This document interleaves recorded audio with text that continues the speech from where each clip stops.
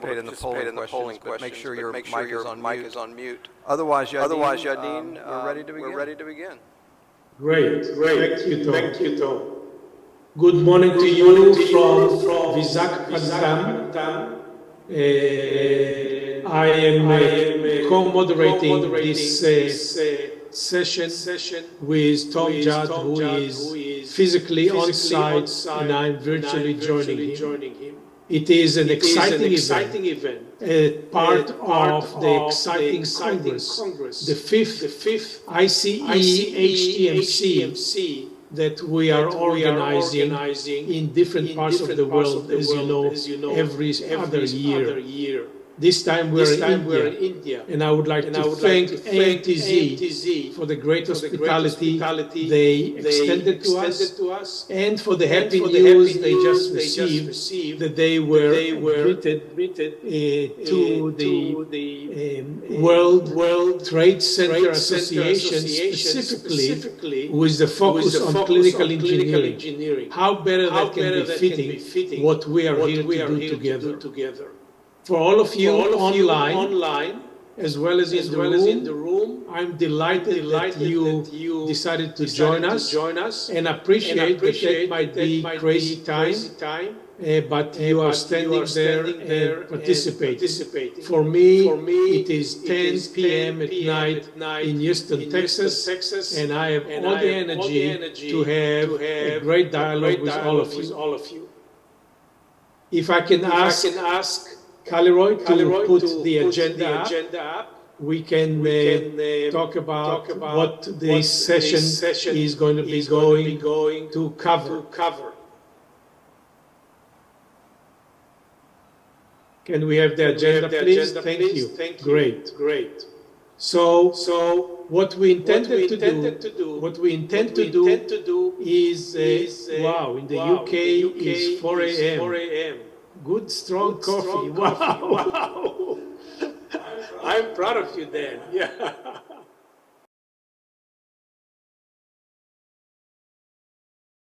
As co-moderator of this event, intend to do is to give you a summary where they will come from and what did we achieve, especially in the last 2 years. There's a lot to discuss and a lot to share, and Tom would lead this part. As we're going through that, I will ask for a polling question and ask you to answer those, select the proper response, until we get to the final part of the agenda, where we will rank, number 5 there, we'll rank the challenges and make, in your opinion, a list of what is the most significant and what is the least significant of the subject. We will take those subjects and we'll see if we can match them with regional work, or should we work on all of them all together simultaneously, globally. This is something that we wait to hear from you, how we go about that. In general, as the Global International Clinical Engineering and Health Technology Management Congress is about to start, this Global CE Summit is a biannual event that started in Hangzhou, China in 2015. And before I call on Tom to start telling us about his history and what we achieved recently, I want to remind you, those online, please mute. When you would wish to make a comment, in the bottom of the screen, under the button called Reactions, you will see an option to raise your hand.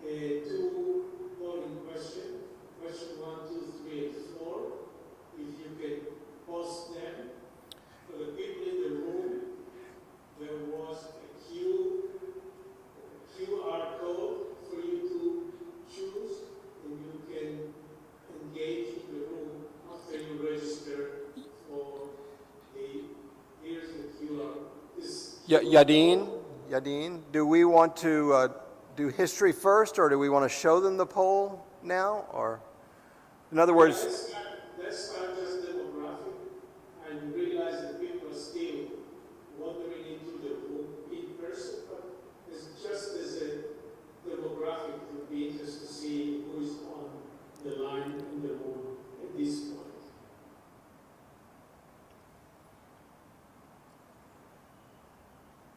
So, Hollywood, can we have the polling question?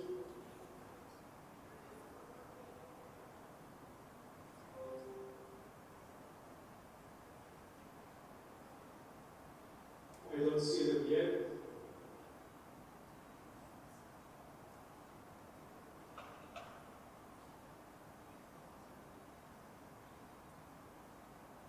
No polling question. They're showing up on my screen. Oh, great, thank you. I don't know why. I don't see. Okay.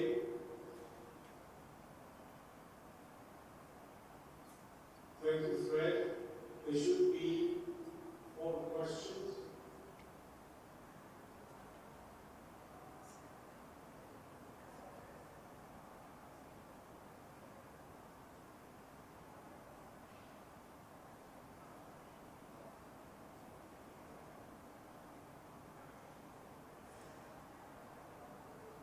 I'll give you 2 more minutes. That should be the easy part of the polling question.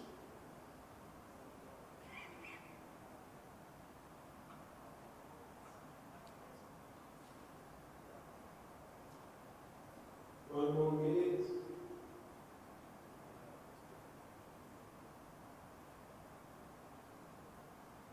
20 seconds. Ready to call it. Please hurry up and finish. And if we can see a summary, that would be great. We have the results.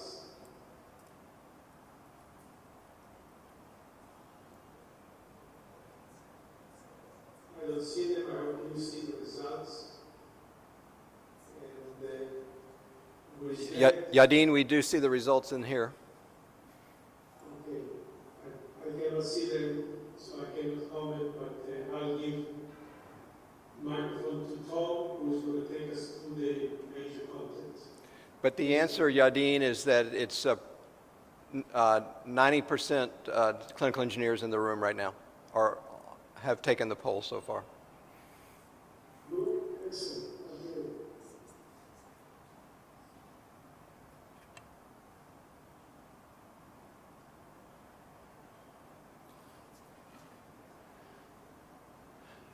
Okay, Tom, the microphone and the stage is yours.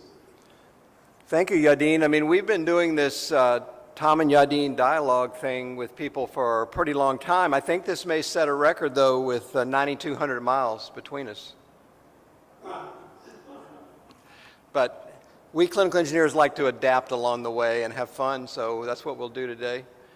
Thank you, Caleroy. But those in the rooms, people will continue to come in, as we know, during registration. By the way, I'm Tom Judd from Global Clinical Engineering Alliance and past president of chair of CED.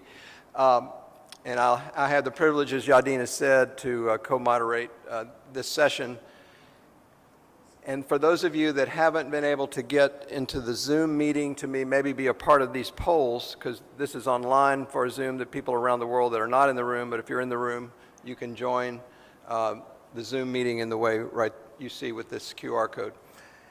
But as Yadin was saying, you know, we've got a history of these summits, and he said, what are the summits about? The summits are about our global community of clinical engineers, biomedical engineers who serve at the point of care, other practitioners fall into our realm as defined by the World Health Organization. Certainly clinicians, our clinicians are in the room. We honor you. We're happy to partner with you, and nurses and other allied health. But we've actually, Yadin led the charge as a CED chair to have the first International Clinical Engineering Health Technology Management Congress in China in 2015, 8 years ago. Good group of folks coming in. Join the Zoom meeting on the screen if you can with the QR code. And so in 2015, we had our first, not only Congress, but we had this first summit where we were setting priorities based on the consensus around the world of what were the leading things to do. And then many of you know there was a Congress again in 2017. We try to move from region to region of the world. So we started in the Western Pacific. We moved to the Americas in 2017 to Brazil. In 2019 to the Europe region, the Euro region as defined by WHO in Rome.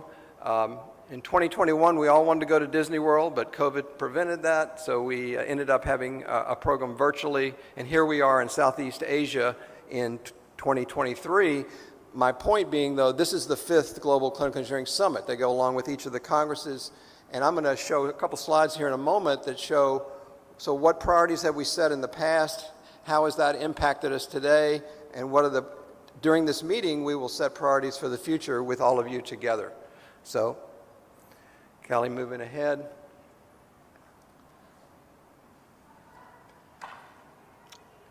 And some of you may be a little bit confused by all the terminology.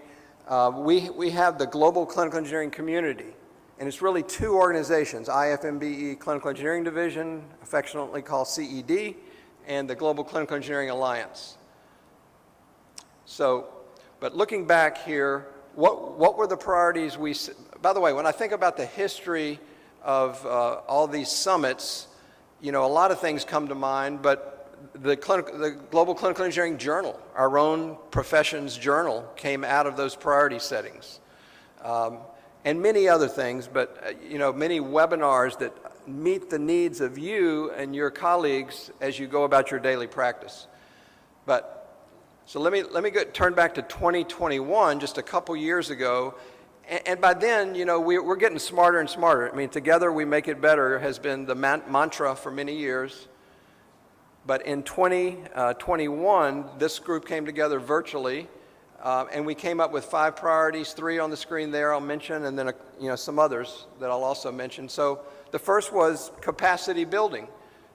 You know, and as you perhaps work with your Minister of Health in your countries, are there the right number of clinical engineers, biomedical engineers who serve at the point of care, using WHO definitions here, the right people with the right education, training, and appropriate management to do the roles that really make a difference in your country. So capacity building.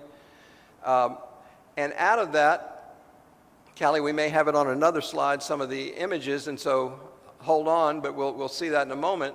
We did build in the past 2 years a capacity building model, maturity model. So I'll show that in a moment. Second was, if you have the right people, the right education, in the right roles, and the right management, can you make an impact? And in other words, what can you say to the minister when you go into their office and say, you need more biomedical engineers, you need more clinical engineers, because we're going to help you make a difference getting the clinical outcomes you want in your daily work or in managing the public health care of your country. And so this is a little bit, most of us know how to maybe grow a new clinical engineer. And I'll have more to say about that. I think I'm going to show that in the graphics of the maturity model in a moment. But it's a little bit more tricky to say, how can we make impact? Now, we have our own definitions of impact, but we've got to connect with these health administrators, these physicians, and how they think. And so when we talk about clinical outcomes, that sounds good, but there's some steps in between. And if you see over on the right-hand side, and well, clinical, it's the first box in the upper right there is activities. So I like to think about it with my colleague, Dr. Dan Clark in the UK during COVID, and you know, how could you help that population get better clinical outcomes during COVID? And one of the ways that the National Health Service in the UK said was, let's put in everybody's home that we can a pulse oximeter. And some of you instantaneously know why that's important. I'll say a little bit more about that here in a moment. But when they first did that, they were putting out a variety of pulse oxes, and they weren't all accurate. But clinical engineering stepped in the National Health Service and said, hey, Mr. Minister, let's get this right on the front end. And so Dan and his team out of Nottingham, there north of London, working for the whole National Health Service, made sure that there were accurate pulse oxes put out to the community. So that the first activity of clinical engineering, the first box, was accurate, appropriately selected pulse oximeters. But so what were the outcomes of that? Well, then clinically, and the answer is then a patient with an accurate pulse oximeter, as their oxygen if they got COVID and as their oxygen saturation started to decrease, science has shown that the earlier you treat before it decreases too much into the low 90s, for example, if you treat early, you get better clinical outcomes in fighting COVID. And so they were able to get, so that was a clinical outcome, but then so you're able to do that maybe in one city, in one household, around one hospital, but then you do it around a whole country. That's the longer term in a particular year, maybe the third box. You sustained a intervention that's getting you better outcomes, that's making impact. And then maybe the last box is you sustain it over several years. So that the process of getting the right pulse oxes out there, making sure they're appropriate, the patients doing the measurement, being encouraged, intervening on COVID sooner. Anyway, so you get my drift. So that's an impact measurement. It's a theory of change model. And there were several case studies. I won't go into them now, but I believe they're from China, and they're from maybe the program I talked about in UK and some other places. So let me jump in for a second, because as I'm watching the chat box for comments, there is an interesting comment came from Ricardo that said what you just covered is very fundamental, because if we are not engaging ourselves, if we are not aligning ourselves, if we're not focusing the content, just like we show here on the priorities, nobody will do it for us. So we must strengthen the profession by looking at the mirror and volunteer to engage and push the priority further. Create the content, succeed, and push it through the network to the appropriate target, so it will have the impact. Then we can measure the impact. Tom, back to you. Well, and you clinical engineers don't do your job for the glory of the job. You do it because you're trained to, you're called to, you want to do it, you make a difference. And I'm thinking of Dan is a very humble individual and a member of our Global Clinical Engineering Alliance, and certainly a history with CED as well. And he got the Order of the British Empire because of his intervention. And he didn't seek that, but I'm just saying it's good to be rewarded at a high level for the kind of work we do and that Yadin and Ricardo are talking about. So besides building the right workforce, helping that workforce make the right impact, a third priority from 2021 was how does a minister, when he hires biomedical engineers, and I know we've got Dr. Ashraf Fazzaman from Bangladesh here, and the minister has hired many new biomedical engineers, clinical engineers in the past couple of years around COVID. But how do they know that the competency of those clinical engineers is assured? And that's the whole credentialing business. And so how one gets credentialed in one country varies from another country. There's about 80% of the attributes of that credentialing that are maybe the same around the world, but 20% variety country by country.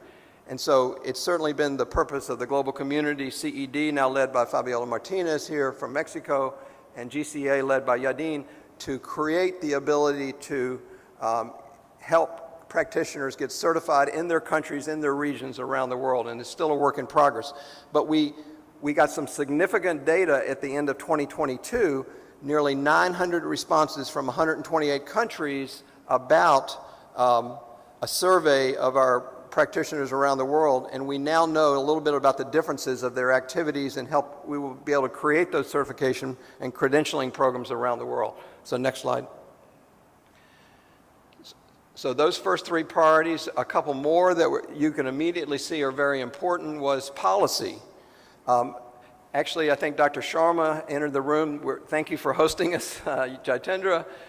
He has led the way in working with government, both public side, private side, different ministers of electronics and health and others here in this country showing value and getting that written into national policy. And you'll hear more about that during the Congress.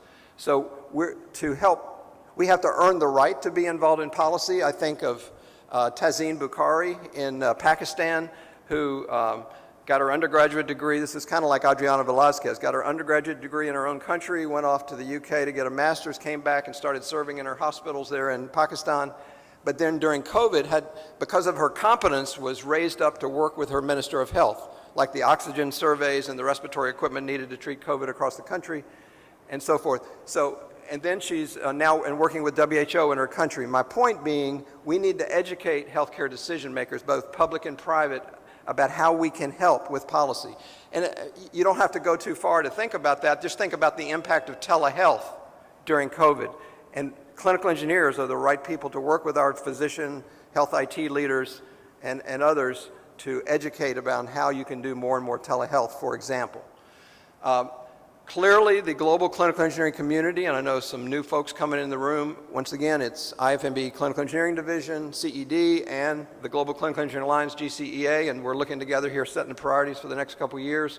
But we serve in partnership with WHO, with the World Health Organization, and predominantly Adriana Velazquez and the Medical Device Unit.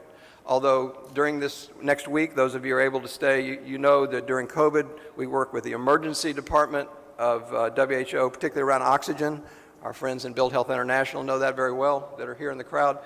And we work with the innovations part of WHO. But our first love and our first priority is working with Adriana and the Medical Device Unit. So what has happened? So just before, so in policy, I mentioned India, but I also mentioned Pakistan, but I also want to mention Mexico. Mexico has a history of the National Clinical Engineering Society working with the Minister of Health to make a difference for 20 plus years. And so there's some good benchmarks, there's some good examples that other countries can take advantage of. So with WHO, we were very busy during COVID. Many of you know we, this global community, CED and GCEA, put on 80 webinars the last 3 or 4 years educating about best practices around respiratory devices, oxygen, and so on. Yadin and I, on behalf of GCEA, but working with CED's network, worked on the last couple compendium of innovations for low resource settings for WHO that have been published in 2022 and 2023, and there's another one happening right at the moment. And then I think there's, 30-some videos on the WHO website about how to manage COVID-related, respiratory-related devices, and maybe 100 people were involved in that. Many of you in the room were maybe involved in developing this very specific training. So next slide. All right, so we've jumped ahead. Do we have the slide showing the the capacity building model, or do we? Can you show it a little bit further down before I show some of this data? And we want to not hear me talk forever. We want to start to engage you. Maybe it might be at the end. It's not. That's okay. But for capacity building, let me just mention, many of you have seen this, but we said there's, low, middle, and developed countries. There's a framework, and at each of them, what's the knowledge base, what's the investment, and what are the competencies? Oh, there it is. Me of little faith. So you see across the top knowledge there in purple, then you see investment in the middle, and then you see competencies. You see low, middle, and high income countries. This is a model of how you can build capacity. You've got to have the right education, training, perhaps internships, credentialing, and in the modern day digital health and innovation, knowledge to go along with how's the private and public sector investing in where the medical equipment comes from, you know, whether they're building a unit perhaps at the national level or the regional level, what is the department, how is it staffed and built, how do you manage the inventory, like with computerized medical maintenance, and are you adding in the features of quality and safety and measurement and so forth. And then in competencies, we all know we never get enough competency, but traditional activities, PM, repair, we have to work as a team with other healthcare leaders. We can operate a lot of this competency work through our national societies as they identify gaps and help us grow. We need to develop leaders, and we need to be involved in policy and regulation. So lots of words there, but you get my drift that we have created this capacity building model, and you can think about how you want to use this. So, Callie, so I've actually talked about, I guess at this moment, 5 priorities: capacity building, impact measurement, credentialing, policy, and WHO partnerships.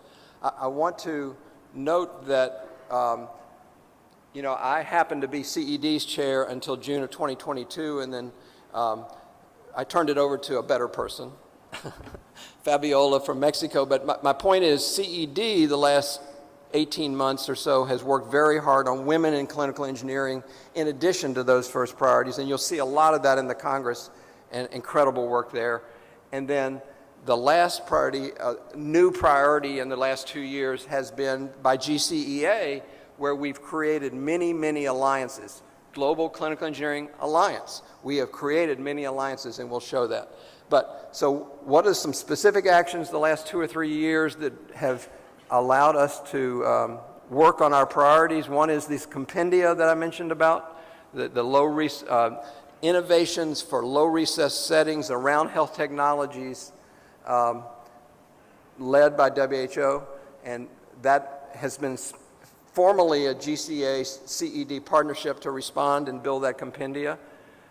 And you can imagine that's ensuring that we get appropriate devices on the front end that meet all the regulatory requirements but meet the sustainability requirements that we in clinical engineering work on.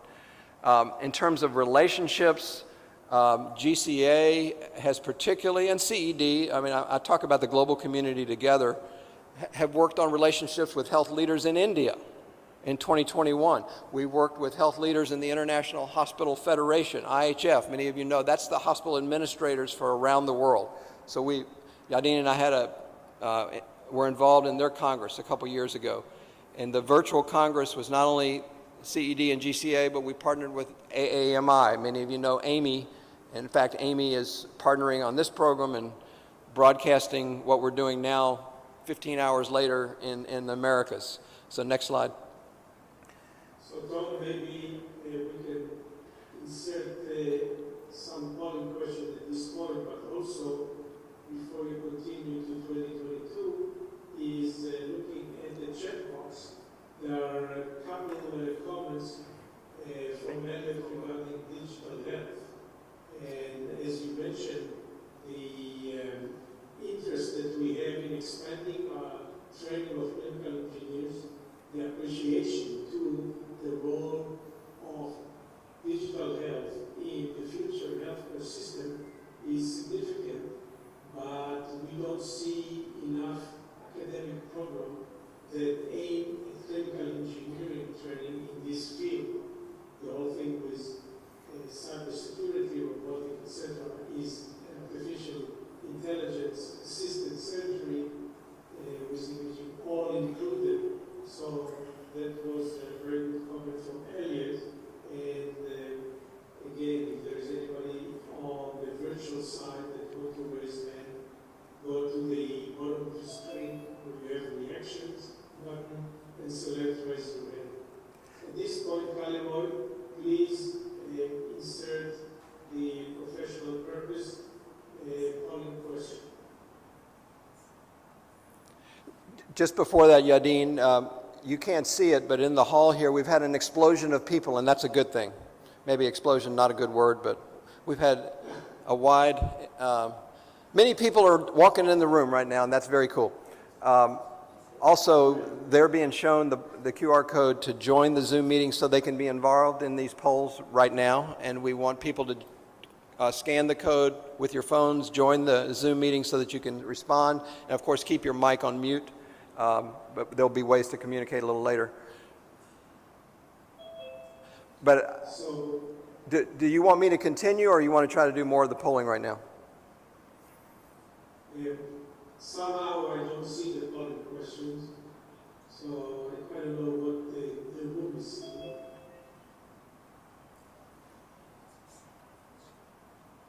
What's this shared on the screen? What Calroy is doing is sharing that initial poll again, because once again, many new people in the room. So we'll take a moment to do that, Yadin. If she can, that's great. Isn't this fun to coordinate together 9,200 miles from one another? I think it's very cool. So is the AMTZ IT group can see why my screen is not changing with the links? Can you show the results maybe to this?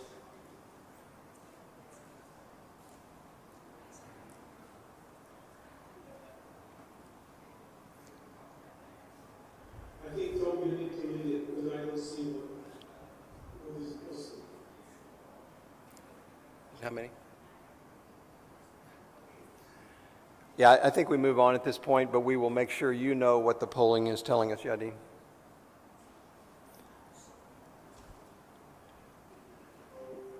So we did the first part, demographic again.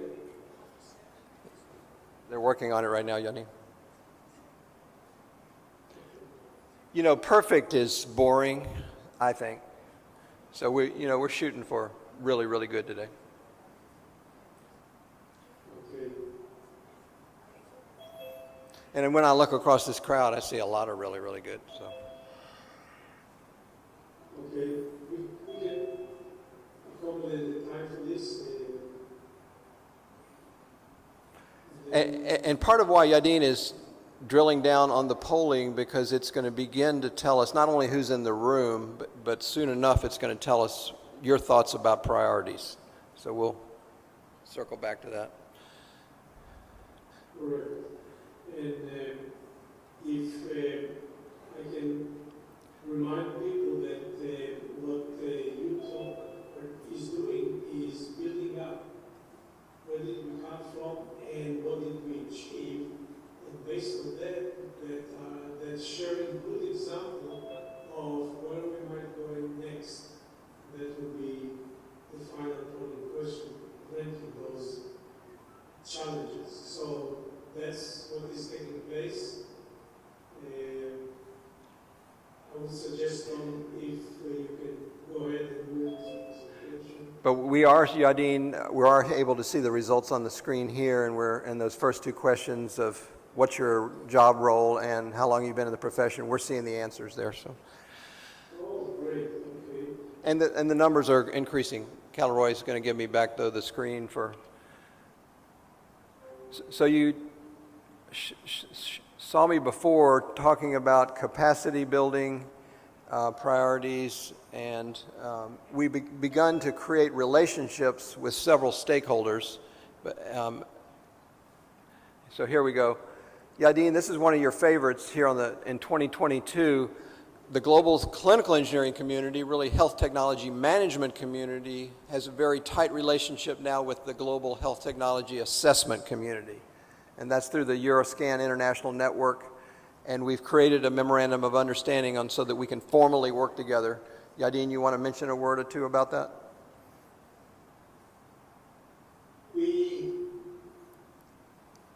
We're very focused on realizing that the clinical engineering community is but one party that is joining the table of healthcare systems.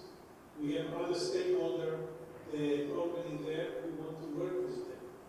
And one group that is specifically not well connected is the technology assessment. Tremendous amount of work. We need to do more together. They can bring tremendous power in large data analysis and financial consideration. We bring the engineering aspect, and we can work together. So in May 2022, we signed a memorandum of understanding between the Global Clinical Engineering Alliance and the Euroscan International Network that was the start of the European common market and expand to the rest of the world. That was a good example for us to see how can we do others, and we exercised memorandum of understanding with CED and then with AMI. And the one with AMI is actually contributing to our ability to record in Congress, including this session, and share that with the North, Central, and South America when they are awake. Just delayed time that right now it's not a good time for them to be up. Will be accommodating participation in recorded time. So here is a result of working with another group, AMI. And also we have agreed that AMI will provide us guidelines in English, part of the standard library, and we will translate it to other languages for distribution around the world. Very productive, very effective way of sharing knowledge. And we are working with country by country with additional MOUs to strengthen the education and training of clinical engineering in collaboration with other stakeholders to build better competent and capacity building clinical engineering community. Yadin, I was just going to say, the global clinical engineering community is definitely not the Yadin and Tom story. We get the privilege of representing you folks many, many times. That was an example of, there's in our country, in the U.S., there's a National Academy of Science, a National Academy of Medicine, and there's a National Academy of Engineering at the highest level in our country. And Yadin and I got to go tell stories not about us. We got to go tell stories about you. And we put that into this editorial a year ago, and so that, that may help us gain some traction, not only in our country, but in other countries. Yadin's, of course, we formalized the relationship with GCA and CED on how we work together, which, by the way, informally is wonderful, and formally. And, since 2015 in China there in that first Congress that I was talking about when we began here a few minutes ago, we've had Global Clinical Engineering Day and Global Clinical Engineering Week, October 21st, and that week typically around the world. And I just mentioned in 2022, we work very closely with the key societies in Brazil, but think about that times 20, because we worked with 20 different countries during that week. And maybe next slide, Kelly, because I know we want to start to take input from folks pretty quick here. In 2023, there has, just to let you know, who do we communicate with when we send out these all worldwide announcements? And it's about 30,000 health technology leaders in about 210 countries.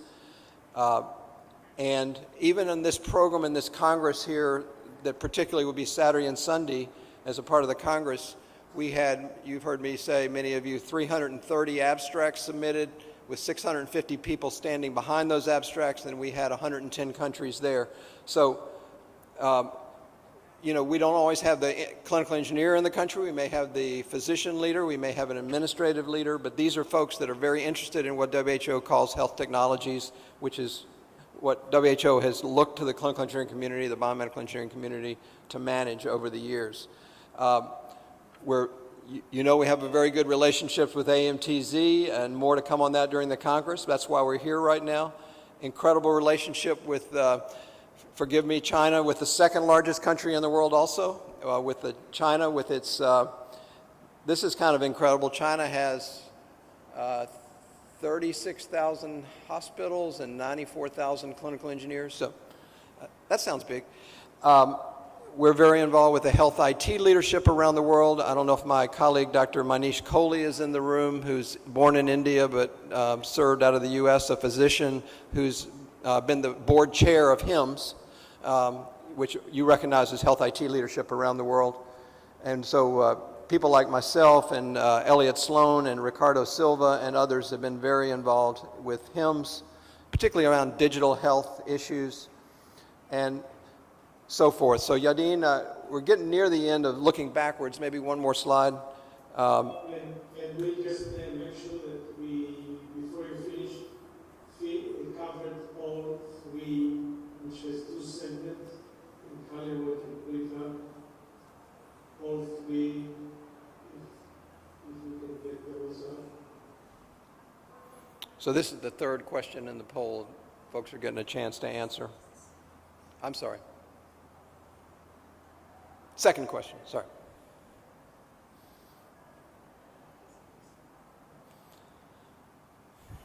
So we're waiting on you. Go ahead. So, Tom, what question do you see on the screen? Yeah, it's coming up now. And, you know, we've had an emerging crowd in the room. So I talked about past Congresses, first one in China in 2015, representing Western Pacific as WHO looks at the world. Second Congress and Global Summit in 2017 in Brazil, representing the Americas. Now we've done 2 of WHO's 6 regions. The third was in Rome, and thank you, AIC. Hey, Lorenzo. Hey, Umberto. Representing Euro, so 3 of the regions. We tried to go to Disney World together and see Mickey Mouse in 2021, but COVID prevented that. But we had a virtual Congress, and then here we're in the Southeast Asia region. So what's left? We want to go to Africa. We want to go to Eastern Mediterranean, Middle East, North Africa in the future. So that's giving you context to the demographics here. And Yadin, you're not going to be surprised, but Southeast Asia is in the lead here. But Europe's well represented, North America, South America, and other. So our friends from Africa are arriving now. Come on, Malawi, I see you out there. But anyway, so we're getting some balanced representation across the regions, Yadin, in the response to this poll question. So again, since I cannot see the polling question, what question is on the screen? Demographics, and are you placed in what part of the world? Are you? Then we go to the next one. Anything's possible, you know that. Okay. Let's go to the next one.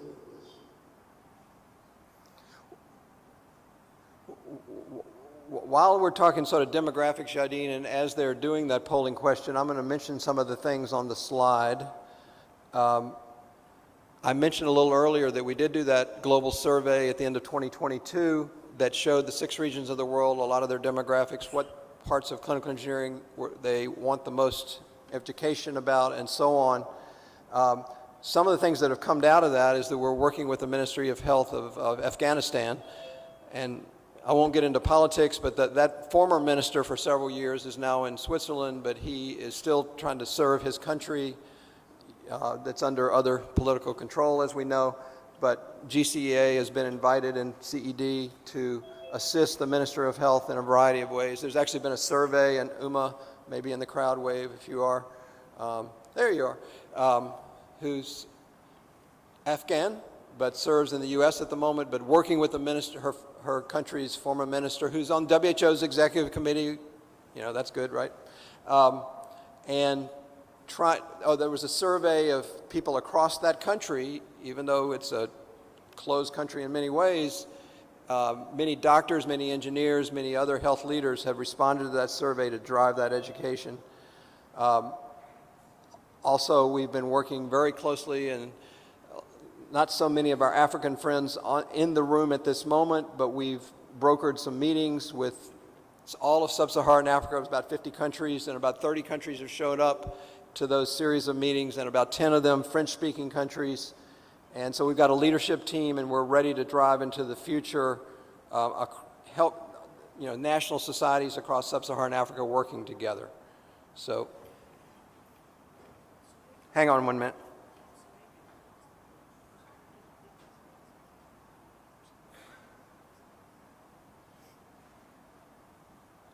Yadin, maybe you and Callie can communicate offline. She can't close the poll for some reason at the moment to show us the answers. She's trying.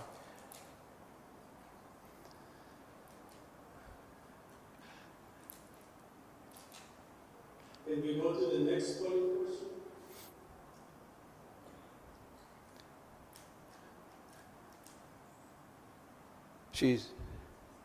Not yet. Somehow we're working on closing the poll. Okay. But Yadin, I can almost bring my looking backwards backwards to even yesterday, as well as the last 2 years of how we addressed our priorities, so that we now can. And I think your next polling question is, what are the new? We're moving towards the new priorities. I think that's why you're asking. We think one of the answers that's going to be given is, as GCA and CED have worked with Africa, for example, across a whole region of the world, once again as defined by WHO, we want to, and we've been encouraging your national societies, particularly the last several years, we want to create regular meetings, regional meetings with the other regions of the world. And these are complicated regions. I mentioned, Sub-Saharan Africa, 48 countries or something like that. My friends from Europe here in the crowd will remind me there's, 50 plus countries in Europe, Western, Eastern, the former stands of the Soviet Union and so on. So it's tricky. But the global CE community wants to encourage region by region that involves many national societies working together in a variety of ways. And we've got some ideas on how to do that. We've got building blocks that we've done in the past that we can build and help those regions. Yadin, we're starting to see poll number 3, professional purpose here, shown on our screen. That's good progress. We might need to shorten the time that we allow for vote and go through that in the next minute and close it and then go to the next one. Because we're about 40 minutes from the end of this whole session, this whole summit. Yeah. Callie, maybe, closing the poll? And move to the next one. And maybe show my last slide. That's why Callie has 2 hands, so she can.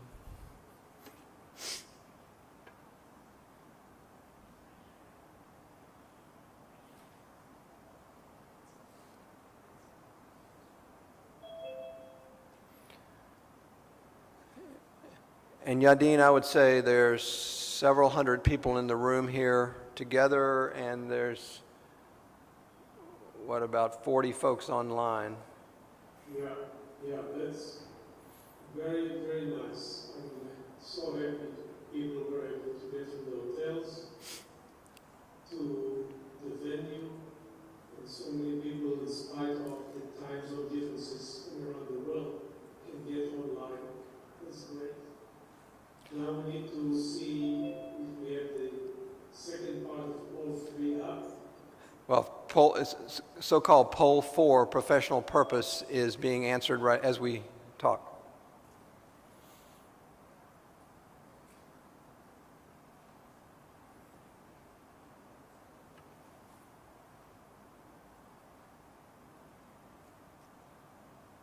And Yadin, the sample size of those in the room and online that are answering these questions is getting to be nearly, what's the right terms? Statistically significant. There we go. I won't use any more big words, though, I promise. Good. Like what numbers do you see?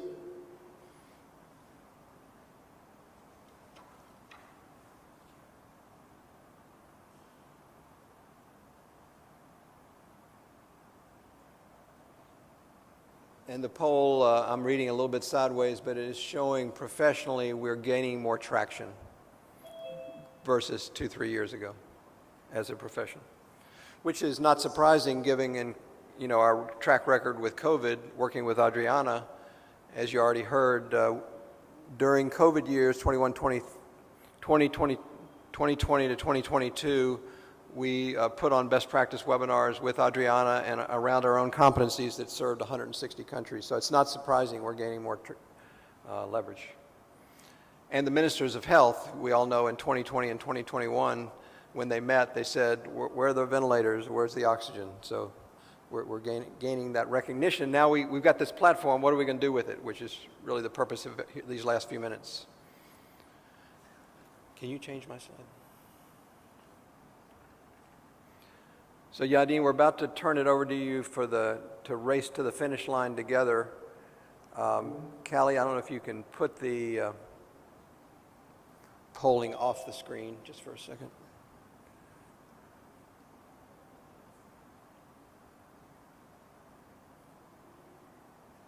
Well,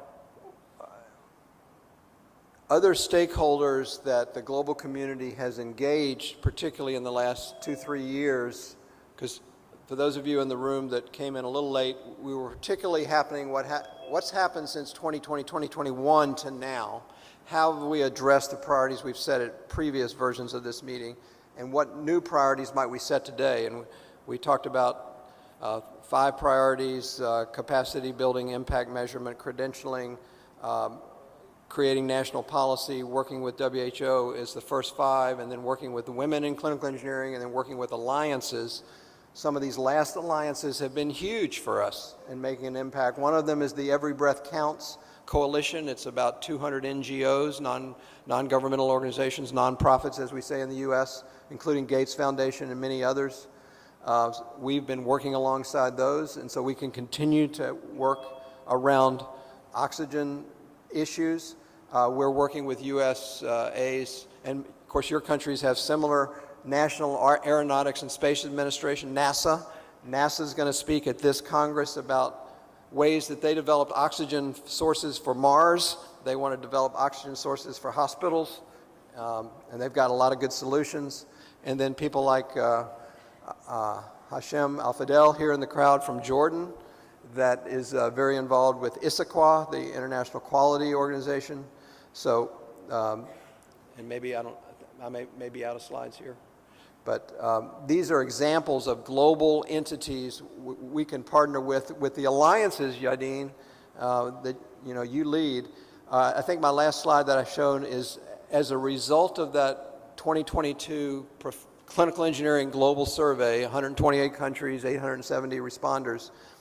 You can see, and the print's not too small, what are the priorities in the various regions of the world, what are the global priorities. Really have to say a lot about maintenance, a lot about quality, a lot about assessment, a lot about regulation, a lot about clinical engineering and information technology, which includes cybersecurity and things like that. So, Yadin, I'm really done with my part of looking backwards. Very good. I think that the audience has a better understanding what is taking place, where did we come from, and how we are ready to take the next step. So there are several good information placed in the chat box from Fred Rosier, for example, from Elliot Ricardo. So if you would like to visit the chat box, you will find some presentations specifically to go along with what Tom described so carefully as to what we aim to do and what we did most recently.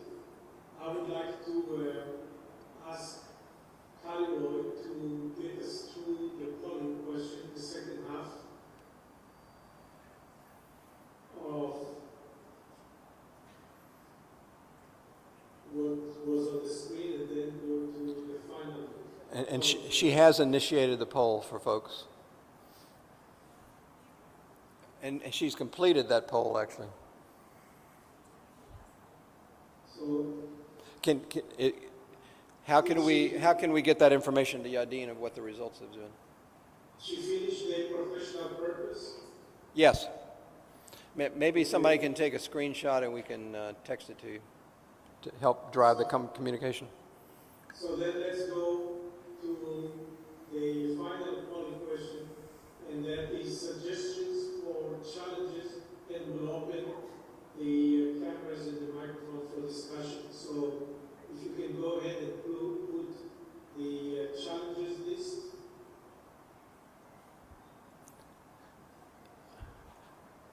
very soon. Okay. The challenger list is based on what we learned over the past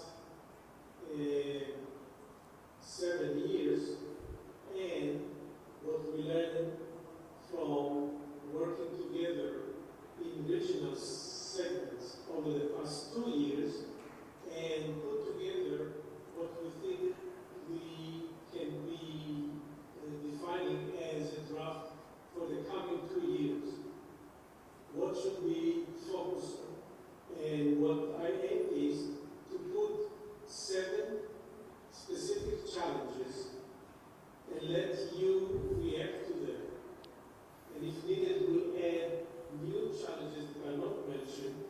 And then I would like to see you vote, scale of 0 to 5, what do you think is the most critical and what is the least critical? And that will give us a specific scaling of what you, the audience, believe we need to do over the next 2 years. And while that is coming up, I would like to ask you a question that is not on the poll, but the question about two guys in the front row? is key of this session. The Global CE Summit is very critical for the discipline. We decide what the challenges are, we focus the resources we have, and we go after the progress there. Is the time right for us to increase the periodicity of this meeting from biannual as part of this Congress to an annual meeting? It's so easy to do virtual global meeting annually and see that we can use more speed to achieve regional targets.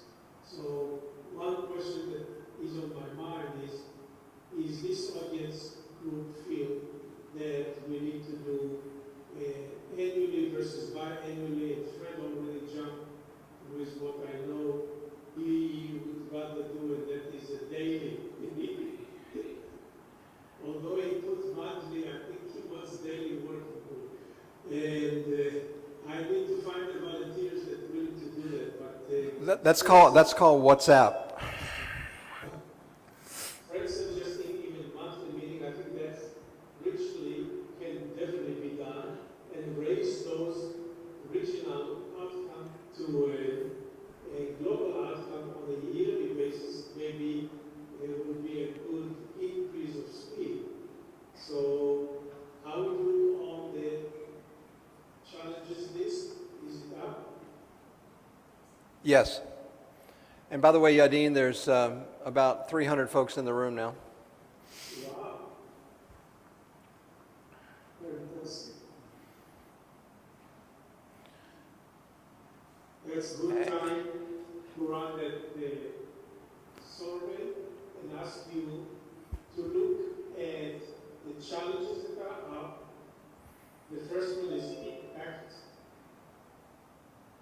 That basically suggesting that to increase civil engineering engagement at different levels, we need to identify network decision makers in hospital, industry, academia, regulatory, and international organization, just like the GCA is doing. On a scale of 0 to 5, you can choose this to be very critical or least critical in your mind. The next one is professional recognition. We need to see to it. When we talk, they don't wonder or ask the question, what is civil engineering? Where are you coming from? What is you doing? What are you doing for healthcare? For that, we're looking at professional credential. If everybody on the table, all the other stakeholders, have their professional credentialing, board review, certification, oral examination, and we are the only one that don't have that, it's hard to make the point that we are competent professional if we don't have a means to show. So professional credentialing is part of the ability to have an equal voice in the stakeholder. Moving then to lack of national association or other enabling organization to create opportunity for the individuals that are here, online or in the room, to continue to work together. Do you have a national association or international organization, or you think we need to provide more opportunity? We need to raise the number of national associations that are working with us to take our input. Do we have enough policy relating to medical devices and its use? Recently, the right to repair, the right to service came up, mostly from the other industry of commercial product, but it's well known in healthcare that we have barriers to be able to do service of medical devices. I suggest that if we are competent, not everyone, but if we are competent, then we should be able to service on what we own. And then the capacity building talk, we refer to it fairly at length, and you know about it.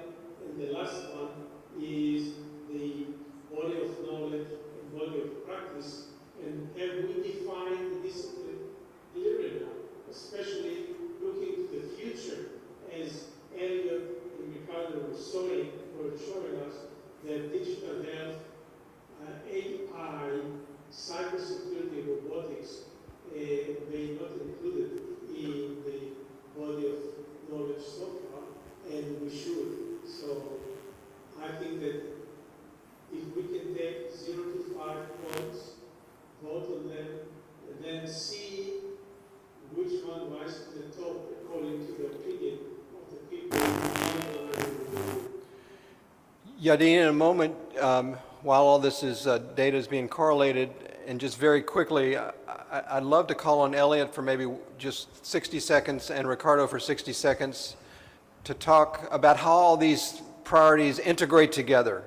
You know, we talked about a lot of stuff that's already been done, but how can we use this already been done things as building blocks for where we want to go in the future around these topics, which Elliot could speak about very quickly, and Ricardo particularly about the CEIT challenge. We all know digital health is where healthcare is and is going, and you know there's a certification process around that. Let's do it. So go ahead, Elliot. Yes, so one of the brainstorming ideas we had is related to materials we've already developed. We've created 40 or more workshops around the world. We call them advanced clinical engineering workshops. And there are many dozens of us who have participated in those. I've been involved in Nepal, Dominica, Cuba, Mexico, and throughout Europe. And these are 3 to 5 day training programs that cover topics like health technology assessment, health technology management, IT and digital health, and risk management, and also aspects of forensics and investigations. We have access to all of that slide material that could be updated and renewed and translated into the many languages of the world. And that could be used as a base of education, certification, body of knowledge, and the like very, very quickly. Thank you. Yes, Jad, and just to elaborate on what Elliot just said, I was actually one of the people who benefited from this advanced clinical engineering workshops, along with colleagues from many countries in Latin America. And one thing that we need to do is revive this and train the trainers. I mean, we need this body of knowledge and body of practice to be translated into Arab and Chinese and Spanish and so many other languages, so that those trainers can fulfill the goal of advancing clinical engineering worldwide. And then we also need the continuous education to keep the body of knowledge current, because technology obsolescence is in a 3-year turn. So unless we keep up to date, we're going to be obsolete very quickly. Thank you, Ricardo and Elliot. Very good. That set up the map of from ideas and discussion to action delivery. I think that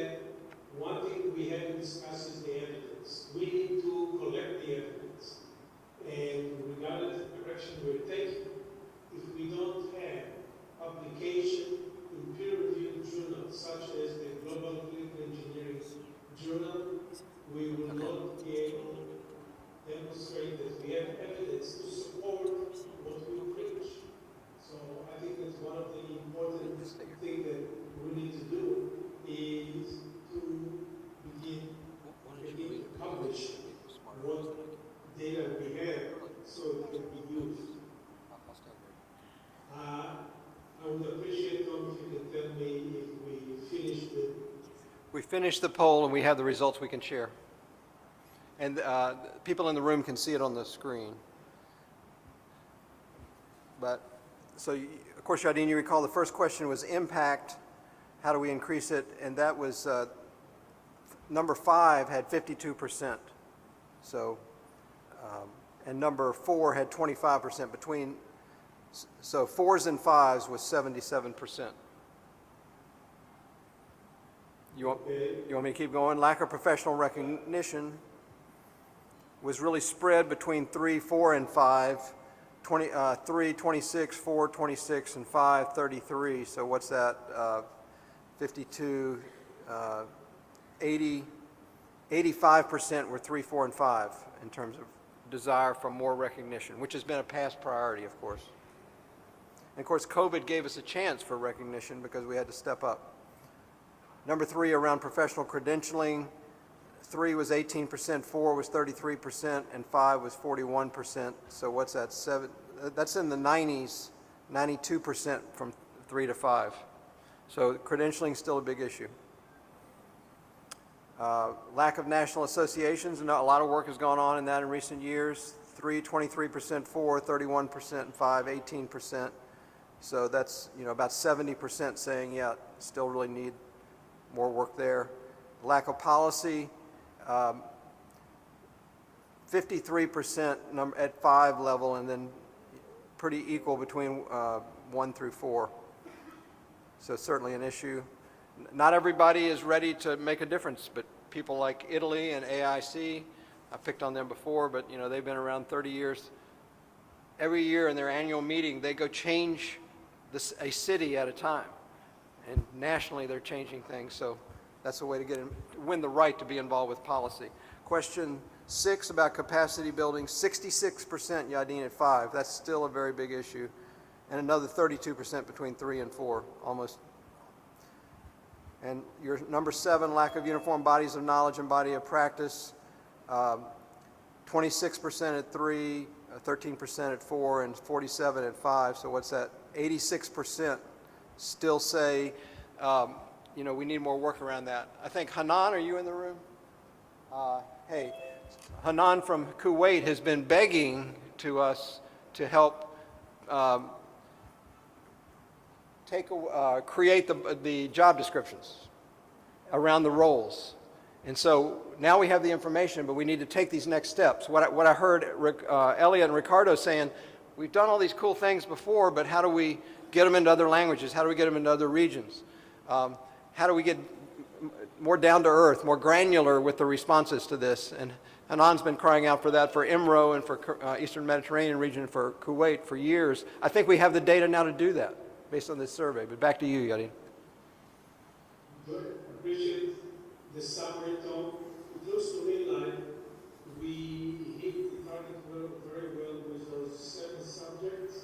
There are a couple that may be less challenging, less critical than others, but it's obvious that we hit some strong agreement on at least 4 of the 7. And at this point, I would like to open the mic and to those online to raise their hand if they think that there is additional topic that need to be voted on, or if they want to have any comment on what they've seen on the screen with this voting.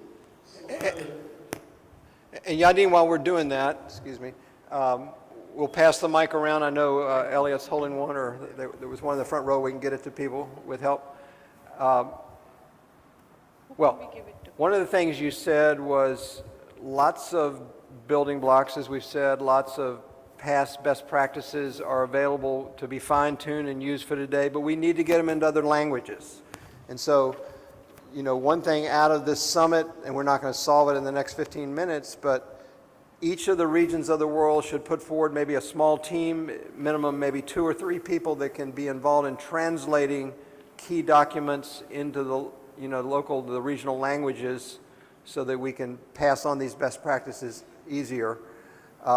Another thing is, we're going pretty fast. I mean, some of this crowd has got gray hair like me and has been around a long time. Some are pretty young.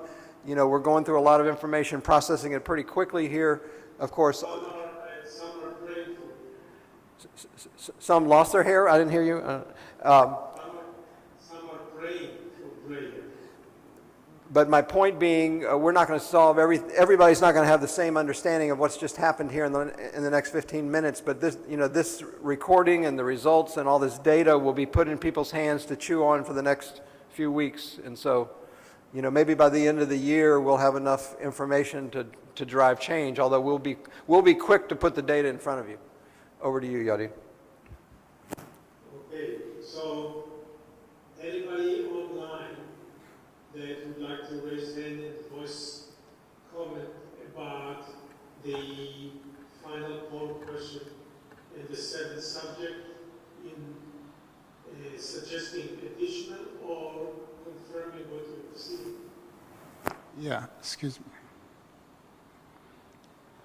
Yeah, if you can identify yourself, please. Yeah, this is Hashim Al-Fadil from Jordan.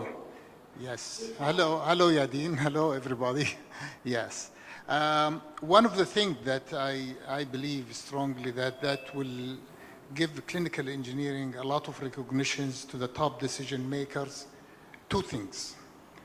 Among the others, of course, that were mentioned, one of them is the health technology assessment. I think decision makers, top decision makers, will value this a lot, and it's being overlooked by many organizations, I think, including, excuse me to say that, by GCE, not so much attention to it, but the decision makers in health technology are always, especially top executives, top decision makers, they pay a lot of attention to this, especially as recommendations to them to make decisions. And clinical engineers can play a big role into this.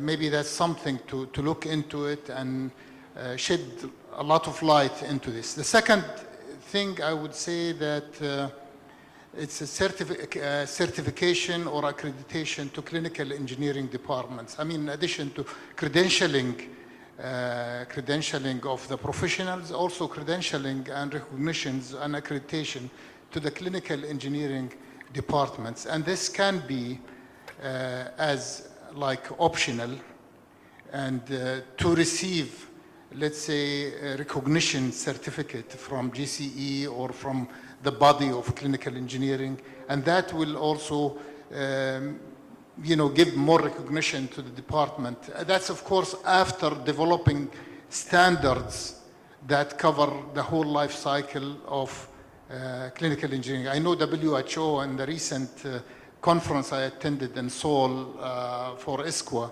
WHO has developed standards for hospitals, but not to receive accreditation by WHO, but they will receive recognition that they have applied all the standards to be recognized, and they are using the standards for accreditation. So two things, as in summary, is accreditation to clinical engineering, and also health technology assessment. And Hashem, just a quick comment that you already heard, we're working with the European HTA leadership, Yes. and that's connected to HTAI, HTA Internet. But my other point is Canada has best practices around accrediting CE departments. So we can build on Canada's work. Yadin? Yes. Absolutely right. They have a document referring to that, and Canada is a member of GCA, already discussed. CMBES, yes, Canada.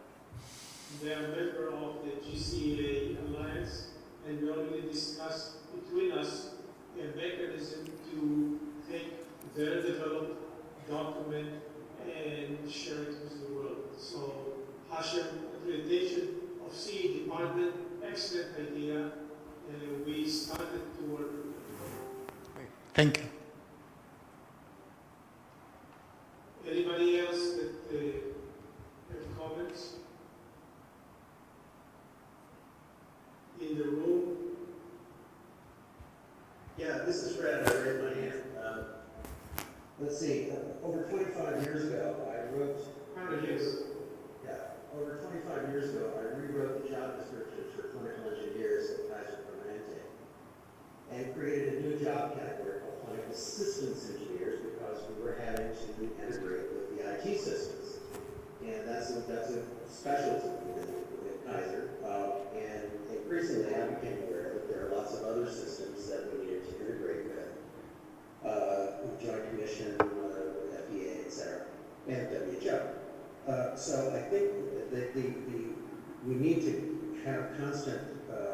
encouragement for people to think more systemically in their careers. I guess to recognize also what I call the limits of traditional models of knowledge formation within conferences, journals, published books, etc. Those things change at a very slow rate. We're living in a time where things can change from one day to another. And so some of those are really exciting things, but we have no way currently of keeping track of those thousands of innovations that are going on every week. So some of that stuff I've covered in the strategic proposals that I attached. But I think we need to really take seriously the concept of polycrisis, which is sort of beyond disaster management. It's the idea that multiple bad things can go wrong simultaneously. You can have huge wildfires and an earthquake. You can have a nuclear threat along with a pandemic, or you can have mass migrations along with economic decline, etc. So the World Bank, the IMF, and lots of other World Economic Forum have all recognized that polycrisis is a seismic shift in our version of the future. So we can't just expect to go back to what we have had in the past. I think we need a new way of thinking about the future, which is more anticipatory of potential crises and how to be prepared for them. So I would renew my annual plea for disaster management and preparedness to be part of our professional career toolkit, so that we will be people at the table when bad things happen, and we will be people with more systemic visions of how things need to be managed. And finally, I'd say health technology design, HTD. We need to get ahead of the HTA assessment process. By the time we're assessing things, it's already too late to change what we're about to buy. So the more clinical engineers can get involved in the design process, working in multidisciplinary teams with doctors and nurses, as well as with different medical device innovators, the business sector, the government sector, the better off we'll be. So let's try to add HTD at the front end, the whole career path of assessment, management, etc. Okay, that's it. Thank you. Thank you, Fred. Very good comments. You and I worked on disaster preparation at the level of WHO, and we went around the world with a couple other workshops. And I felt that we don't have a large enough community that is trained to help take this program further. So what I would suggest is that we need to look internally, and maybe the first step is educate clinical engineers to the concept of their role, potential role in disaster. Then take it out to other stakeholders and tell them, here, we're trained, we're competent, we can do that. What do you think about that? Oh yeah, anything is going to be better. And now that we have these strong associations with China and with India, I think we have a lot of greater potential to move in a large way on these things, to fill gaps in research, knowledge formation, innovation, and strategy. So, if I be so bold, I would like to be ready and prepared to lead task force that the Global Clinical Engineering Alliance will create 2024 on that topic. Oh, okay. I'll check my calendar. Thanks, Fred. Yadin, we've got input from Fabiola. I think Eva was Okay, cool. and we said on the checkbox, Eva will go next. You are already there? Yes, of course. My comment is very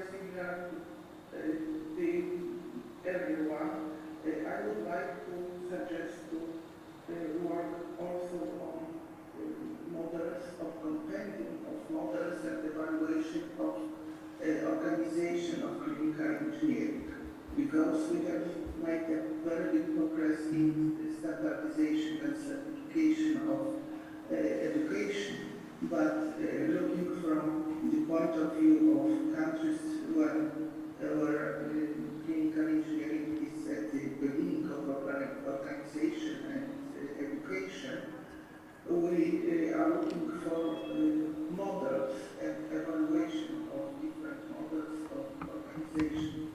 So my suggestion is to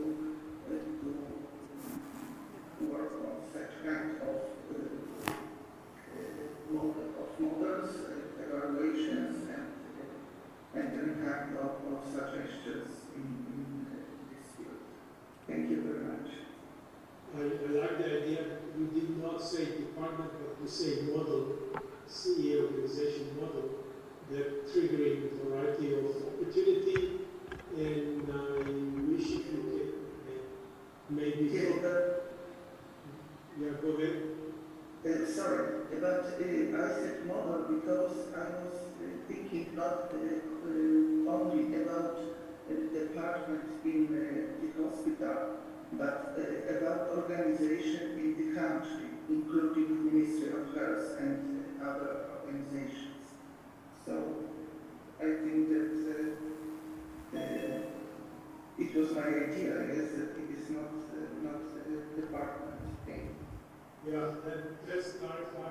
I better understand where we need to go with that, and we will follow up with you. If you have material, in the past you told me it's in Polish, but if you have material in English, maybe we can start circulating. Yeah, Yadin, we can link that with the work that's been done in Mexico on how to create a white paper. Talk with the Minister of Health, and also that's been done in Pakistan. There were models, but they were communication packed white papers. But back to you. Great. No problem. That's good. Good. Yeah, let's follow up with that. And Tom, who you wanted to hear next? Fabiola? Hi. Hello, Tom. Hello, Jadine. Nice to see you. Hello, everyone. Just 2 points that were commented in the meeting that I consider important. One of these is, together with the spreading of the information of the presentations, so forming education programs for clinical engineers, we must link it to the comment you said in regarding the documentation of all the work we are doing. I mean, publishing.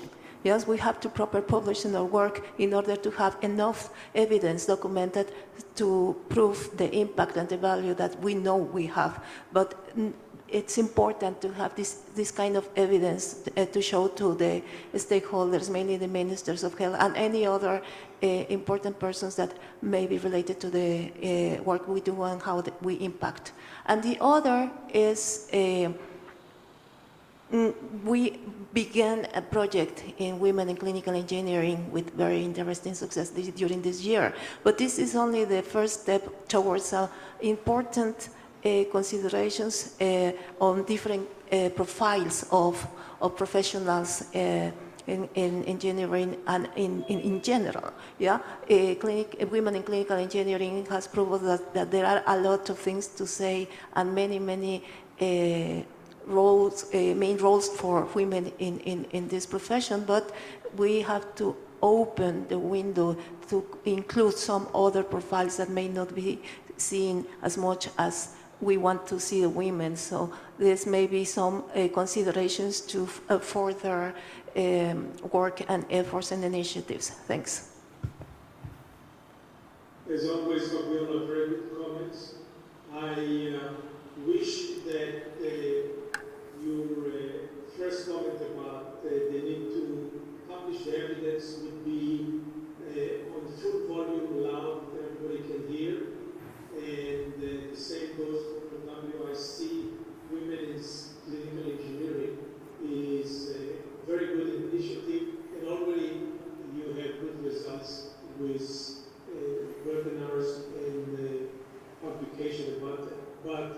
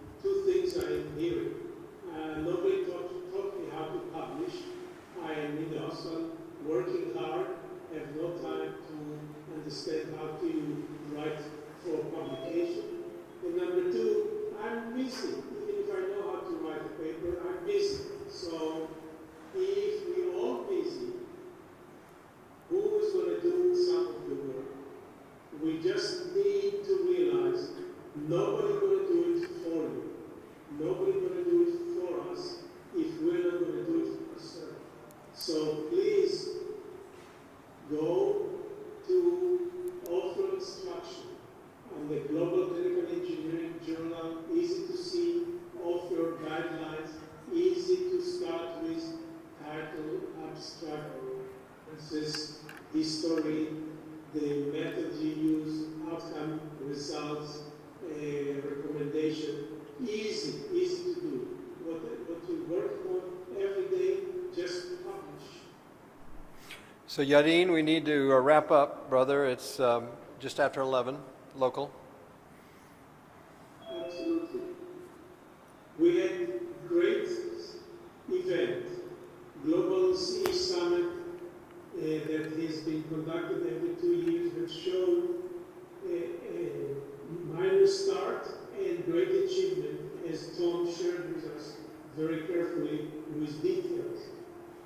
We have good memorandum of understanding with major organizations.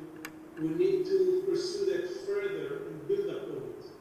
We got understanding of ranking of what you think those 7 categories seem to be resonant with the audience today. It seems like you confirmed that some of them, at least 5, are really critical challenge that we need to focus on. And at least with Fred Ozia, who is not giving up and will keep on preaching until it gets done, that is commitment. That's a devotion. And maybe now, Fred, with the idea of polycrisis, but as we agreed, maybe to start with disaster threat, we got this movie as well. I like to thank you all for staying up at night wherever you are around the world, for coming up early morning in Visa and participating, and for Caliboy working so hard to make this Congress success as well as this event, and for Tom, who is so gracious and always inclusive of everybody around him. Tom, my dearest appreciation. Thank you, Thank you, Yadin. And we can prove one of Fabiola's points of the 300 plus folks in the room, about 70% are women, and we're thankful that you're taking over the world, and we appreciate that. Thank you, Yadin. Good way to drive us. I think we're going to turn over in a few moments to Jitender and Remy to start the next step. So thank you. And we will have later this afternoon, India time, the first annual Global Clinical Engineering Alliance meeting, and you're invited. Thank you very much all, and thanks for the gracious host, AMZ.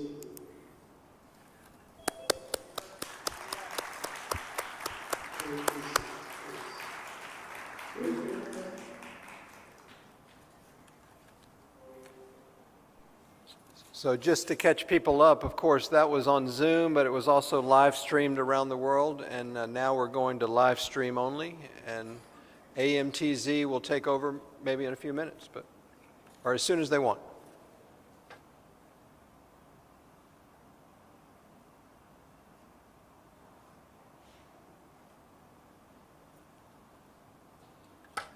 So let's bring up Dr. Jitender Sharma, the Managing Director, AMTZ, a longtime friend, author, creator of so many things. Jitender, Dr. Sharma.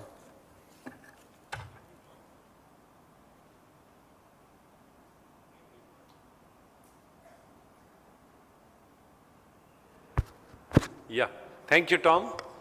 A very good morning to everyone, global family. Thank you for being here. Have a great, great, great morning and every day of your stay with us. Welcome to AMTZ.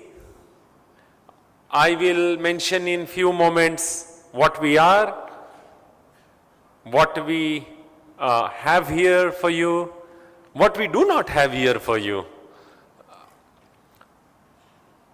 But let me first thank Tom Jude and many friends from all over the world. I see Elliot, I see many of you from Fabiola, from many parts of the world coming to celebrate clinical engineering in AMTZ. Last night, at 1 a.m. India time, which was afternoon in the US, we got a WhatsApp message. The message was from World Trade Center, New York. About a year ago, we had embarked on a discussion with World Trade Center to bring clinical engineering to World Trade.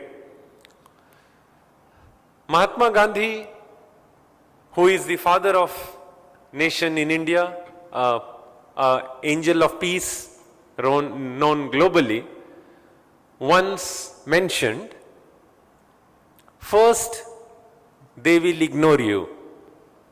At first, they will ignore you. Then, they will laugh at you. Then they will laugh at you. Then, they will fight with you. They will fight with you. And then you will win. I think clinical engineering is the best example of this quote from Mahatma Gandhi. In the beginning, people ignore clinical engineers in the health system, and I am saying this not because I am supposed to talk of a very flowery language for clinical engineering. I am also supposed to bring in a taste of reality for all of us, because that is what you and I face every day. So first they ignore us, then sometimes they even laugh at us, these fools. They are neither surgeons nor doctors. They can't treat the patient, but they tell the doctor how to treat it by using the technology in the right way. And sometimes, for want of accreditation, certification, recognition, pay scale equity, they even fight with you. But that's when you win. So last night, we got a message from New York because the World Trade Center mentioned that how can a clinical engineering organization be affiliated to World Trade? Rightly so, from their perspective. World Trade is about automobiles, it's about aircrafts, it is about ships, it is about food, it is about farm machinery. How does clinical engineering fit into World Trade? It is so small. And for 1 year, we went on a good discussion with them. I even flew down to New York a couple of times, once just for 16 hours. And the only person who spoke to me on phone during that day was perhaps Tom Jude, calling from Atlanta. We were given 90 minutes to convince 16 people who were sitting there to say no. And we were given 90 minutes to convince them to say yes. And this effortful journey culminated yesterday when at 1 a.m. and I read the message I received. The message says, AMTZ is the approved new member of World Trade Center. And it is the only center in the world which has now in its campus a WHO collaborating center and a World Trade Center, the only campus in the world. There is no other campus which has both. What we told them to convince them to say yes was 41 World Trade Centers were shut down during COVID. Not a single clinical engineer was sitting at home. Not a single medical technologist was actually sitting at home. We had videos and photographs and YouTubes and seminars and training sessions from Bangladesh, Dhaka to Mexico City, from Tokyo to Argentina. We had people, collaborators, professionals actually not taking off even for a day during COVID. So what we told World Trade Center was, the day world stops, you will need us. So why don't you make us a part of your world? And this place is very happy that we are hosting you today, not just as AMTZ, which is world's largest medical technology cluster, not just the only WHO collaborating center on health innovations in the world, but also as the only World Trade Center that deals in medical technology for the world.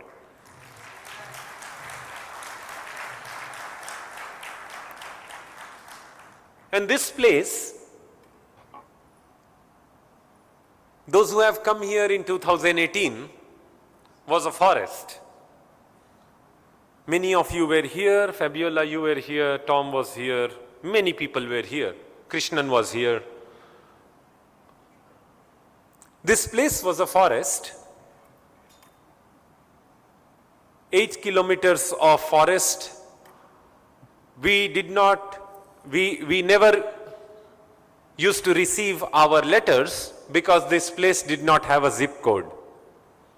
We had no phone signals, and we were given $125 to set up a medtech city. $125, 10,001 Indian rupees. Today, we are 4 year, 11 month young. We are 59 months young. We complete 5 years in December, just a month from today, from now, 13th of December, we complete 5 years. This place is a home to 6,000 clinical engineers and medical technologists. It is a home to 136 medtech companies. It is a home to 11 million production space for medical technology. It is the only place in the world where we make from a mask to an MRI. We have tours planned for you. You will be taken to CT scan production facilities, MRI production facilities, anesthesia workstation facilities, operation theater lights, in vitro diagnostic reagents, oxygen concentrators, ventilators, patient beds, multi-para monitor, everything that we use in clinical engineering. During the peak of COVID, and I think I can take a guess if in your kits there is a book. If somebody could check, there is a book called Made in Lockdown. Perhaps the first book ever written from a perspective of clinical engineering and medical technology. It's a non-fiction category book. At the peak of COVID, India, a large country, was consuming 1.2 million RT-PCR test kits for COVID in a day. 1.2 million kits in a day.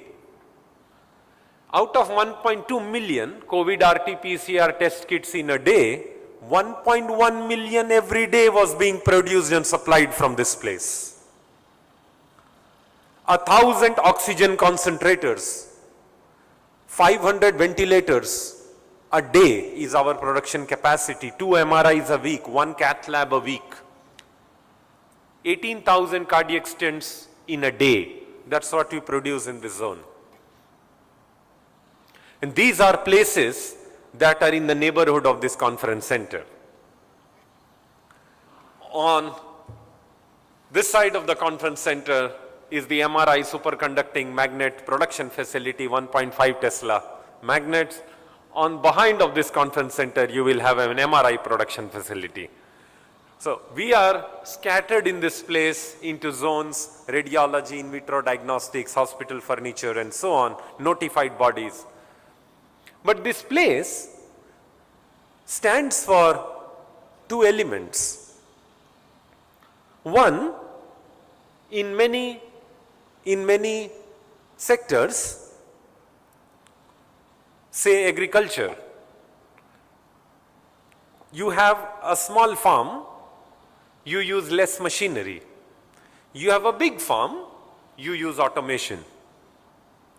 It's your business that drives science.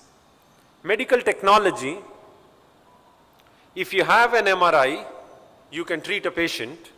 If you have a surgical instrument, you operate. If you do not have a surgical instrument in your hand, you just don't operate. It is science that drives business. And this is the place where we prove it. The second principle on which this place thrives is speed. This whole campus of about 2.5 million square feet of production and R&D space for clinical engineers in 2018 was built in 342 days. Since then we have added about 6.5 million square feet of space more. We are about 10 million productions and R&D space today. This convention center, as you come in, you will see built in 78 days. This was built for the 4th Global Medical Devices WHO Forum in 2018. And when Tom, Jude and Yadin gave us this unique privilege and opportunity to host the International Clinical Engineering Congress, we realized that this convention center does not have an exhibition center. It is a beautiful set of auditoriums, but there is no exhibitor space that we made then. So behind this convention center, we have just built an exhibition center called India Expo City, which construction was completed midnight yesterday. We started it on 14th of June. It was built in 150 days until last night. And you will be actually visiting that exhibition center. The point I'm trying to make is science driving business and speed driving science is a unique opportunity clinical engineers, medical technologists, health engineers have. Not many have that opportunity or privilege. For example, the speed of an airline is controlled not by the pilot but by the air traffic controller stationed at the airport. Pilot needs to follow the protocol of speed. Not everybody actually can control speed and science as much as a clinical engineer or a medical technologist can. As part of this International Congress for Clinical Engineering, which concludes on 13th, so it would be 11th, 12th and 13th. From tomorrow and today there are courses and so on the whole day. We also have the WHO Global Forum on Health Innovations, first time being hosted here. So I think many of you are staying back for the WHO Forum as well. We also have our most joyful festival of Diwali on 12th of December. We knew that this Congress is going to coincide with the national festival and there would be many people who will be on holidays. But when Tom, Jude and Yadin requested that we host this Congress and the week after this would be Thanksgiving week in the US, all the 5,000 people of AMTZ campus, we have cancelled our leaves and holidays to be with all of you so that you all can spend the festival with us. So this Diwali, you all are our family. All of us are going to be here with you, celebrate with you joyfully the spirit of Diwali, which is spreading light. And I think after COVID and after wars and wars and wars going around all over the world, we as peacekeepers of healthcare, we as clinical engineers, we as medical technologists, we as service engineers and technicians, we are literally the peacekeepers. I think celebrating Diwali, spreading joy and light to the world, giving a message through the Clinical Engineering and WHO Forum is a very important message to the world. An extremely important message to the world. And I think there would be no better group of people than clinical engineers to be actually giving this message, because we are peacekeepers. We are producers, suppliers, repairers, maintainers, providers of medical technology that saves life. So I thank all of you for being here, making this place your home for next few days. Logistically, the hotel inside this campus is not yet ready. Next year it would be ready. But until that time, I think there would be some inconvenience for you to travel from the city or the hotels to this place, for which we have made all the necessary arrangements. If there is anything we can do for you, look out for people who are wearing badges. May I help you? 200 clinical engineers of our team are wearing those badges, so that if there is anything necessary to be done for any of you, you know whom to reach out to. The food can be little spicy for those who are coming from Spain or Mexico, that's not a problem. But those who are coming from Paris or Geneva, the food could be a bit spicy. So do carry a bottle of water when they give you food. It's a good challenge, but I think you enjoy as more and more as you spend more time here. We also have gala dinners organized tomorrow evening, if I'm right, next to the beach. So you will have a view of the ocean, sitting at the sea, enjoying a drink and some lovely food and some cultural program. But the sessions, and that is the most boring part, after the food and the drinks and everything. The sessions are tremendously informative. I was a student of one such course that Yadin and Tom Jude did in 2015 in Denver and then in Toronto. The kind of knowledge this global family led by Tom Jude and Yadin brings to you was not available 10 or 15 years ago. Most of the people that you would meet here, whether it is Krishnan or Elliot or our friends from Bangladesh or Ricardo or Antonio, from experts from our friends from Italy, Spain, parts of Europe, we never had the privilege to meet them 10 years ago or 15 years ago as a family. The amount of knowledge they bring on the table, the amount of experience with which they share their wisdom with us, the amount of connection and network they bring to you would be life-changing. So thank you for being here. Enjoy a life-changing experience and let us spread light to the world. Thank you.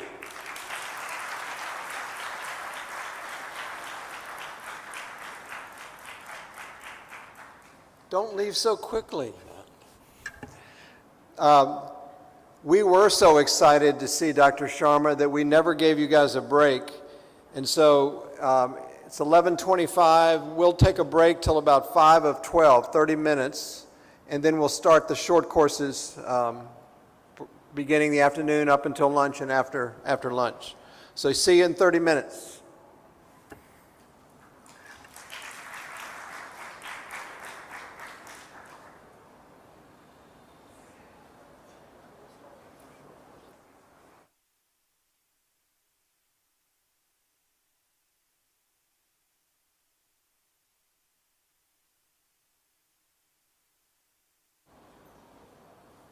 Program that was even updated yesterday. You know, many of you had challenges getting the visas and things like that. So anyway, the schedule had slight change yesterday. I'm going to speak about, so now you know where the program is and you know we're going to start on time. And so this is me trying to start on time for the beginning of 2 one-hour short courses before lunch and 2 short courses, 1-hour short courses after lunch today. And of course, later in the day, as you heard Dr. David say, Dr. Yadin David, that the Global Clinical Engineering Alliance annual meeting is at 5 o'clock today, 5 to 6:30. And there's some snacks will be available then, because you know some of us in the America's part of the world, you know, eat early. Some of other Europe eats late and all that sort of stuff. So who gets to teach a short course, and why do we include short courses? Well, first of all, many of you know there were 330 abstracts. I would say almost all of you in the room were involved with an abstract. There were something like 650 individuals involved with those abstracts.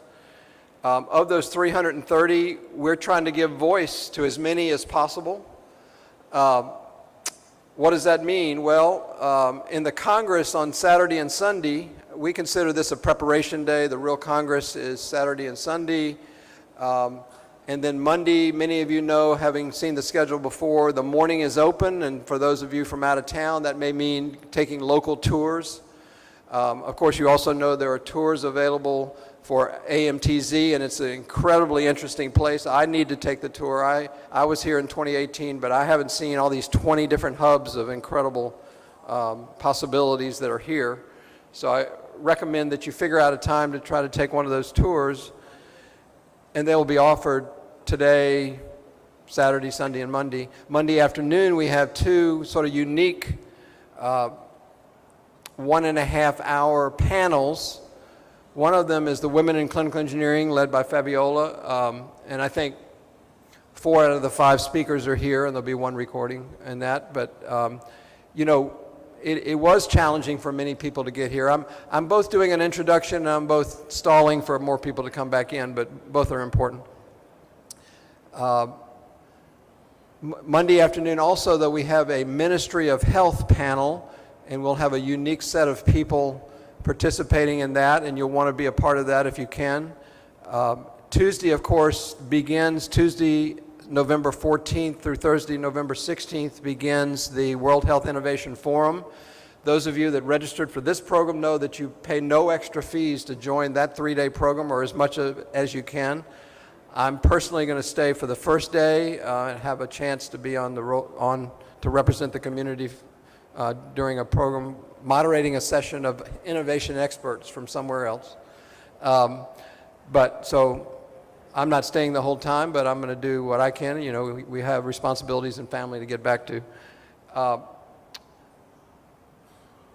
So I was talking about the 330 abstracts.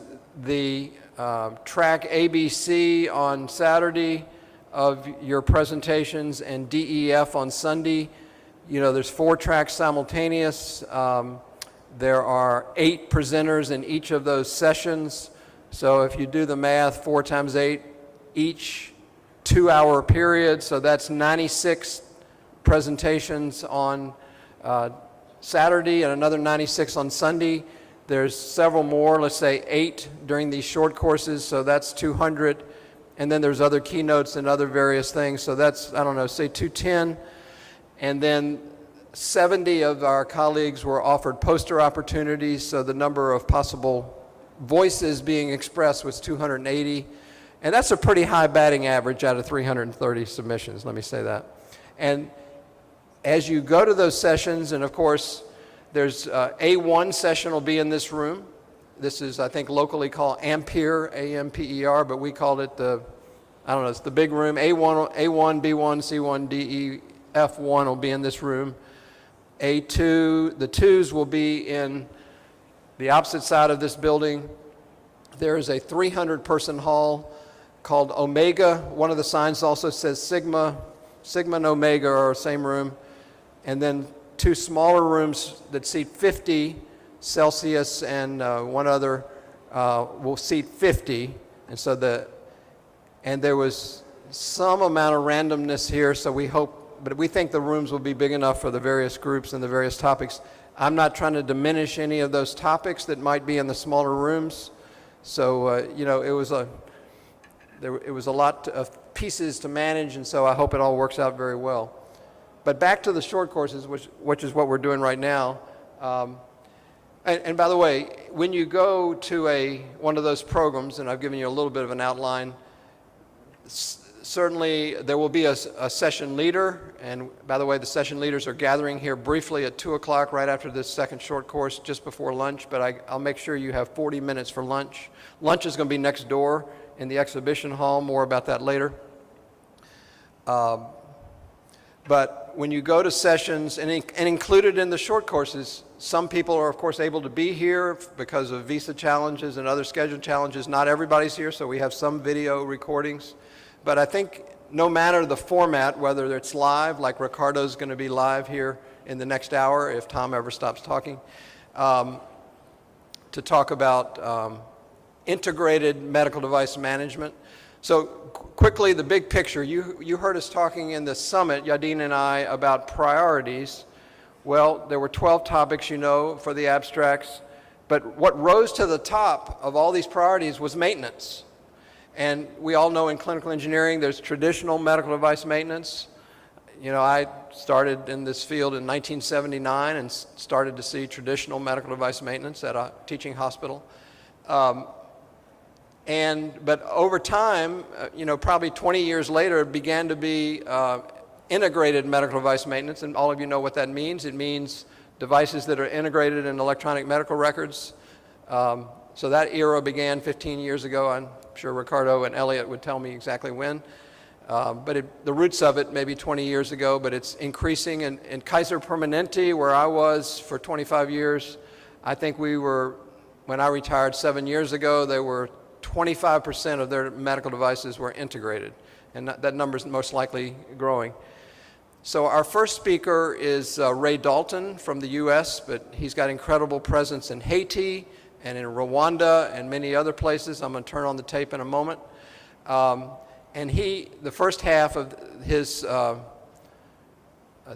hour, let's see, do I have that right? No, 30 minutes, is Ray talking about some work in Haiti, and then Evanel Osias is a biomedical equipment technician, very senior in Haiti, that Ray Dalton's team trained, and who, when people couldn't go to Haiti during COVID, Evanel and his team did very well without, you know, the outside influence, but support.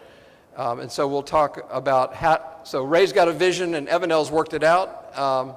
In the second half hour will be Ricardo Silva and Luis Fernandez from Mexico. And then we'll go on from there. So, gentlemen, go on and tee up. So the good news is I won't talk the whole time, but you'll hear from these experts.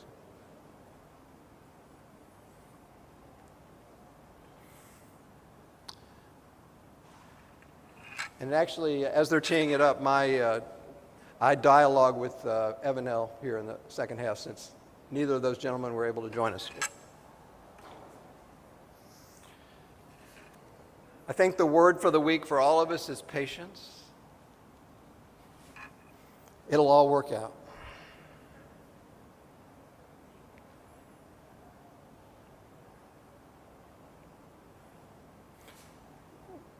While this is coming up, I'll talk about Ray, but if it starts, I'll shut up.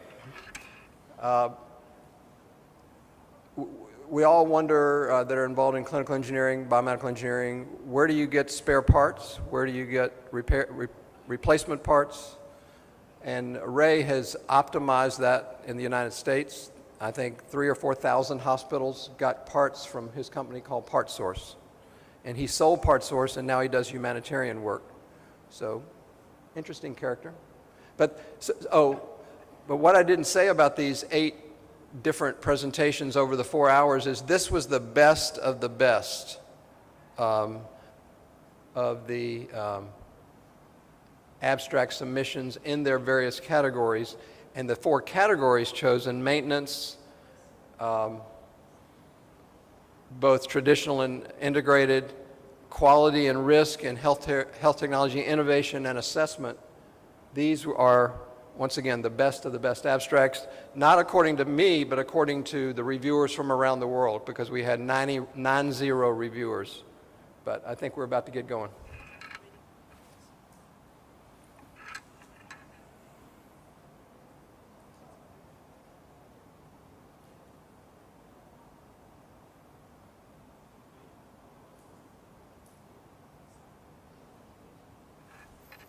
Just the audio's not up.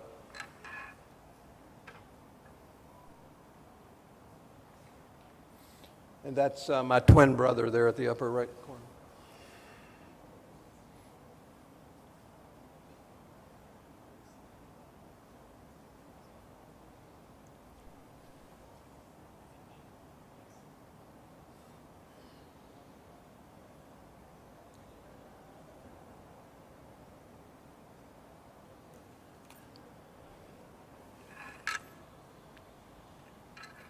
So if you're wondering where Pignon, I'm sure there's some people in the crowd that Steve Matawa could tell us where Pignon is, but it's in northern Haiti, north central Haiti. I've been there. And this is about work across many hospitals and clinics across northern Haiti.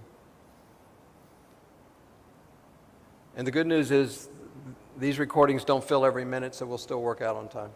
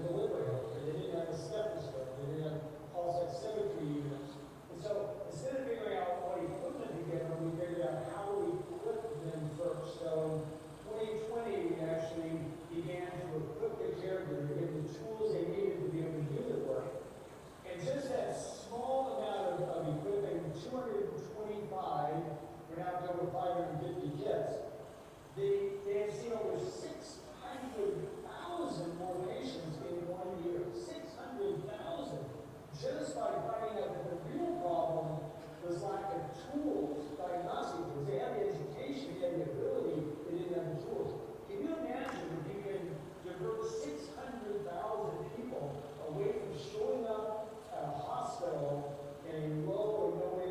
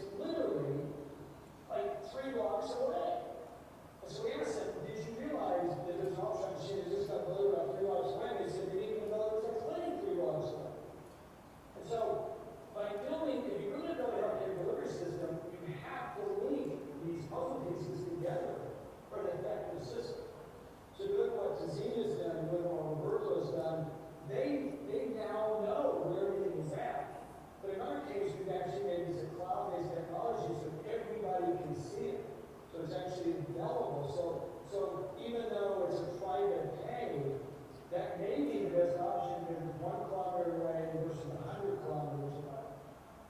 So then we began to boil down and distill down this data, and we said, okay, how do we now modernize and standardize? So in order to build a part solution or service solution around medical devices, the first thing you have to do is you have to figure out who's going to work on them and how are you going to get them the training, how are you going to support these individuals. And we found it's just almost impossible, even in a small country like Haiti, to have, there's literally over 28,000 different makes and models of devices just in Haiti. It's impossible to believe that we can provide an efficient education system, efficient support system on that diverse make of medical devices. So we begin to look at really what happens here. What really begins to happen is let's focus on where people enter the hospital. They enter through the emergency room, they enter through surgery, they enter through the NICU. And one of the critical devices that can be standardized by make and model, because by standardizing, we then can effectively put a training and manual in place in the country. So we ask each of our participating hospitals to give us a biomedical designee.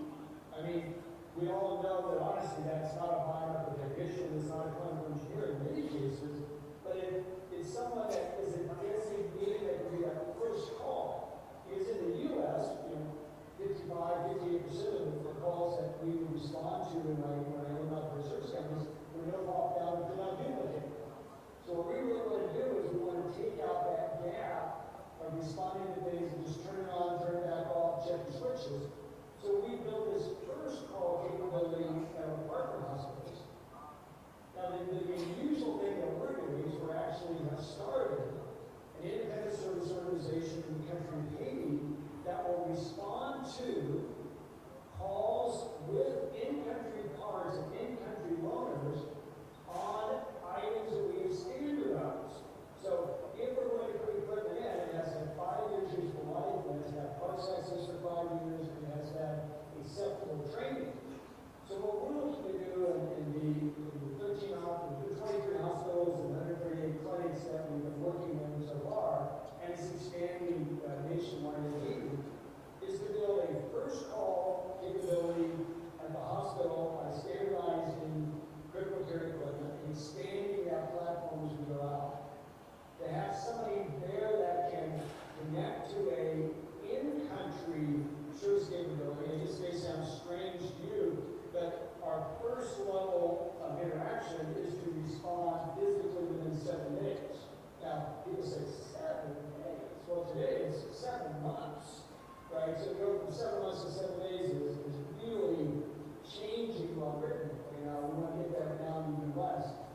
And to be able to actually show up with a part and for the machines that we know have been installed is critical. We back that up today with a network of US-based tele-support people by specialty. So when that first call guy talks to the guy in the country, that guy in the country then can connect with specialists in the US. So when we arrive for that call, we can actually have the part available and we can actually make it repair. So in closing, the next slide please. In closing, we really think about building out your delivery system holistically. It starts with knowing who's participating in the market, knowing the hours and capabilities of those places, knowing what equipment they have, then solving the problem. So we don't rush to the problem.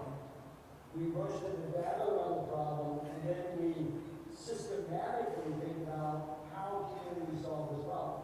This tool is cloud-based. It's reallyglobal.org. It can work in any country. So there was a question earlier. Somebody said, well, how do we start? Well, first thing you have to do is we get all of us and we develop an administrative window for you to log your country, where you can begin to log the locations, you can log the caregivers, you can log the specialties, you can log the devices. Because once you know where things are, you have a much greater likelihood of being successful on improving and supporting them, because you have to know where the devices are first. What COVID proved to us in Haiti and Malawi and other countries we're working in is the problem was still there, it just accelerated the need to solve it more quickly and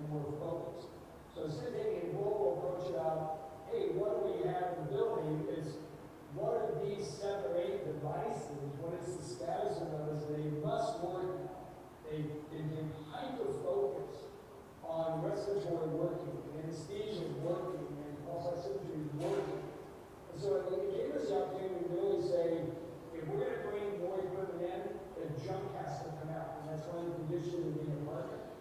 Today in Haiti, we have over 2,000 partners in the Haiti Health Network, which is unbelievable. And over 600 of them have participated both in service-related education and in partnering with us on modernization. Thank you very much. Again, it's just one way of approaching a problem around clinical engineering and service management. Thank you for your time. Okay, that was great work from Ray Dalton. And he's had this unique approach that he's starting to implement, as you heard, not only in Haiti, but in several countries in Africa and beyond. This is a quick review of his slides. And he had this 3-step approach to geolocate all the healthcare facilities, in this case in Haiti. And this would happen back in about 2020. And he not only knew where the hospitals, the clinics were, where they were geolocated in a GPS sense, what doctors and nurses, what providers they had in those locations, how far they were from any location in the country, and somebody wanted to get local health care. So they landscape map the whole country. Then they found out who all those healthcare workers, doctors, nurses, others, administrators in those facilities, put them into a network, and said, we want to help with enhanced care delivery. And one of the first things they do is they found that many of them didn't have a lot of basic tools, some basic medical devices and so forth. And so they outfitted several of them, and then they were ready to do this maintenance intervention that we're going to talk more about. For example, phase where they equipped the caregivers, what did that mean? You heard Ray talk about 550 kits prepared and distributed in northern Haiti, which was a segment of the country where they decided to do a pilot project. And then these initial kits show that the providers now had the tools to do some basic triage of patients. You see here otophthalmoscope, pulse ox, sphygmomanometer, stethoscope, thermometer, nebulizer, blood glucose monitor, and so forth. And they knew where the other providers were in the areas around them and beyond in the country. So that put them in a position to do this strategy. And once again, you see the country of Haiti here on the left, and you see many of the locations in this pilot project that Evanel was associated with. He's located kind of central south of that orange area of the country. And so they began to find out what devices were there, move towards standardize those devices, but as you see here, standardize, develop overall strategy and prioritize modalities, for EO, OR, NICU, the most critical equipment, find out what all the makes and models were, move toward a standardization of those devices by identifying affordable, reliable sources for equipment and shipping and ways to get stuff there, and then install, do PM and clinical and technical training. There was a triage by the staff that was already at the hospital, whether they had any biomedical device training or not, available, so that there was a first call by the people already on site. But then they launched this Haitian-led biomedical services company and a cadre of U.S. biomeds to be behind them. So, Evanel, I know this is where you particularly entered the picture, and you and I were talking here, and you got some initial training from one of our outstanding technician colleagues, Billy Kennedy, back in 2014. You and some other colleagues did. I'm going to get you going here in a moment, Evanel, and then you stayed faithful to the work there, the biomed work in Haiti and in northern Haiti where you live. Several of your colleagues that got trained back in 2014 moved out of the country because of the unrest in Haiti. Some stayed but moved into other areas of work. You were one of the last man standing, but one of the faithful ones with a lot of talent to begin with. So, Evanel, so now, across, as Ray Dalton was saying, in that orange area, 23 hospitals, 138 clinics, first call for the equipment as they moved towards what they had and moved towards standardizing it to other things. First call at the hospital. Then when there's still problems, they call you. So talk about what that was like back in 2020, really, to present day. Because I know COVID hit, you know, even Ray telling this story was February 21. COVID had already hit, and so really outside folk were not able to get there. It really all fell on you. So talk about what that was like. Was Evan? Well, thank you very much, Tom. Here I was just Haley. I'm a certified biomedical equipment technician from the Carrier Institute of Technology based on Texas. And I'm very happy to be part of this wonderful team and very happy to support as a biomedical equipment technician. And I'm currently the biomed manager for Vietnam Business in Haiti. And I'm also the manager for a training center coordinated by the Dalton Foundation in Woodland. And thank you again, Tom, for giving me the opportunity to talk about the biomedical field in Haiti.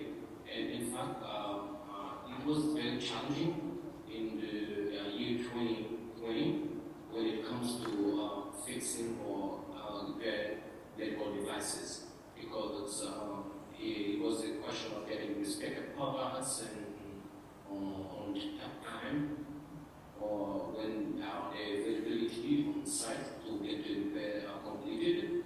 And we were very happy and very happy to have the Dalton Foundation come and play the game with us so that we can accompany the hospital and the clinics on fixing the medical devices, including the preventive maintenance to make sure that the equipment reach their lifetime. And it was, as I said, it was very challenging with 23 hospitals and about 138 clinics in the country. And when you first receive a call, first of all, you might get to the place and most of the equipment are different make and models, and it was kind of very difficult to get even one repair because you cannot get the parts available. And this is why it was very important and very profitable when the Dalton Foundation came to the big game trying to standardize all the medical devices in the North region so that we can have the same make and model of equipment in the clinic. So let me time you out just for a second. So far the story is, there's a healthcare delivery system. Now we know where all the locations are and who the providers are. The inventory has been taken of the medical equipment. There's a focus within the inventory on, as it says on the slides, the critical areas of the facilities, the hospitals or clinics. When you start out, this disparate group across a region of your country, of course, have different makes and models for EKG or for oxygen concentrators or for X-ray or for patient monitoring. One thing unique about the strategy with the Dalton Foundation is they had the ability to work on seeing what you have and then starting to change what you have to standardize better makes and models so that would lessen your challenge later for maintenance. So, and as it said, early on as they were geo-mapping, they found out who could provide what equipment around the country, to source equipment, who could provide what parts. And then the Dalton Foundation also, though, had the capability to set a strategy and then find newer models of devices and get them to you, get you the training.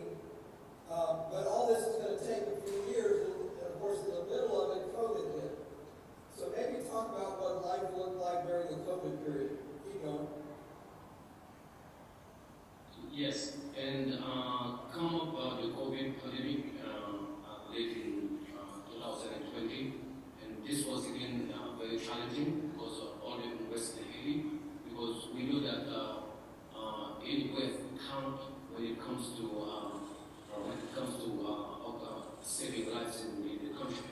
and we talk about oxygen, and by that time, because of the congress, we were unable to get the oxygen through the country, because there is no way that you can get the oxygen for the patients.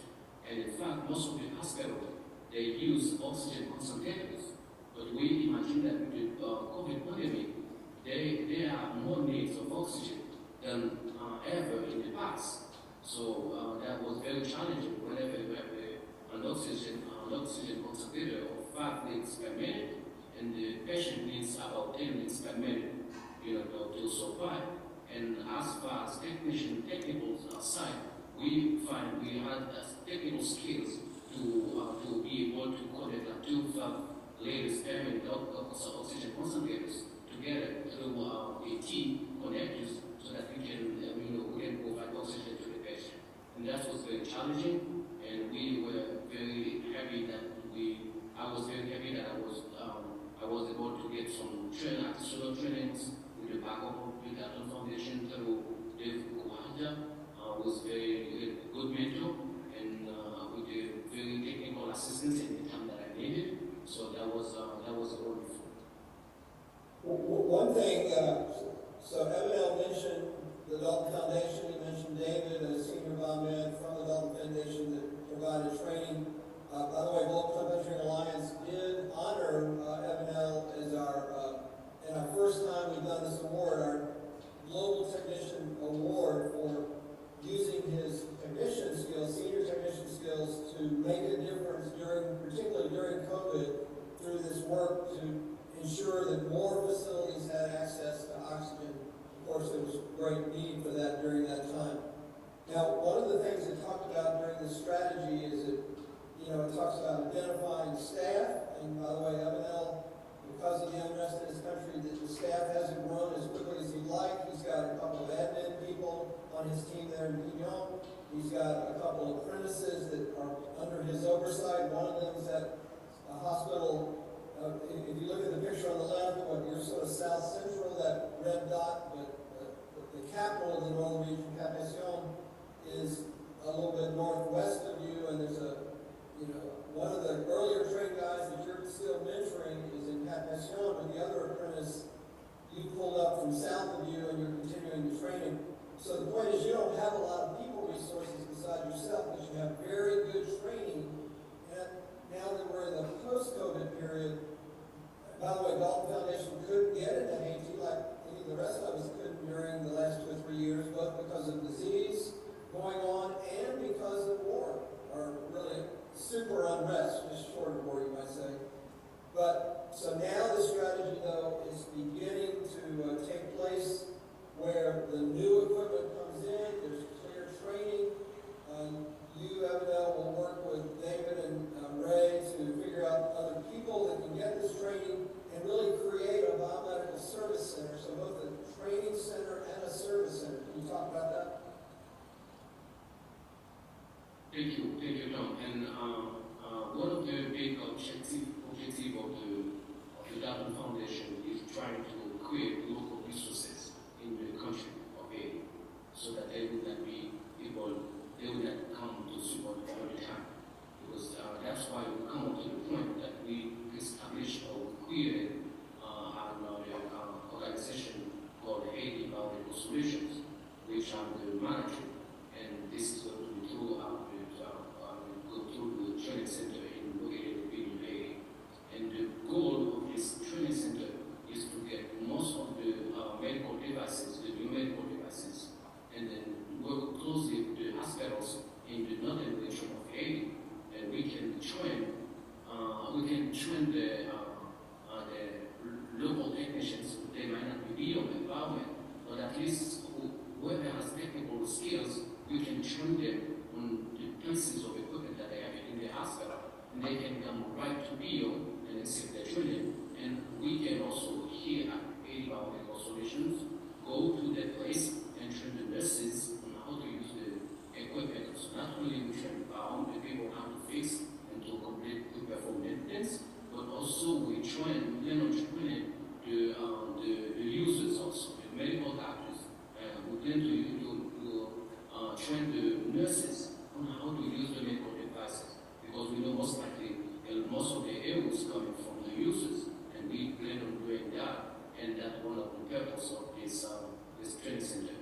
we are very grateful this training center will be open either by the end of November or the end of December of this year. And we thank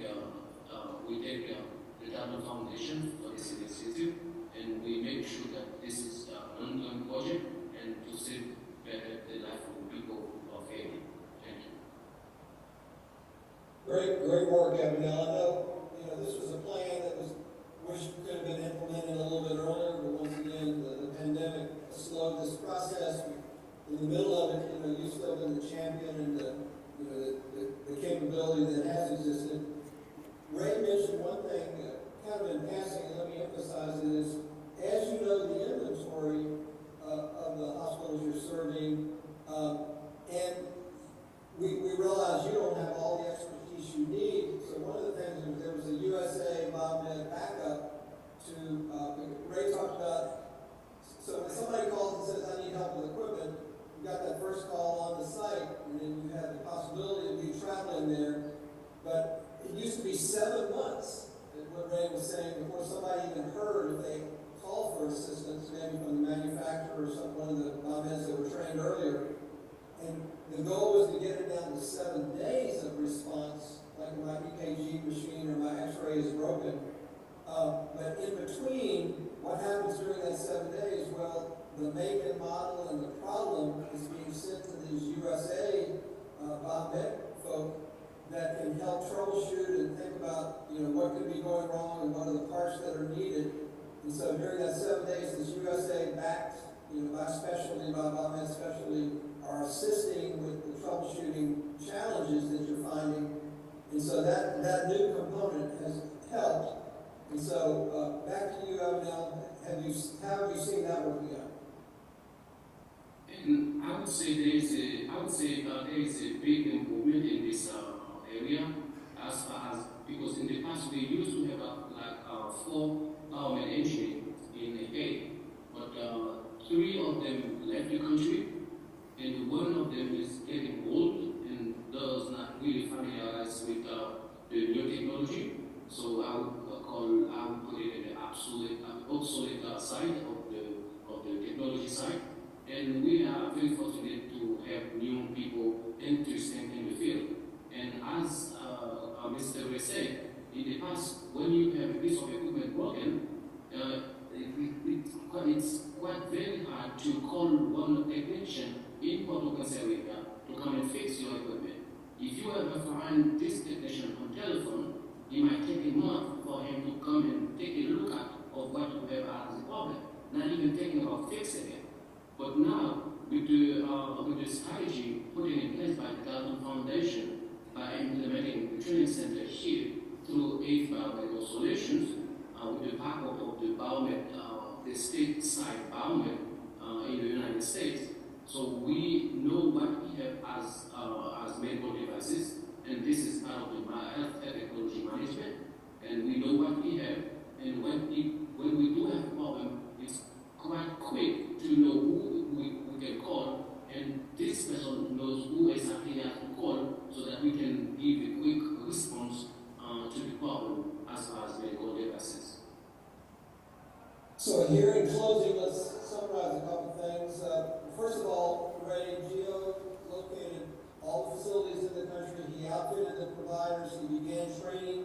He said in his recording a little bit earlier that of 2,000 providers, 600, in the early months had received training and really were participating in this joint program across the whole region of the country, and then created this biomedical, this clinical engineering service capability. One thing unique that maybe some of the listeners are thinking about is, that's great, Tom, but with all this diversity of equipment, even if you're standardizing them, how do you find the parts and how do you find them cost effectively? How do you get them to Haiti when needed?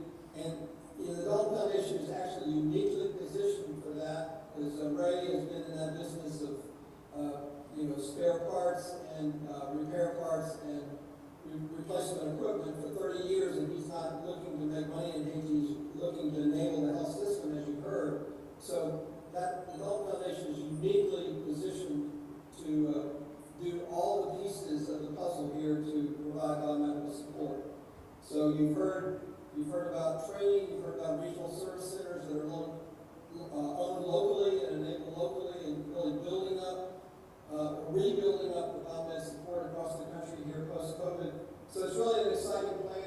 so thankful for you, Abigail, and that you've made it work. It wasn't about the outsiders at the end of the day. It was about you being faithful to the profession inside the country. So any closing words for us, Abigail? Yes, what I have to say to close this, and I have to thank you to Adam for giving us this opportunity to talk about the work that has been done in Haiti. And I think this is for the benefit of the Haitian people. I have to be proud of that. And one thing that I usually say to people, wherever I'm helping people, this is where I want to stay. So I want to stay in Haiti, whatever happened. And if something then has to happen to me, it will happen to me in Haiti. Because I still want to work in the community, to serve the people in the community, to serve the patients, and to continue serving my country as Haiti. And one last thing that I would say, thank you to Wade Dalton for giving us the opportunity through his organization. And I think this is very helpful, and it does not giving us a fish at all, but it just shows how to fish. And this is one of the things that we like about the Dalton Foundation. They do not give you stuff.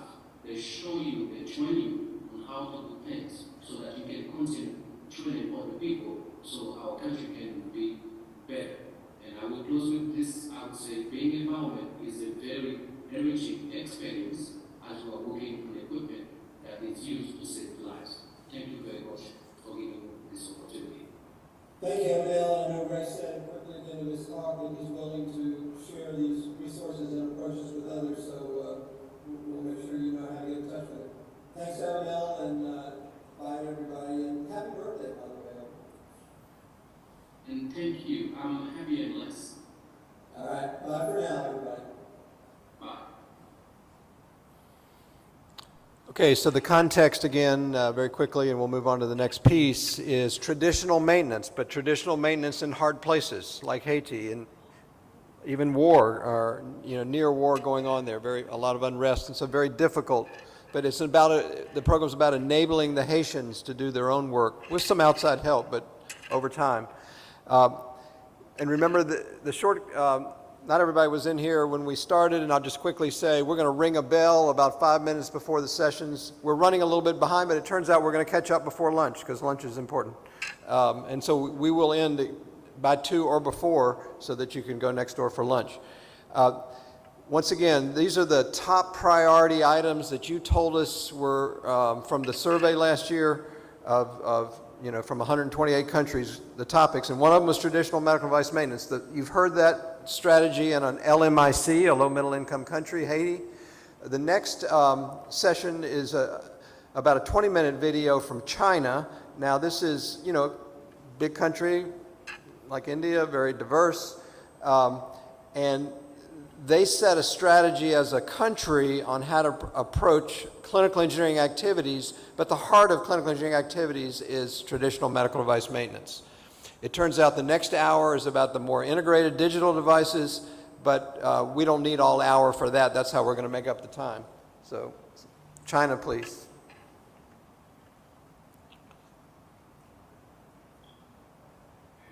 Hi everyone, it's my great pleasure and honor to participate in the 5th ICEHTMC. First of all, I want to give my most congratulations to this conference, the host, including CCEA and all people attended this event. This is Zheng Kun, a senior clinical engineer working at the Children's Hospital of Zhejiang University School of Medicine for 38 years. I also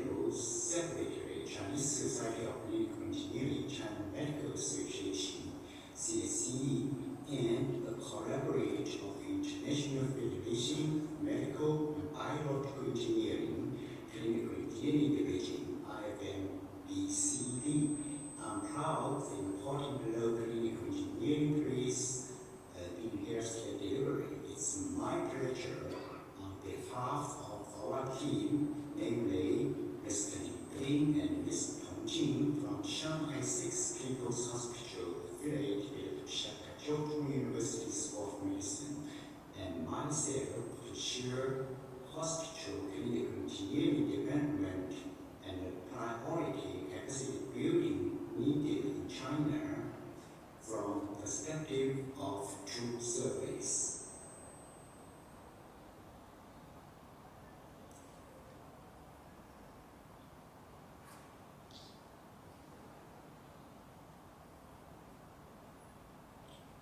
And three subtopics I will address today is first, white paper of career development of clinical engineers in China by KCC in 2020. Second, clinical engineering body of knowledge and body of practice survey, part of CCA's 2022 global survey.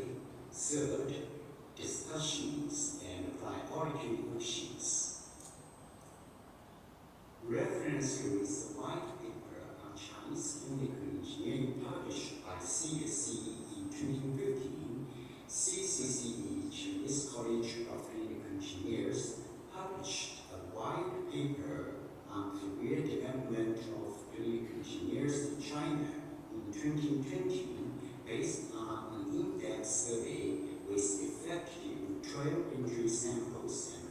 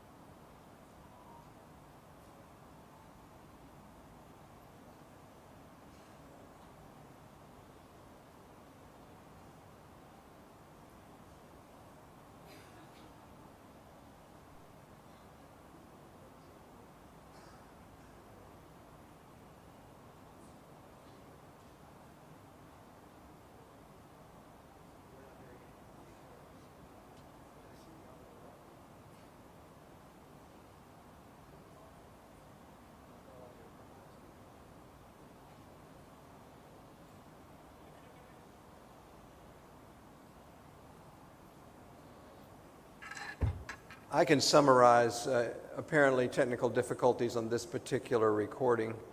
So you can imagine what China was trying to do. Their National Clinical Engineering Society, which is the CSCE, looked at the results of our global survey. I've told you about the body of knowledge, body of practice survey. And by the way, you heard me say 870 respondents from 128 countries, but of those 870, 180 of the responses were from China alone. So China, which is what, 20% of the whole survey, and what did the survey had? It had things like demographics and the polls that you saw this morning. I mean, what's your job position? What part of China? I think there were 21 provinces of China involved. I'm going to make a point here in a moment, and we're going to go on to our next topic. But they were trying to say, what are clinical engineers? And you heard me say, there were 180 responses. This morning earlier, you heard me say there's something like 36,000 hospitals in China, nearly 100,000 clinical engineers. So this is a tiny, perhaps, segment, but still statistically significant portion of China's clinical engineers were represented in the survey. And the question is, what kind of education do they get? What kind of practice are they doing? You know, I think there were 30 different job roles, you know, obviously, that they could have been involved in. And many of you have seen this survey, and we've published it, so I'm not going to dwell on that. My point is then you can begin to build capacity for clinical engineers. You know where they are, you know where they aren't, you know what they can do, and then they can begin to ensure, by working through their national society, these disparate folks around the country can say, what are the best practices for traditional medical device maintenance?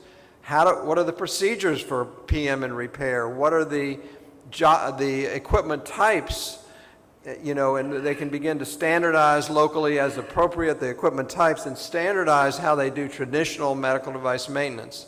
And so one of the survey we did with them provided a lot of that information. They did another survey that he was beginning, Jung Kun was, he goes by the name Alan to make it easier for us to pronounce his name. But Alan is a very experienced clinical engineer, one of the 2 or 3 key leaders in his country. And he was describing, we now have an internally done survey in China, and we have a globally done survey, and from that information, we're able to build capacity and arm our clinical engineers with the right information to do traditional medical device maintenance. At the high end, you know, at the low end, it might be, you know, what are the things in a clinic and how do you take care of the things in the clinic? At the high end, it might be a teaching hospital that has many CTs and many MRIs. And Li Bin there in Shanghai, one of those 2 key leaders, I think he's been president of the China National Clinical Engineering Society for several years, talks about optimizing MRI maintenance. But that's at the high end of traditional medical device maintenance. So they have the low end and the high end covered, and this was video that unfortunately not working right now, but that's okay because we can adjust. Was talking about a strategy in a big country how to do that, whereas Haiti, a small country and particularly a low-income country. So 2 nice things, and we'll post the video so that you can see that more later. But I'm delighted to turn the mic over to Ricardo Silva, and here he comes almost in a second. And you know, it's not enough for clinical engineers to know how to do traditional medical device maintenance.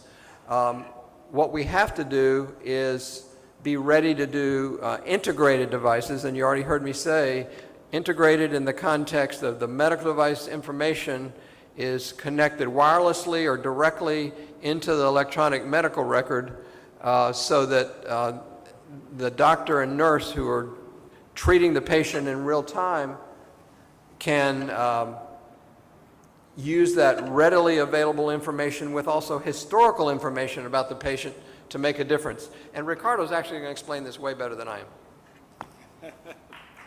Thank you, Tom. So let's get ready.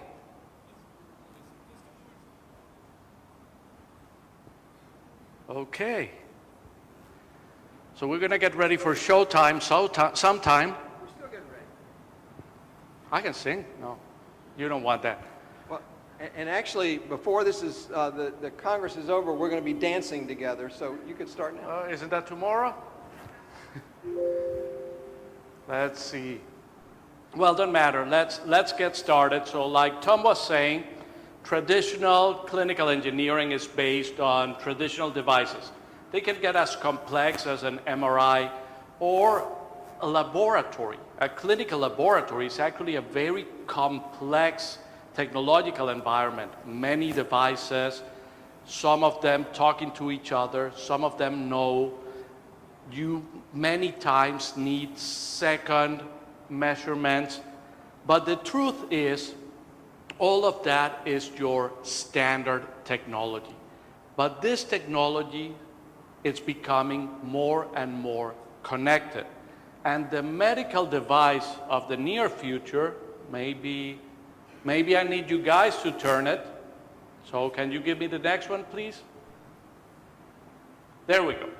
So I've been working on traditional medical device maintenance and digitation and CMMS for a long time, publication from the year 2000. But the truth is that a medical device more and more is looking like a click. Please, give me the next one. Yeah, clicker is not working. So can you get me the next slide, please? There we go. So this is what medical devices are looking more and more. That is a lab on your wrist. Even before we get to the lab on the wrist, there is a lot of transformation that is happening inside and outside the traditional clinical environment. When we look at technology, what we really have today, and can you give me the next one, please? Next slide. Yeah, I'm gonna have to leave the clicker here. There we go. Perfect. So what we have today is that all medical devices are nothing more than a central processing unit, just like a computer, with a bunch of input and output ports and connectivity. All devices today are connected medical devices. And as we see, the trend is just exponentially increasing. The future, it's not just connected devices, but it's distributed care. Those very big hospitals, those 1,000-bed hospitals, they are dinosaurs, and they are extinct. Whether you believe it or not, the meteorite already fallen, and those dinosaurs are dead. The future of our profession is not inside the hospital. It is in distributed care. And we need to understand that, and we need to be ready for that. So let's go to the next one, please. So what do we have? We have smart medical devices. They need to connect with a gateway. The gateway can be your cell phone. The gateway can be a Wi-Fi connection within your house or within your emergency room or within a hospital, boat, submarine, or wherever, spaceship.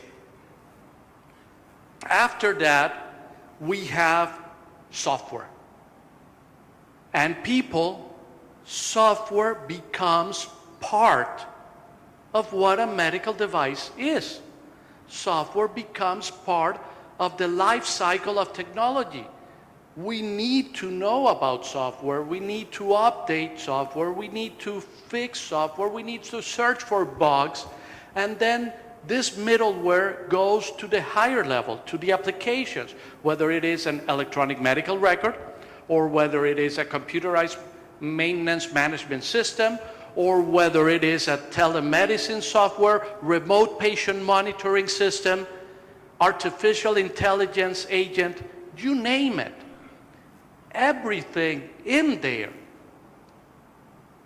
is medical device.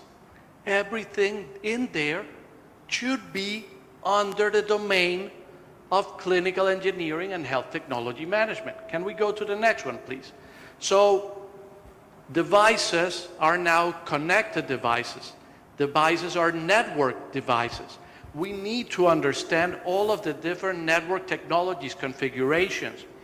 Do we know how to set them up? Do we know how to establish the different MAC addresses, IP addresses? Do we know how to set a firewall, a net, a subnet? Can we isolate a problem? Can we define the different technologies such that we can exchange secure data without being compromised? Can we separate private communication channels from public communication channels? Can we ensure that our technical health data is protected from spyware?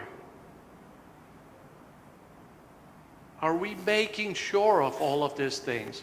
So when we think, or when we used to think about medical devices and medical device tampering, well, you would have needed someone to actually go into the facility with a screwdriver to move things around. Someone to stand in front of the machine and touch some buttons. But truth be told, all of the medical devices today are connected. And the company has a connection to perform remote maintenance of the technology. What if this connection is compromised?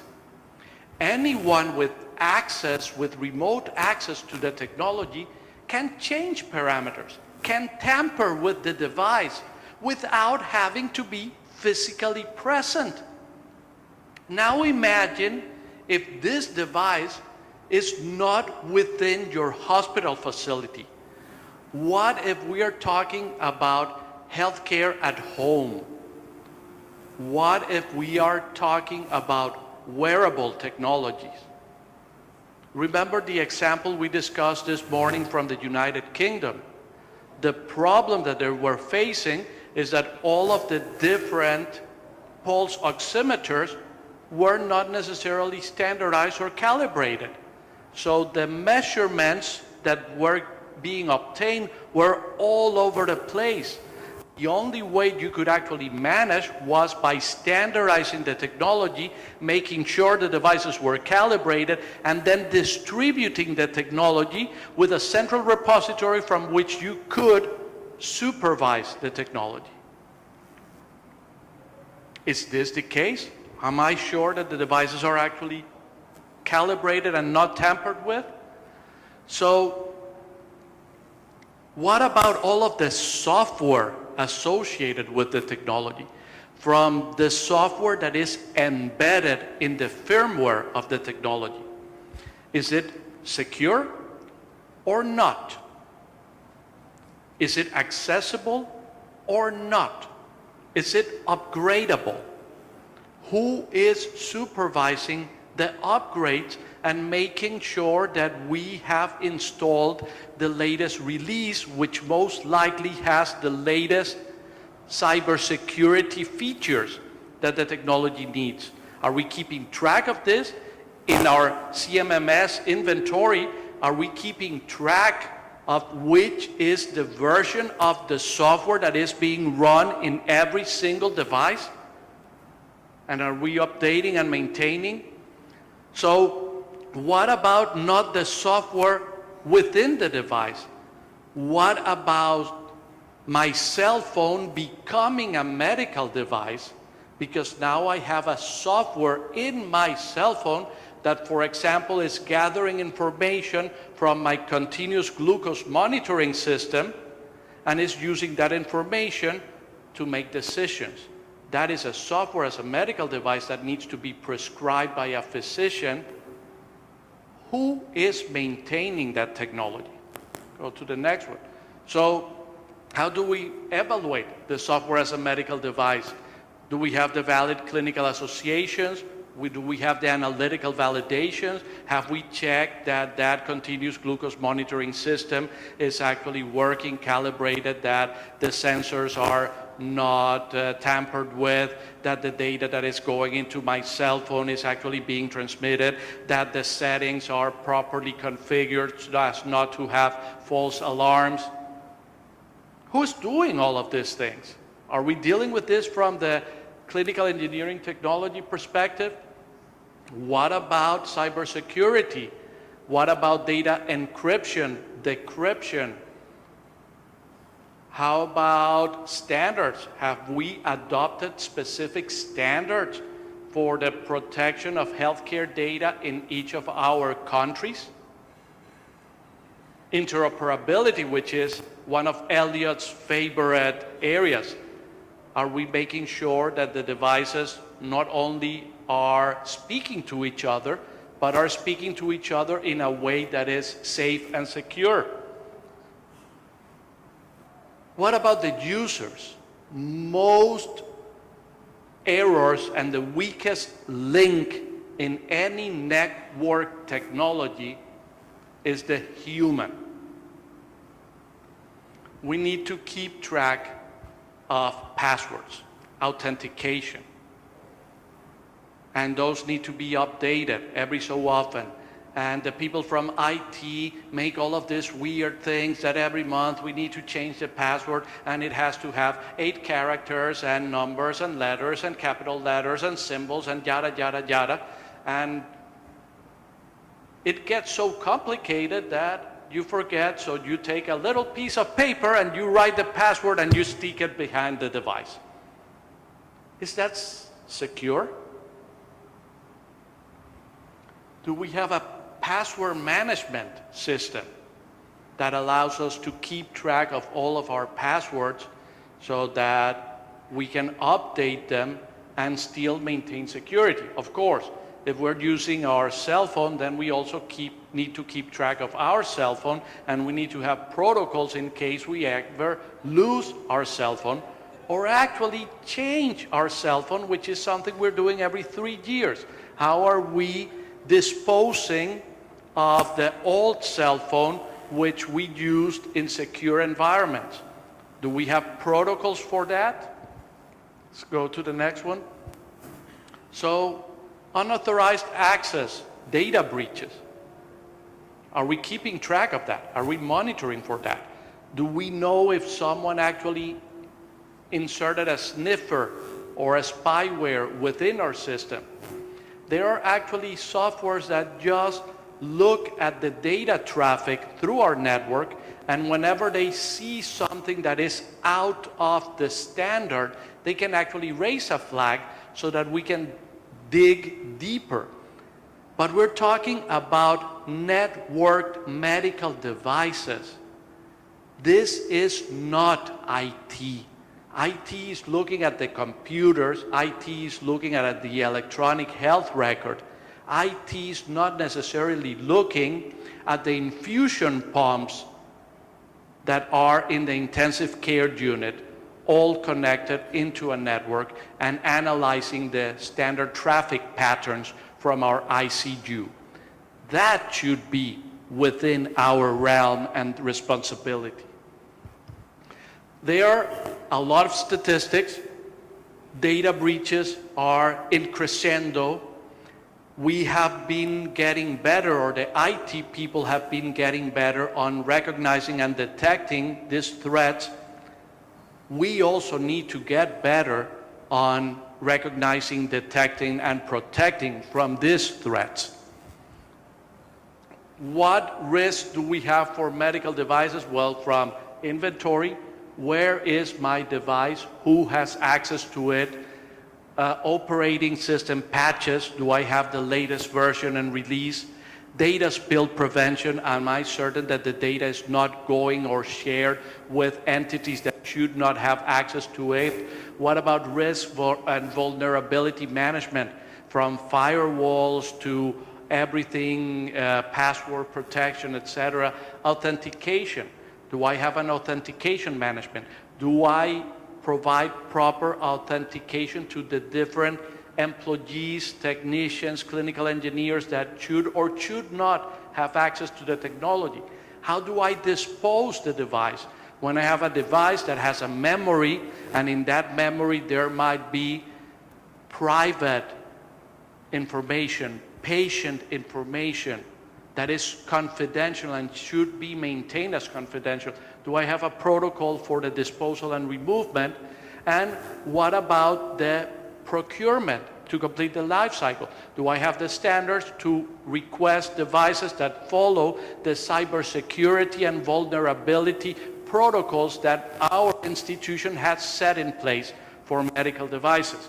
So the question is simple. Are we ready for this? And that is why events like this are such a great opportunity for us to meet and to define what are the next steps and how are we going to set up the technology transfer, the continuous education that will keep us up to date with the rapidly changing technology. So with that, I'm done here. Thank you. Not so fast, buddy, not so fast. We do have about 15 minutes or even longer for questions. So I'm going to take this, if you don't mind, and put it out there. And why don't you ask the first question of yourself, and then I'll get them going. Oh, go ahead. I mean, you have questions. Elliot has questions. Come on. I don't need to question myself. Here's the question.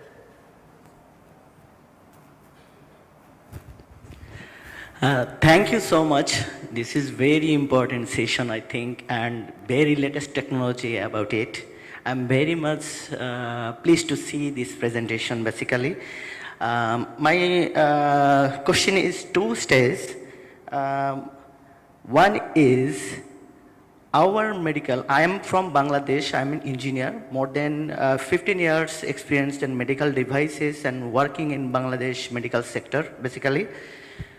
So, in Bangladesh, there are a lot of machineries. Already you show biochemistry analyzer, X-ray machine, patient monitor. They are existing like this machine. How collect the data from this device because of these existing machines sometimes suggest the communication method RS-232, sometimes Profinet, Ethernet communications, but manufacturer don't allow the access, then how can collect the data? If don't get the data, then the system is how it work.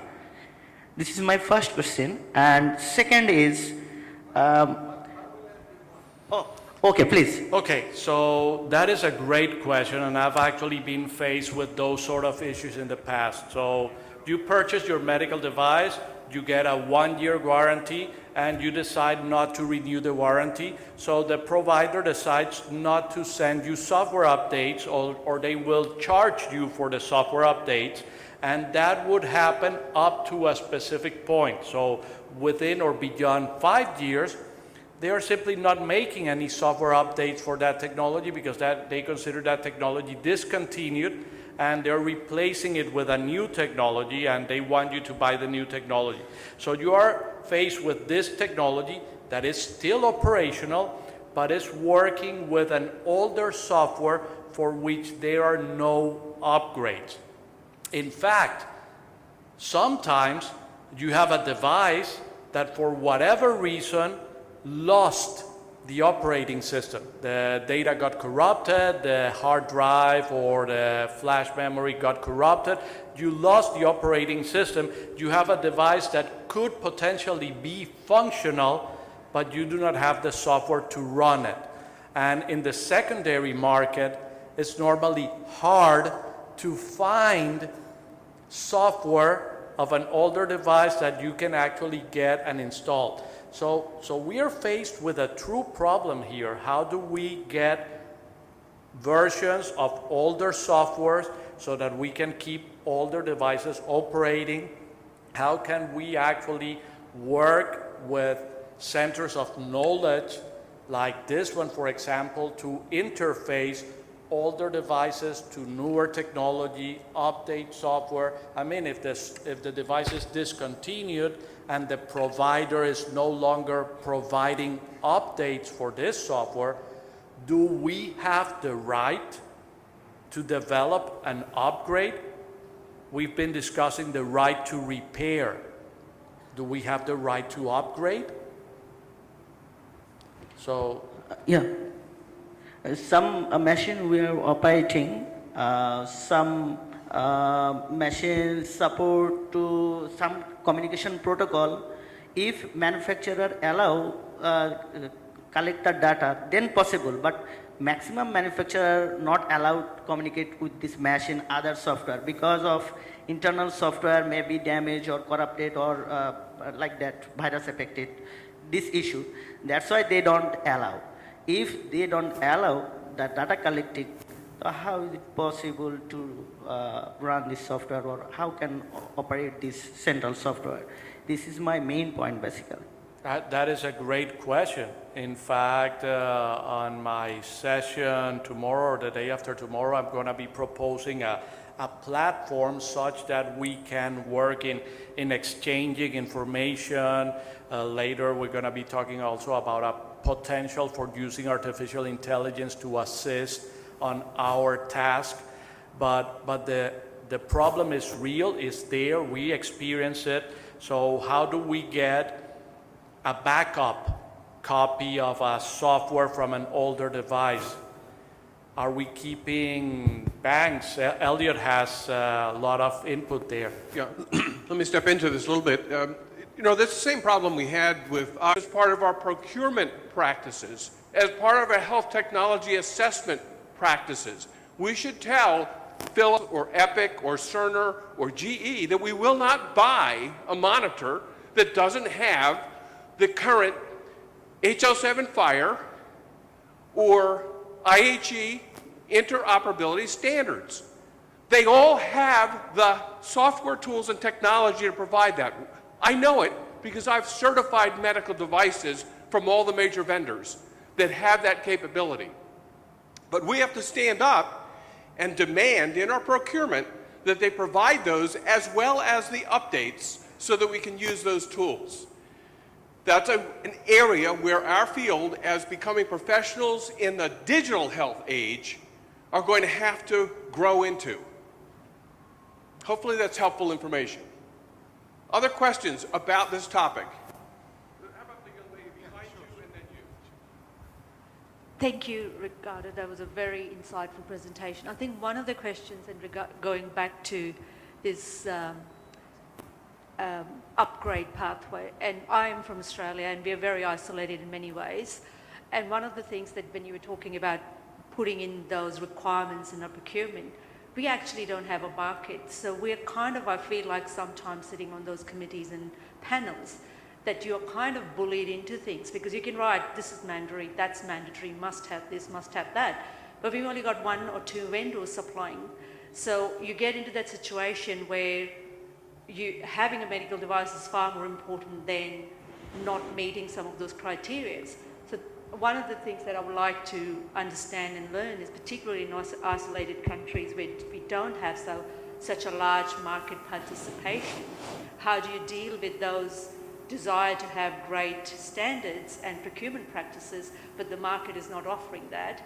And the second part of my question, if I may, is going back to your everything you've said. I totally sort of recognize and understand that, but challenges we have particularly in Australia is the investment in integrated and medical record is far greater than it's ever been in medical device alone. And a lot of that agenda is driven by the ICT colleagues, if you like. They have a political space, a seat on the table. They are getting the money because it's a space that nobody quite understands.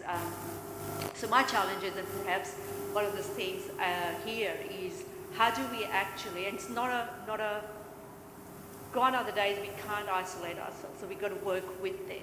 But the challenge is, how do we positively engage and how do we actually invite our colleagues to come here, our ICT colleagues, because we are trained as biomedical engineers to be nervously adopting technology. You don't introduce the technology unless you are quite confident it's safe for the patient. Mm-hmm. Our ICT colleagues are, you roll out a system and then let the system do the quality assurance. It's not sort of, it's too... Everybody knows ICT is digital, WHO talk for digital. So the same thing, integrated. So if I think I've lost the point. So the point is, how do we engage our colleagues? And the second bit is, in countries like ours where we don't have such a large market participation, how do we actually have those procurement standards that allow us to win? Let me elaborate on what Elliot actually said, and let's go back to the origins of health technology assessment and health technology management. Everything starts with procurement. When you are at the purchasing side, you are holding the handle on the pan. When you are the one with the money, you are the one with leverage. All of these decisions, all of these considerations need to be made at the point of procurement before you purchase the technology. So it is fundamental for us clinical engineers who are going to be working throughout the life cycle of the technology, just as we consider the total cost of operation throughout the life cycle when we are putting on a tender. We need to consider in that tender, like Elliot was saying, well, what are the interoperability standards that we want you to meet? What are the updates that we want you? How often are you going to send us an update? What about if there's a recall? How are you going to manage a recall and replace technology? Elliot, take it from here. Your question is perfectly valid. The ICT leaders are spending a lot of money on electronic medical records, and they do have the purchasing power, and they do have the C-suite, the executive suite role. Remember, no one in ICT wants to harm any baby. No one in ICT wants to allow their mother or father to be injured. The place where we can intersect with their common interest is protecting the patient and improving medical care. So we have to partner with them. I'm a fellow of the Health Information and Management Systems Society. So is Tom. Shortly, Dr. Manish Kohli, who is one of the chairmen of the Health and Information and Management Systems Society, will be joining us during these sessions. They are interested in our input. They don't understand infusion pumps. They don't understand anesthesia devices. They want us to be involved. So we have to make ourselves available, and we have to speak their language. We have to help them provide the procurement requirements so that they can pull Epic, Cerner, all of the other vendors into this market. We can't do it alone, any more than we can perform surgery on our own. That's a very big, absolutely correct question. You'll find articles that I wrote for AAMI in their journal in 2001 about that topic and issue. And the answer is no one wants to hurt anyone. They have the same shared interest and concern that we do to protect patients. You have to hit them where it's important. Let's move on, because good question, but we're not going to solve everything. And I think there's 3 more questions, 1, 2, 3 back there, but go ahead. Okay. Ricardo, thank you. Excellent presentation or short course. Can you give us an example, a real life example of or scenarios of attacks on networked medical devices, and how was the outcome to the healthcare institution in terms of cost, in terms of patient effects on patient care and whatnot? Just an example or 2. At least everybody will be aware the volume of this I'll give you issue. one even worse than that. And one more question. I send it after that, after you answer this question. Is there like a clinical engineering cybersecurity guideline? Just like in healthcare, you have clinical guidelines, clinical pathways, and if not, can this be something we should look for ahead of us? Thank you. Okay, so the first one, Medtronic a couple of years ago actually had to call back thousands of patients because they have found a breach on their pacemakers that could allow the pacemakers to be hacked. So people with pacemakers had to go back to the hospital so that they could upload a patch, a software patch, into their embedded pacemaker. So yes, the problems are true, the problems are real, and medical devices can and will be hacked. That's a fact. Do we have cybersecurity standards? Well, IHE has done a great deal in that respect, but the issue is not whether the standard exists or not, is whether we are aware of it and whether we are, going back to the prior question, part of the decision-making process such that we can provide that input into procurement, usage, maintenance, etc. And that's why people like Dr. Manish Kohli at the leadership of, a physician leadership of Health IT, who's part of our community, can help us educate us about that and are working with the ministers of health. A couple more questions in the back, Calroy. All right, thank you very much. My name is George from Ghana. I have a simple question, and I'm really happy about this discussion, especially where health technology is moving out from using screwdrivers to repair equipment to the use of technology through IT-based systems. We know that in most of our communities, especially in Africa, we are lagging behind the use of integrated softwares in maintenance. I want to find out if there are any resources that is available to help the working class, especially those who cannot leave their work to go through this training. If there's any online program available that you can use to help so that we can bring these clinical engineers up to speed of technology. Thank you. Thank you. So actually one of the sessions in this event is going to deal precisely with CMMS. So technology that would be, perfect, there's a presentation right now. So the technology is available, and it's available for free. So we can access the computerized management maintenance systems. Training is what we were talking this morning, and that definitely needs to be one of the guiding principles for the next 2 years. We need to train the trainers in all of the geographical areas. We need to take people like you into a room for a week with some of the experts, and then have you replicate this information throughout the region. Hopefully also provide you with tools. So if we could not just provide you the training, but provide you with the open source CMMS system, if we could provide you with cybersecurity tools, that is definitely the goal that we need to have as a community. And that includes also the right to maintain, the right to update, the right to support each other as a community. Like Jitendra said this morning, we are peace bearers here. So through our collaboration, we can definitely make a difference. But thank you for that question. Ricardo, I know there could be more questions. Oh, yes. We have Luis. I want to go on to the next presentation and see if there's time at the end before we hold everybody up for lunch. So, roll the, this is the computerized medical maintenance. No, 1 minute, maybe in a minute.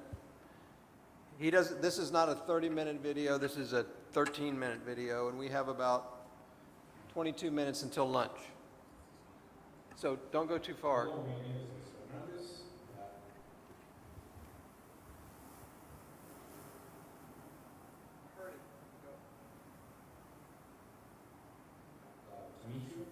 Here to present a work entitled Leveraging Data from CMMS Systems for Informed Procurement and Budget Planning in Hospitals.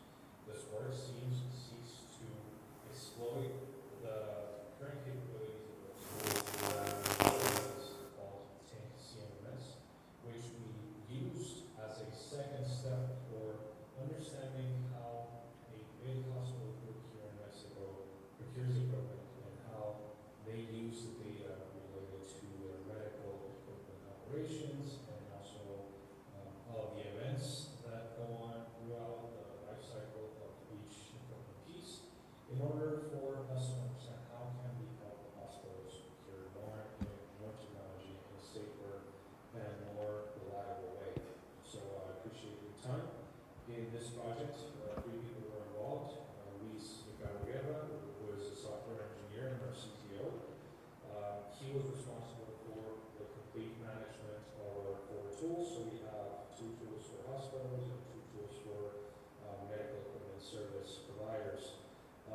So his role was mainly ensuring that everything that the product owner required for this project was delivered, and that with this tool we could also evaluate the scope of this given project.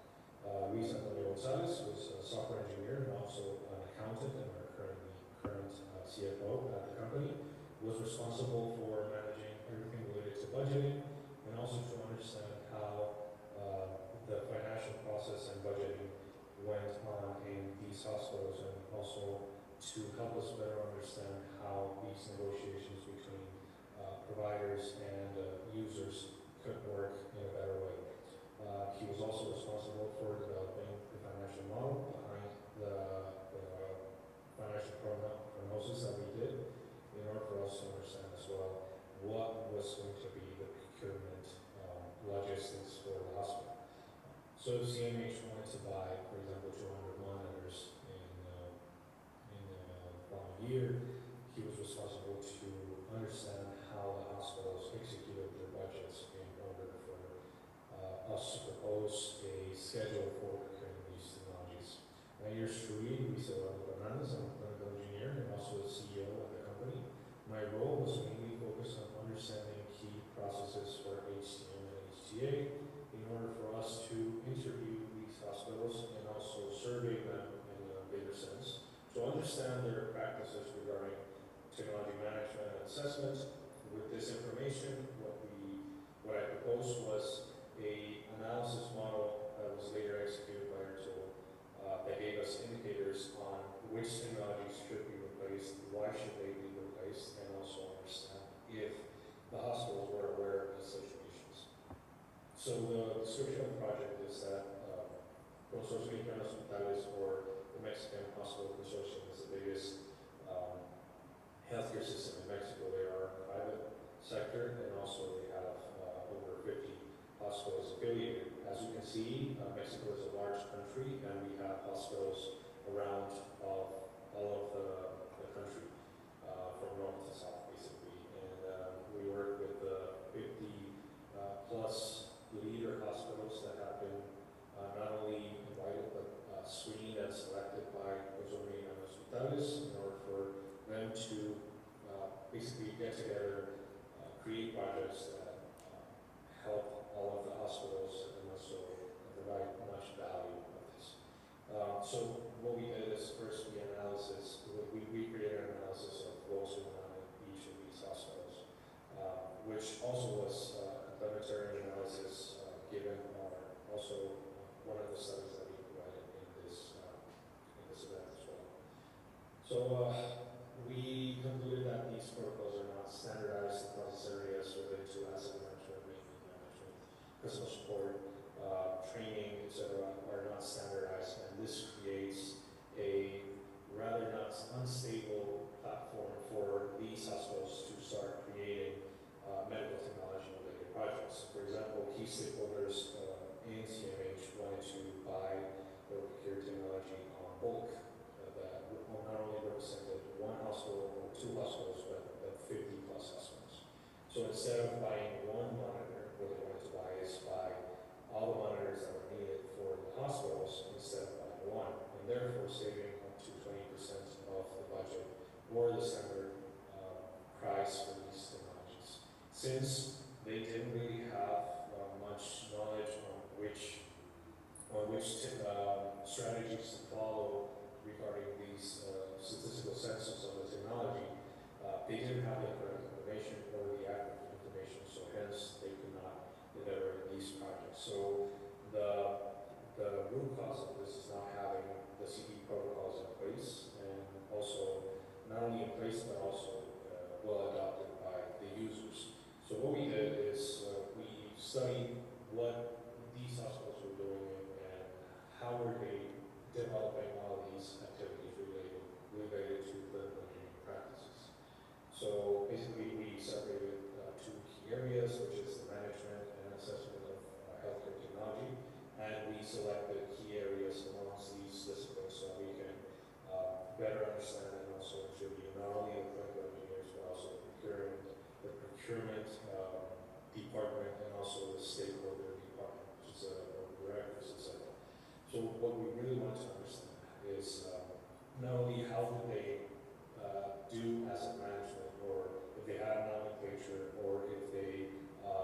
tracing the end user support requests, but also if they were measuring all of these operations and if they were being logged onto the equipment profile. Not only this, but also understanding how the stakeholder was involved. So for example, an operations director or a general manager for the hospital or a clinical manager, how are they involved? What was the role? And also how strong are they working with the clinical engineering department? On the HTA side, we analyze the procurement cycle, the chain of command behind the decisions, and also what were they considering in order for them to take all these decisions into consideration. Something very important was life cycle analysis, which basically relates to developing a standard or developing a methodology in order for the hospital to change or renew their technology. What are they analyzing? Are they waiting for the technology to fail in order for them to buy another one, etc. And of course, as key strategic partners, provider management was something that we wanted to emphasize as well. What is the chain of providers that the hospital currently has? Are they working with the top providers according to some user reviews? Or how many providers do they have, for example, for analyzing proposals or requests for proposals for anesthesia machine maintenance or vaporizer management, anesthesia vaporizer calibration and maintenance, etc. So we wanted to know what was also their reach of providers, and also if they were doing some analysis behind the selection process for each of the tenders that they had. So our results were that 39 hospitals were surveyed, and also we determined that CMH manages around 58 million worth of medical technology. Also, we grabbed the maturity model that we developed in another study, and we wanted to understand how 8 key HTM and HTA processes worked, which are the ones that I just discussed and also discussed in our other study. And what we did is basically we analyzed the medical equipment inventory for all these hospitals, we standardized it, and then we did an analysis regarding what is the age of these devices and also how much life can they have left in order for them to operate in a safe way. So we interviewed the key stakeholders, not only the clinical engineer, but also the medical manager to test out certain experiences, and also the procurement managers to understand when were these devices procured, etc. And we selected these technology types, which are anesthesia machines, electrosurgical generators, mechanical ventilators, defibrillators, incubators, surgery tables, the vital signs monitors, surgery lamps, all the stretchers, and also the hospital beds. And we surveyed as well some providers to understand what was the current worth of those technologies and also compare them to the current invoice that the hospital had. And we determined that there was all these pieces of technology that needed to be addressed in order for the CMH to have safe and also up-to-date technology in their hospitals. And well, this created the basis for the first centralized or bulk procurement that has already been planned and is estimated around $200,000 for the first example or the first exercise. And this was also the process behind what we ran on our CMMS regarding standardization of medical technology and inventories, etc.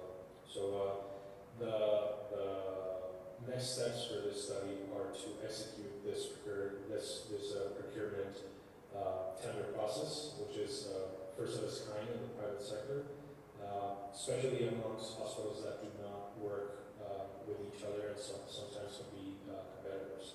So this is a huge project for our country's Mexican hospital sector, because this is analyzing the needs of 39 hospitals that do not belong to the same hospital group and that are managed completely different and have different objectives, etc. So we expect for this tender process to happen in the first quarter of 2024, and our results will be published in the next Congress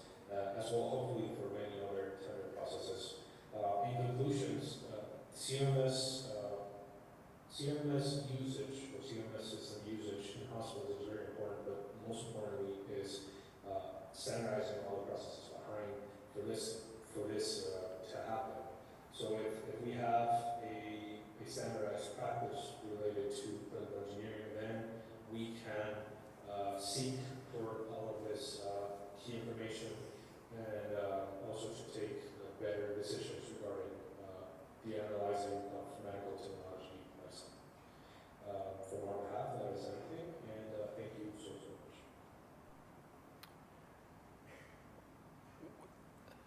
There was one.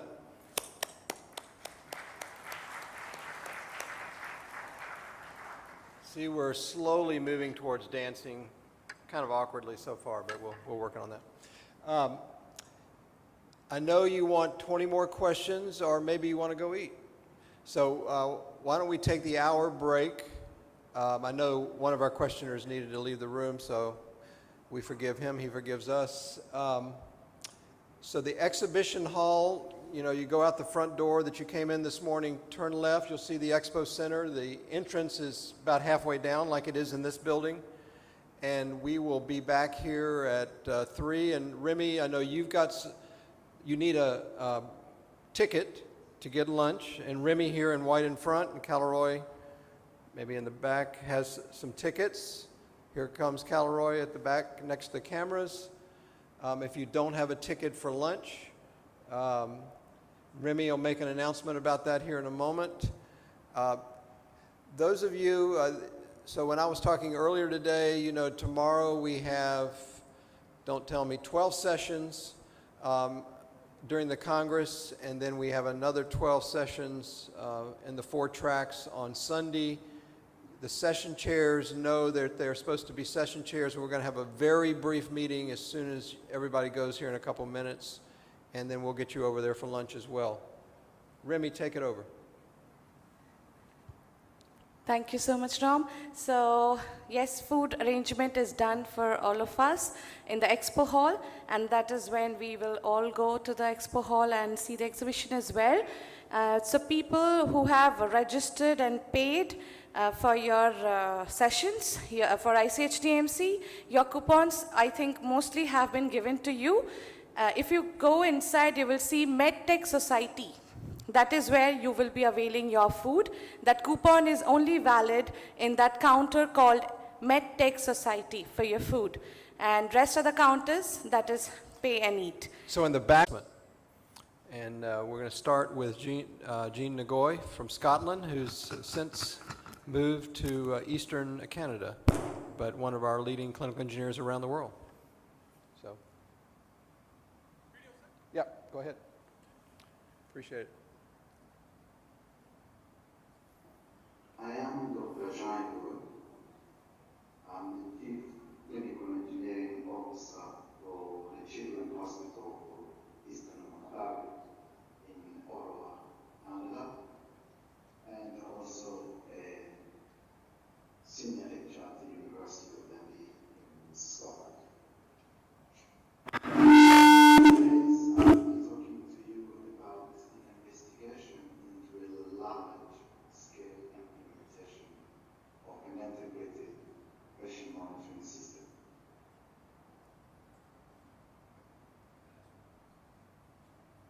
The team who work on this project consists of Professor Zion Wang, who supervised this work, Professor Gulam Nabi, Dr. Shetty Bhushan, Dr. William Bartlett, Kim Greenwood, and myself.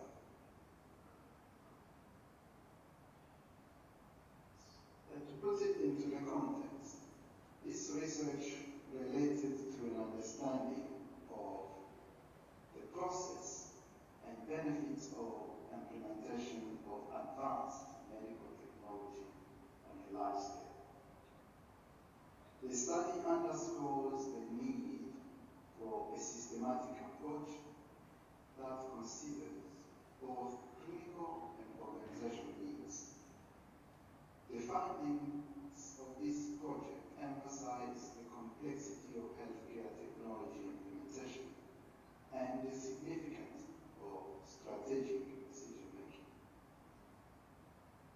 It serves as a model for future implementation, benefiting patients, the healthcare industry, and the academia, and of course, chemical engineering. So, from the background, back in 2017, NHS stateside standalone patient monitoring systems across the entire healthcare reached the end of life. So our failure to replace these systems were identified as posing a significant risk to patient care and to the service delivery throughout the organization. At the same time, NHS stateside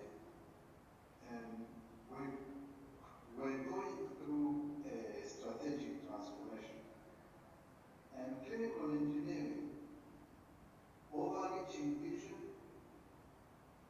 the integration of digital technology was prioritized to enhance healthcare decision-making process.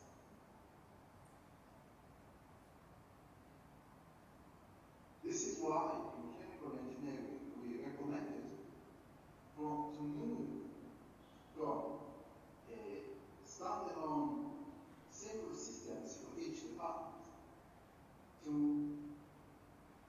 a single but integrated patient care monitoring system, which is illustrated in the figure 2 on the diagram on my left hand side. So here we suggested, let me first explain this the concept. As we saw in figure 1, we have every department with their own type of monitors which were connected to a single network. So we had actually small networks, and those networks would not communicate. But in here, we are suggesting, on the hardware side, we have monitors, central stations, telemetry systems, ambulatory monitoring, together with all the traditional vital sign monitor that's come, vital signs monitoring signals that are coming out of the monitor. In addition, we are requesting to add, which are the NIPP, SpO2, temperature, and ECG. Here we are requesting to add CO2 for anesthesia, CO2 for neonates, temperature monitoring for neonates, and EEG and PEEG to monitor patients under anesthetics. On the integration side,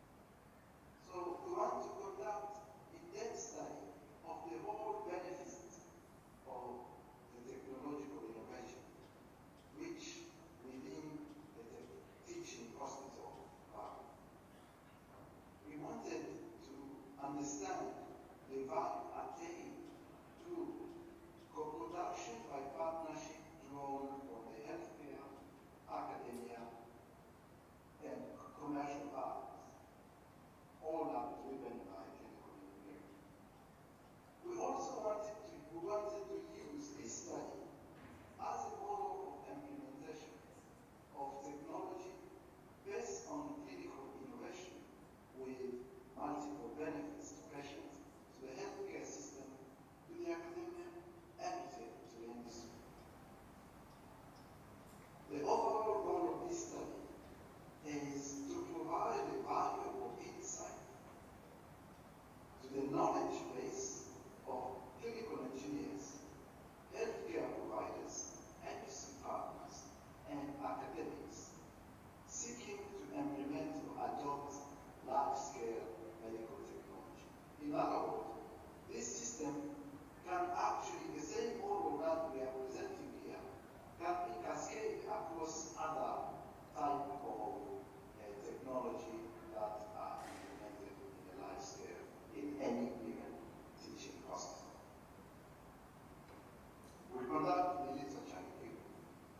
What we found is that there is a wider literature review on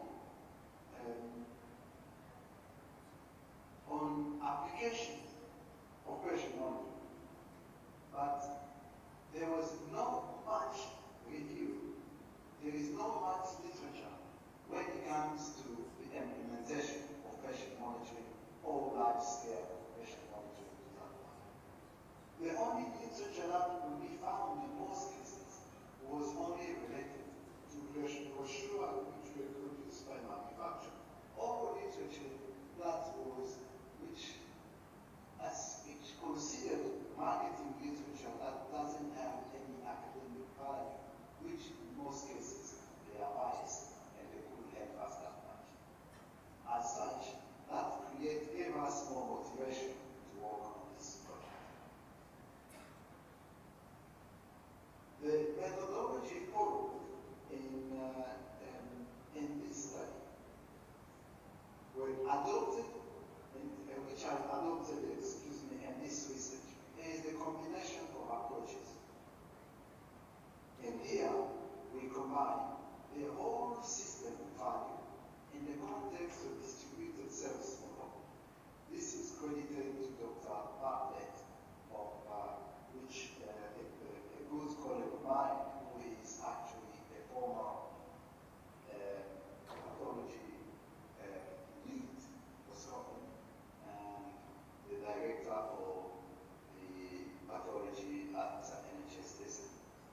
We also use Plan to Act improvement model, which is widely used in healthcare system and especially in the National Health Service in the UK.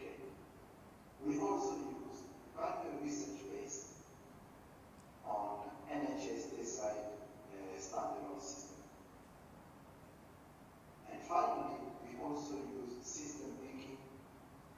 As you know, these are what we're trying to achieve here is based on so many systems that come together to make up what we have as the blueprint of a large-scale implementation using interoperability. As you can see in our vision statement, based on our methodology, we set up our vision, and based on that vision, we created a strategy.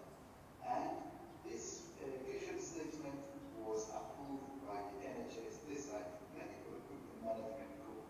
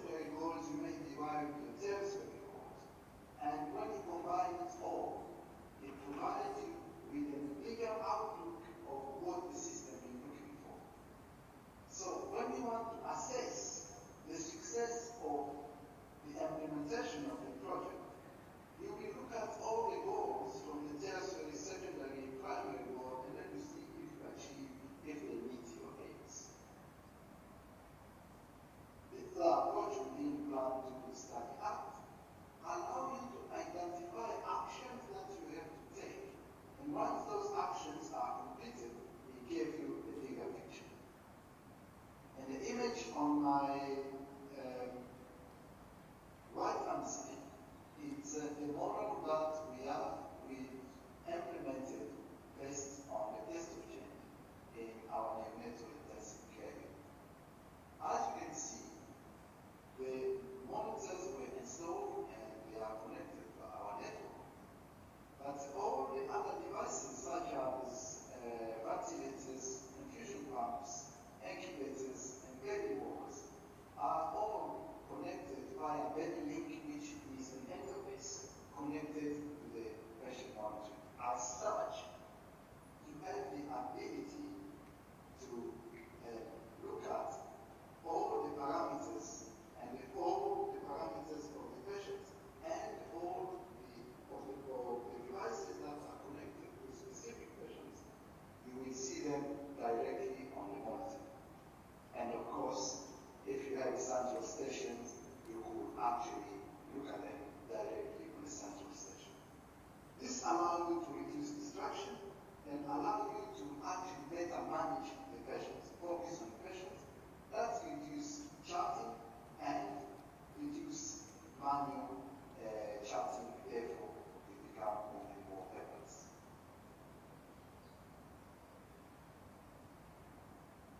We use system thinking. Here, system thinking was used to gain a better understanding of the related parts of the integrated patient monitoring as a large system. 4 key constituent parts were considered. One of them is the international survey questionnaire, where we sent out the survey using LinkedIn to all clinical engineers across the globe. And what you see on the right-hand side, some of the results that come from that survey questionnaire related to how people are using patient monitoring, what type of health information system for electronic patient records are used, how many people are using them, etc. We conducted show and tell with all the manufacturers in Scotland who distribute or sell patient monitoring, where we ask them to clarify, to tell us what they have and if they have a system that can do what we want them to do, which is a large-scale implementation. We conducted structured interviews with stakeholders, and we did a study of existing digital infrastructure. And we did this only because the hospital was built in 1976. As such, that's when the standalone systems were conceived. As technology evolved with the years goes, it was very difficult to really grasp and understand what if the system will be able to cope with modern technology.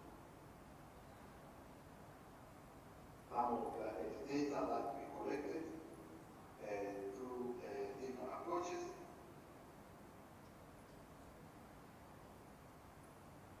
So here are the findings from our NICU test of change.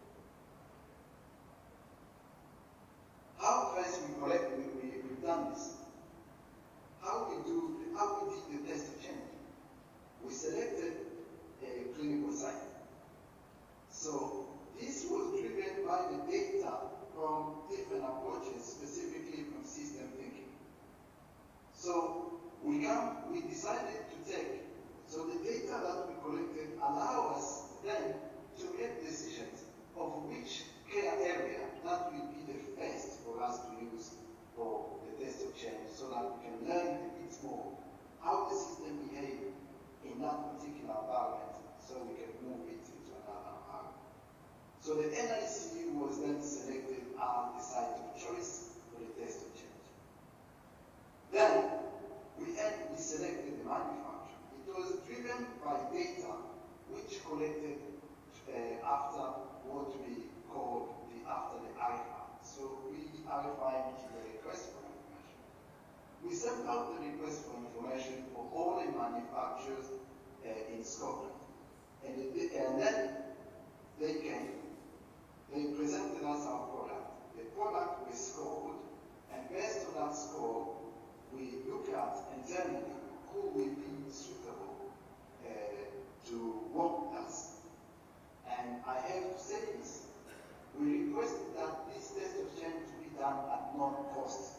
fast, so that it can be done within the limited time of 1 to 2 years. Then once we collect the data, we will return the hardware to the manufacturer. And finally, we selected an academic partner. And being biased, maybe not, but it was evident that our academic partner will be the University of Dublin. As you know, the NHS site, specifically Nine Wells Hospital, house one of the largest teaching medical school in Europe. And we thought this was a right environment for us to perform this test.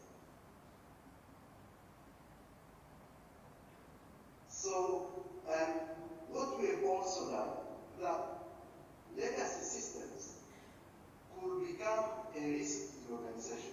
So all those standalone systems will become a risk because there were no more parts available. Even when you go to try to outsource them on eBay or all the other platforms, it was impossible to get computers with Windows 95 in 2018-19. So also we have learned that like-for-like replacement for monitoring system is not an option. We learned that IT infrastructure needs, when it comes to operating systems, wireless, network, remote monitoring, and storage and security, require more than just an existing system. So the test of change allows to identify enhancements that are needed for a successful integrated patient monitoring implementation. So due to financial constraints, we decided to, in the end, we will take this project, and if we have to do a full implementation, it can only be done in a phased approach. And what we have also learned is every department is unique. Therefore, out of the box was not an option, as I said earlier. The only way to deal with it is to go one department at a time, analyzing the need, assessing the need of that department, and then working from there. And that's what we did. So, what we have also learned from the manufacturer's point of view, and I should say, what the manufacturer have learned from this test of change. So, they have learned that we've learned that the access to hospital, clinical expertise, in the testing of a new technology enhancement within the clinical settings prior to commercialization is one of the key tremendous. They don't have access to colleagues, clinical colleagues, or other people who will provide them that advice to enhance their product. So, access to hospital technology provider or vendors for collaboration. It became evident to us that this was the way for us to collaborate with the vendor, enhance the product, without forcing them to go through the R&D. Because if we go in the first place, asking them to go to the R&D and start to design what we want, they won't do it. But through collaboration, it's a win-win situation.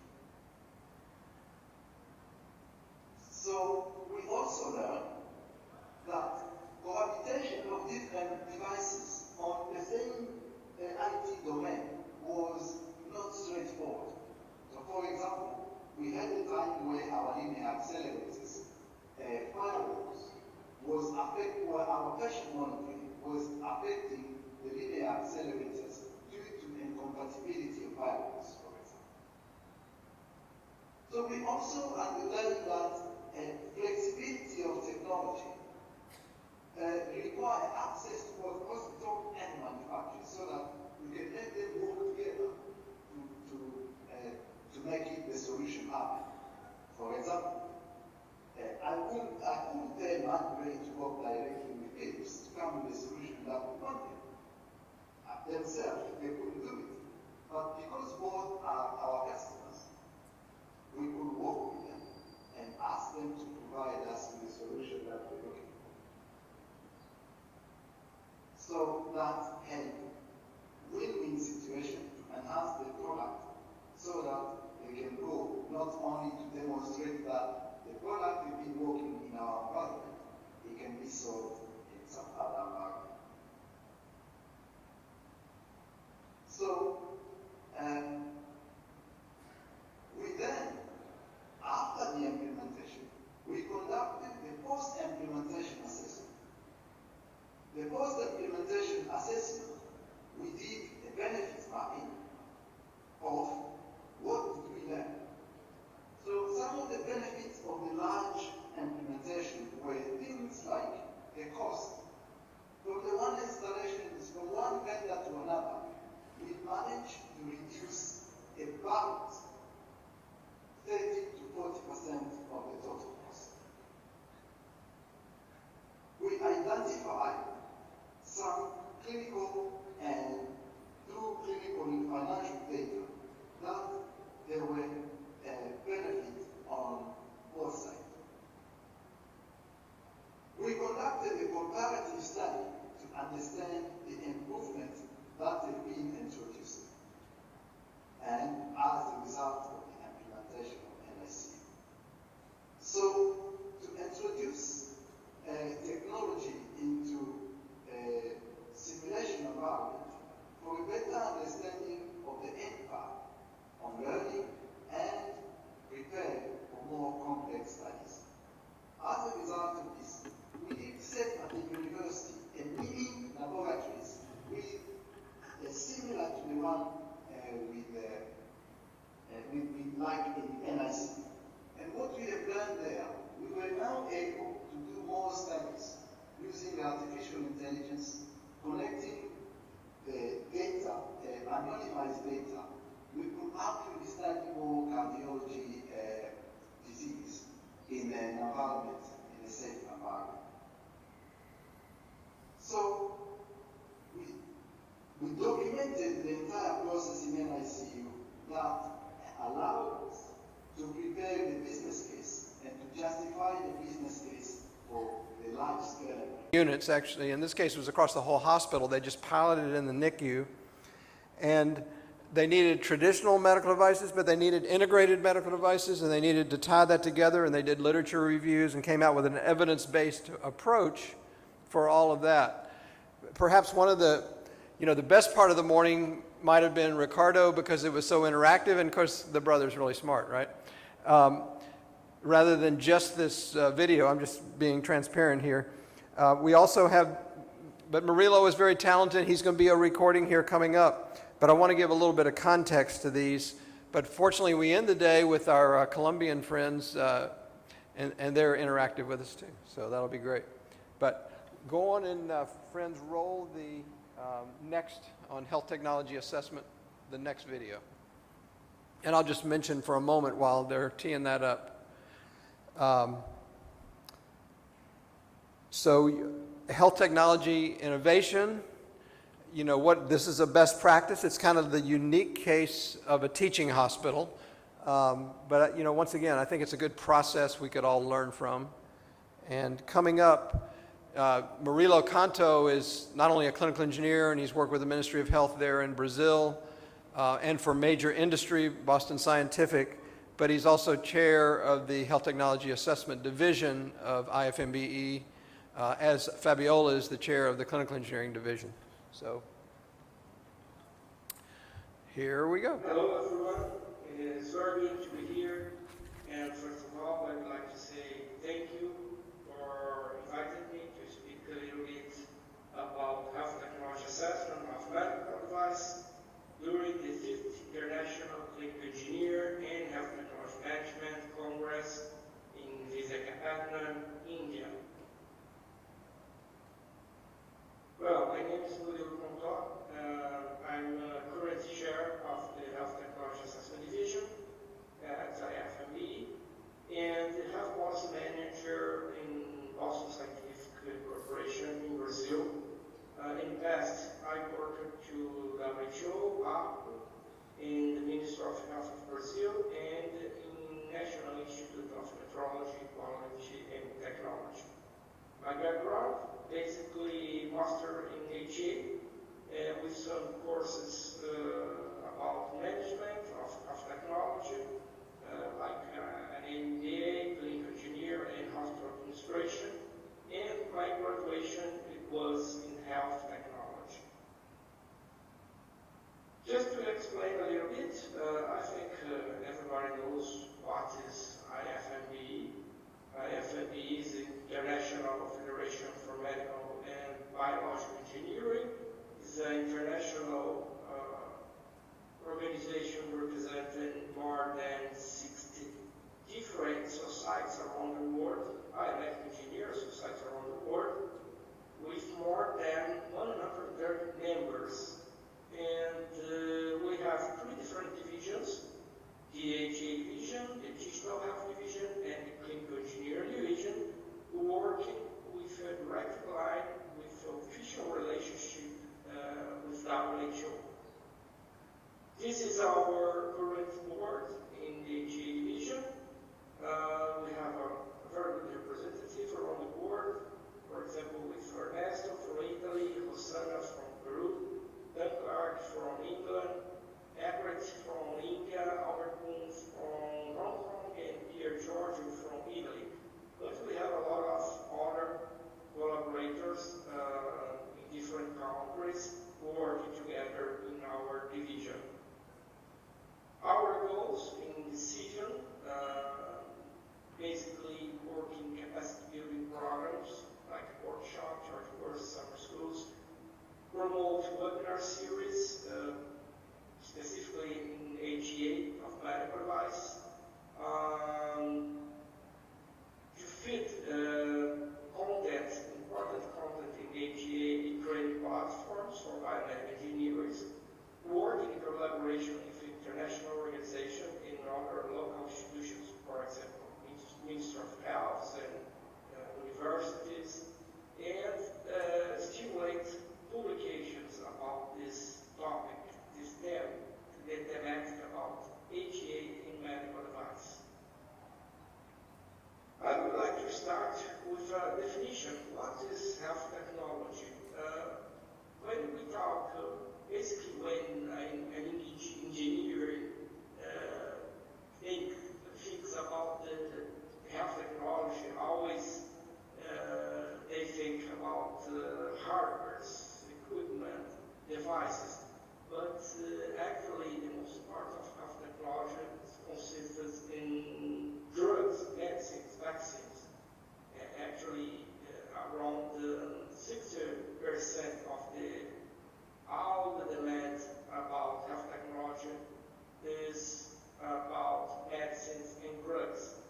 And medical device consists in articles, instruments, equipment, or machines used to prevent, diagnose, to treat diseases, to detect, to measure, and other functions that we know very well what represents the medical device in our health systems. We are talking about a completely heterogeneous world, since a simple bandage until a linear accelerator or CT or magnetic resonance scanners, very high complexity equipment. So we are talking about a completely different universe of technology than medicines, drugs, and vaccines. I used to say, actually, it's not my sentence, it's not my phrase, but it's a phrase by my friend Carlos Eduardo Gouveia. Medical devices follow us from the first to the last breath is breathing, because when we were born, we have equipment, and we die, we have equipment with us. But despite the relevance and the importance of medical device in our lives, in the health system, we have just a few participation, a very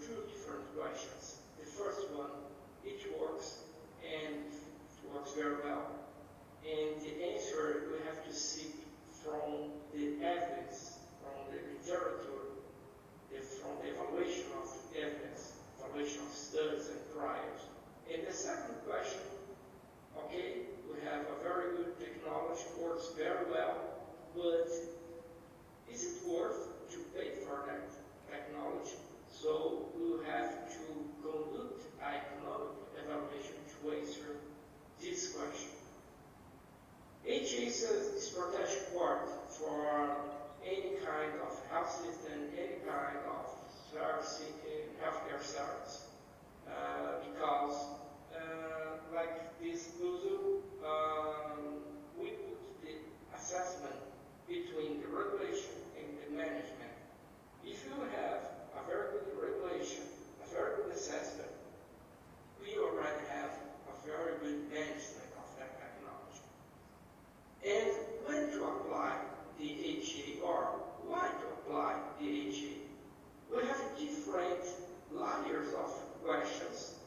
Since the question about if the technology works, but also to respond if the implementation is appropriate and what we need to a good implementation of that technology, and more, it's very important to answer if the technology is sustainable inside of that facility or into some health system.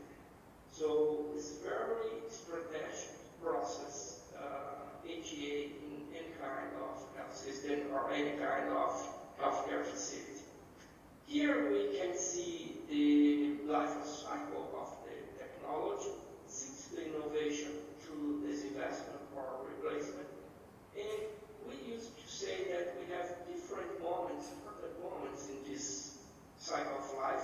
The first technology assessment is to promote the market, incorporation to the market into the country. Basically, we are talking about regulatory register, evaluation or assessment for regulatory proposals. The second assessment is to adoption the technology into the health system for reimbursement proposals.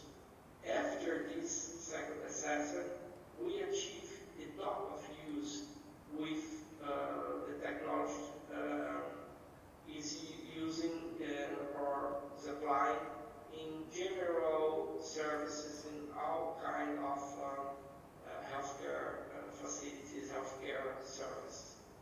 So we can apply this actually this step of the life cycle. The top of use is very important in the participation of the clinical engineers to collect data with about the using of the medical equipment daily.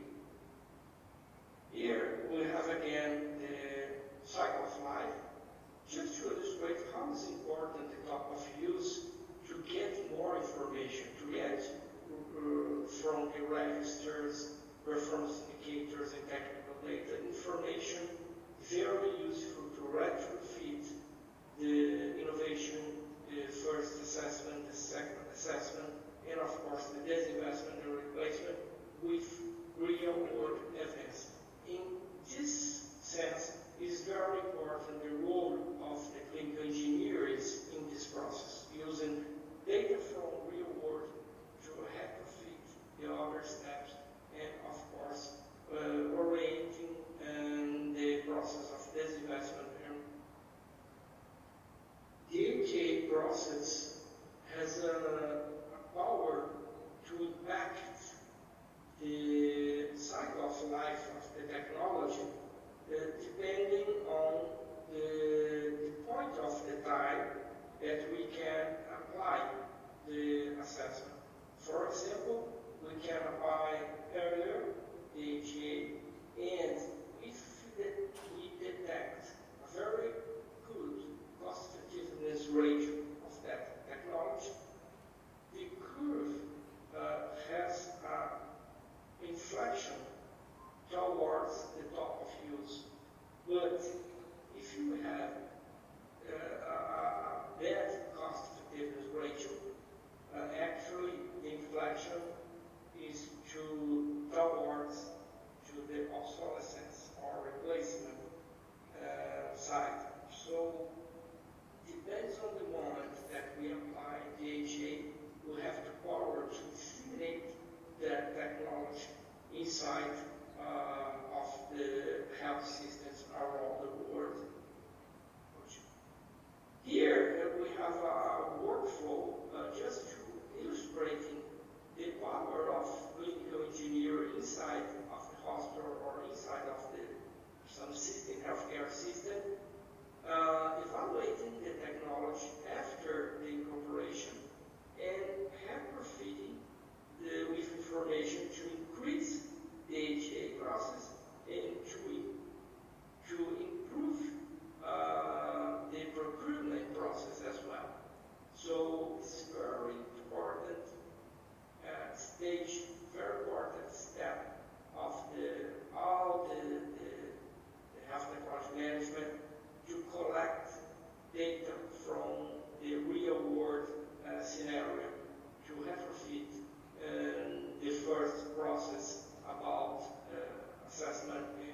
evaluation of the tool.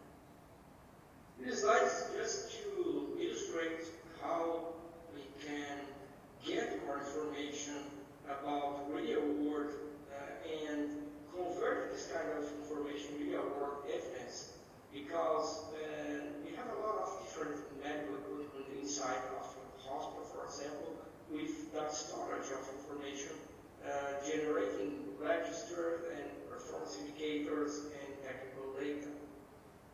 Just to explain a little bit about different domains of the HA process, we used to highlight more the clinical and the economic aspects, but we have to consider as well the perspective from the patients and the perspective from the organization, because we have to pay attention very different aspects in terms of diffusion, logistics, utilization, accessibility, and sustainability inside of the organization. When we are starting HA process, it's very common to consult some guideline or some framework, and we have a lot of different guidelines and frameworks around the world. But the most part of that guidelines has a bias about how to evaluate drugs, how to assess drugs or medicines, and not medical device. It's difficult to find some considerations or particular aspects about medical device. So here we have some important difference between drugs and medical device. For example, the clinical evidence with drugs is very easy to get randomized control trials, but with medical device we have important barriers and use more real-world evidence from observational studies. It's very difficult to blind the RCTs with medical device. Sometimes it's impossible to blind the patient, to blind the physician. But in terms of drugs, it's totally feasible. The cycle of life in terms of innovation with medical device is shorter. In operation 2 years only, we have important changes in the medical device. But with drugs, it's very common to find medicines and drugs for 10, 20, 30 years in the market with no changes. The cycle of life in terms of using the drugs is consumable, but medical device, we have the need to service after the implantation or the using or during the using, maintenance, for example, and other important aspects. The learning curve, no impact for drugs or few impact, but medical device depends on totally of the professional skill.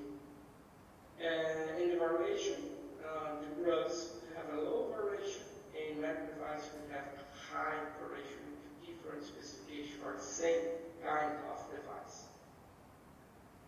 Here, just to illustrate the randomized control trials, what we are talking about, the need to randomize the different groups about the treatment and the control group. And what's the blind? The blind is the patient and the physician and the assessor. Nobody knows what kind of technology are you using, and I think it's obvious that sometimes this kind of blind is totally impossible for medical device.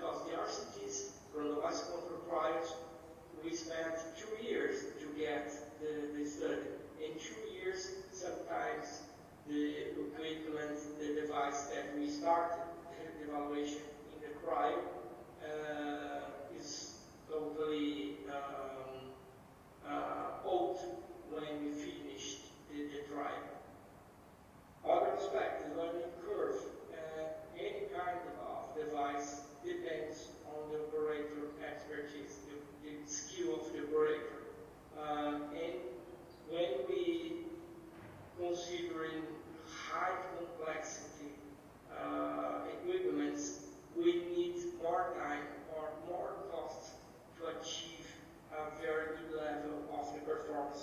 So this is other aspect, very important aspect that has a meaningful impact in terms of cost and effectiveness of the technology. Other particular aspect is the incremental innovation in onboard technology. Sometimes we don't evaluate the equipment, but only the software inside of the equipment.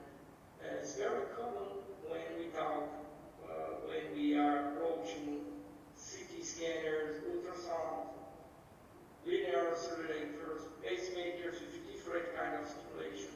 So is a very important aspect that we have to consider different software, different packages of applications that we have in different equipment like that. Here, talking about the other very important domain, the economic domain, or health economics, when we are conducting HA process.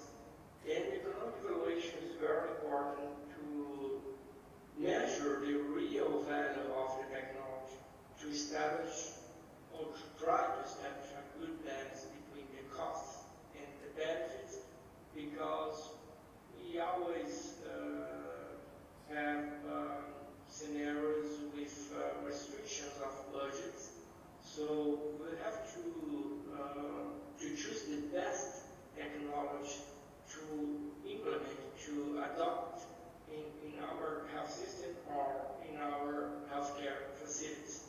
So these images, we have a illustration about the coverage mechanisms, for example, and always is not enough to cover the needs of the population or the quantity of people that we have to cover, and always we have more demands, more claims, different claims to cover the needs of the population. And we have to try to find this kind of balance between costs and health benefits with the bringing some types of economic evaluation in health. We have the cost effectiveness evaluation, costability, cost benefit, cost minimization, and you have difference between each one of that kind of evaluation. But basically, the cost effectiveness, we are evaluating the money per clinical outcome or different kinds of outcomes. For example, adverse effects, strokes, infarctions, medicines, quantity of days that we stay in the hospital. The cost utility, we convert this kind of metrics, this kind of clinical outcome in quality of life. But it's not only quality of life, but quality of life or life years gain adjusted by quality of life. So it's a mix between the years that we can gain with the technology, life years, and the quality with these life years. Cost benefits is convert this kind of quality of life in terms of productivity and economic gain to our society. And the cost minimization, we assume the same kind of outcomes, the same result of the technology, but we have to just to measure the savings about technology, about the best technology. And we have the budget impact analysis when we consider all the population targets, the costs of the technology, and the cost saving, comparing the old technology and the new technology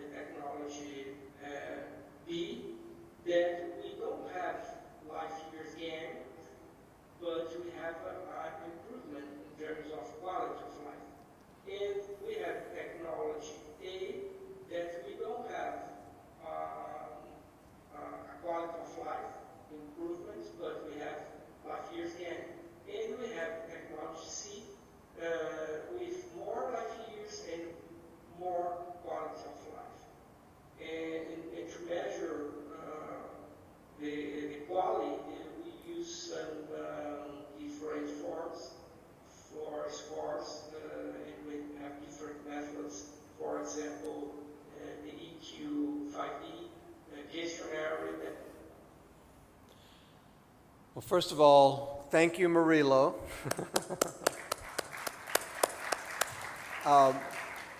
Murilo, we ended you a little bit short because you did a great job of hitting 30 minutes, and I just wanted to set context for a moment. So, you know, of course, we talked about this morning, strengthen the relationship between HTM, Health Technology Management, and Health Technology Assessment. Of course, Murilo is a wonderful clinical engineer himself for many years, and all that other exceptional background that he has. HTAD, the HTA division, is made up of many clinical engineers, something any of us in the room would aspire to be on that team. Rosanna and Ernesto and many others.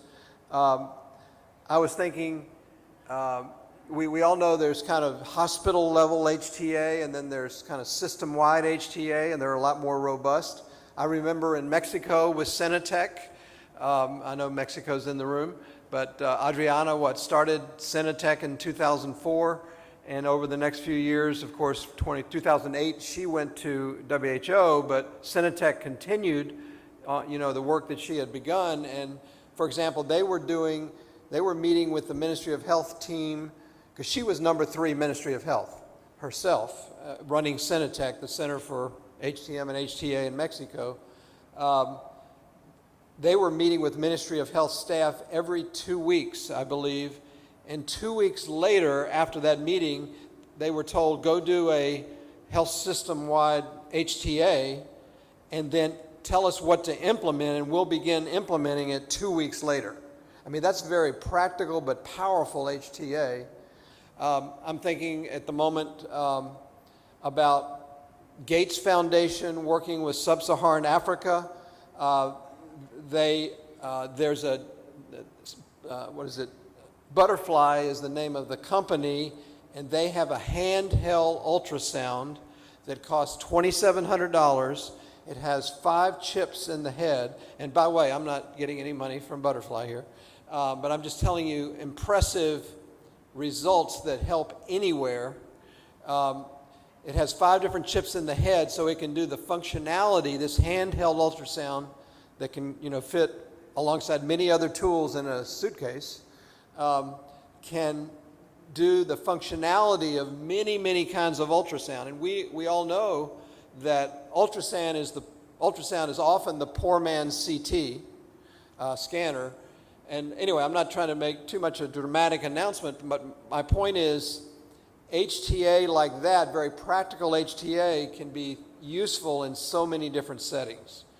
And so we got a very academic and important practical view of it from Murilo, but how do we use that in the health systems where we work? And I know we could talk about that a lot more, but we're going to proceed. The next discussion is, okay, sometimes clinical engineers, there's not that many of them in a health system, and there's more medical physicists. Sometimes there's more, and I think that's particularly true, in the UK, but it may be in your country. And the medical physicists get more recognition than, but the question isn't a competition, it's how can we best partner together with the medical physicists. And of course, the ICEHTMC meetings that IFMBE and IOMP run every, let me get it wrong, Shankar, every 3 years, brings together medical physicists, academic biomedical engineers, and clinical engineers, and HTA leaders. But all that is to say, how can we bring the partnership of clinical engineers and medical physicists closer together? And so we have some very distinguished friends, Kari Boris and Mahesh, don't let me pronounce his last name, who's Indian-born but works at Johns Hopkins Hospital in Baltimore in the US, to share with us and maybe one of their colleagues how they see clinical engineers and medical physicists working together both in developed world and the LMIC, the less developed world. So that's next. Take it away, my friend.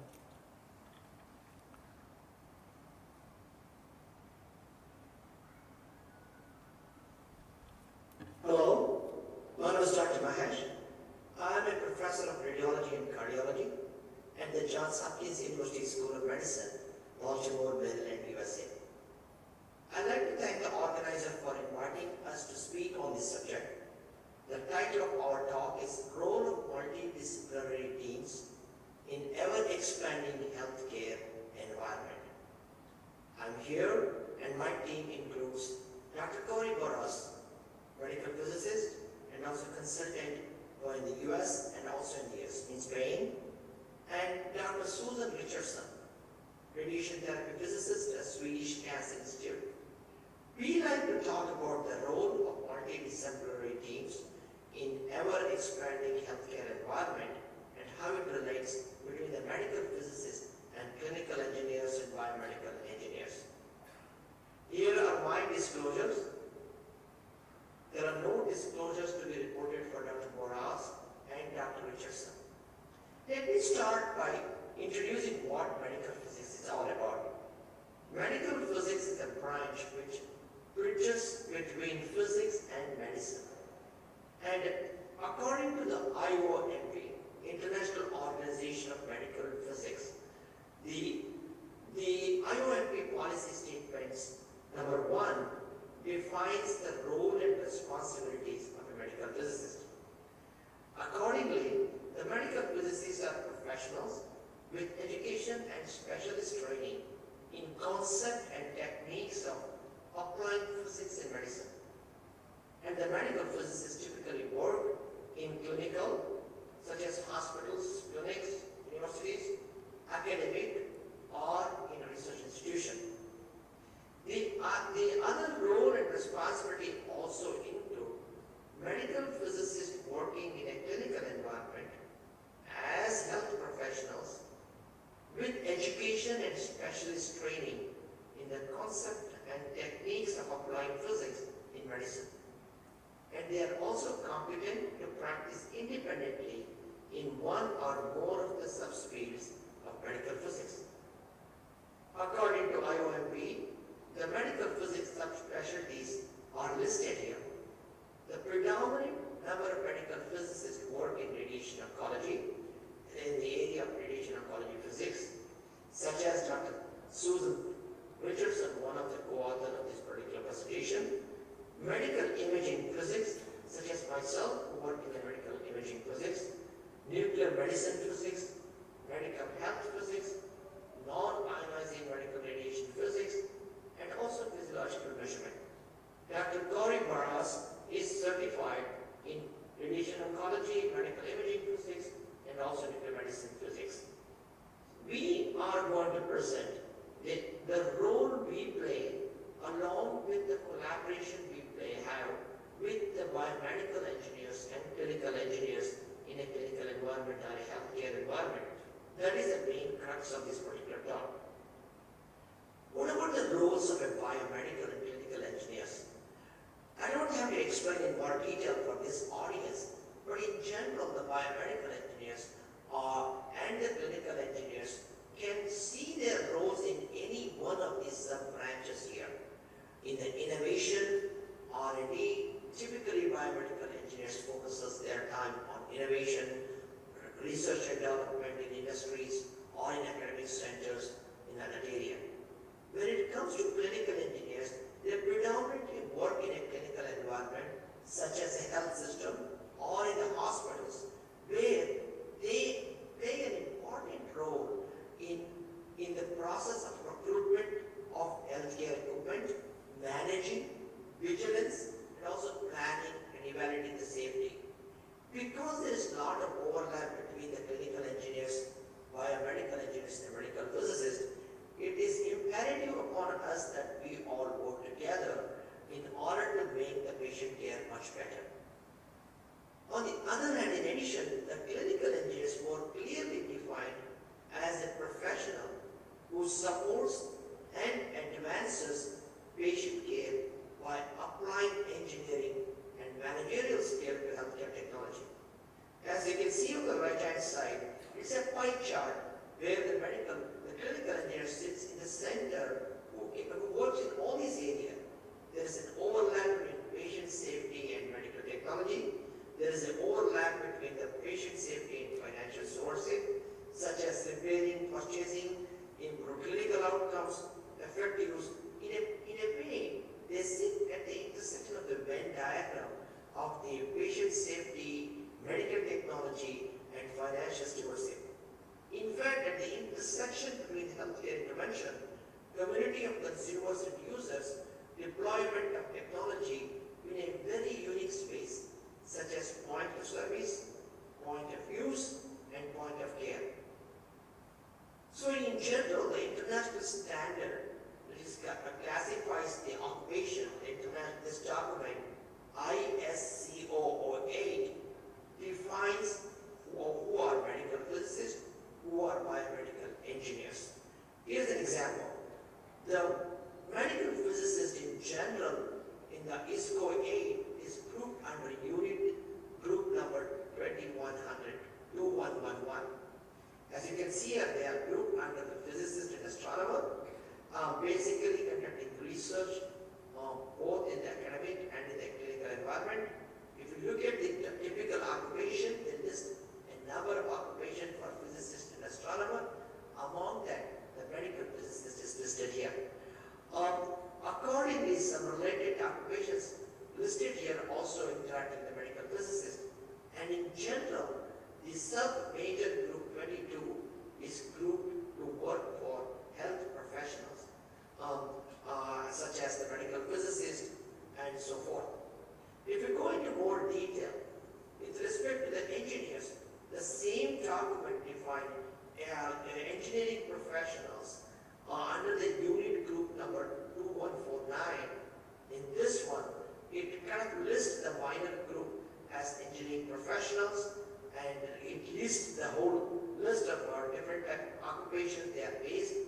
As you can see here, the biomedical engineers are defined under this particular unit group.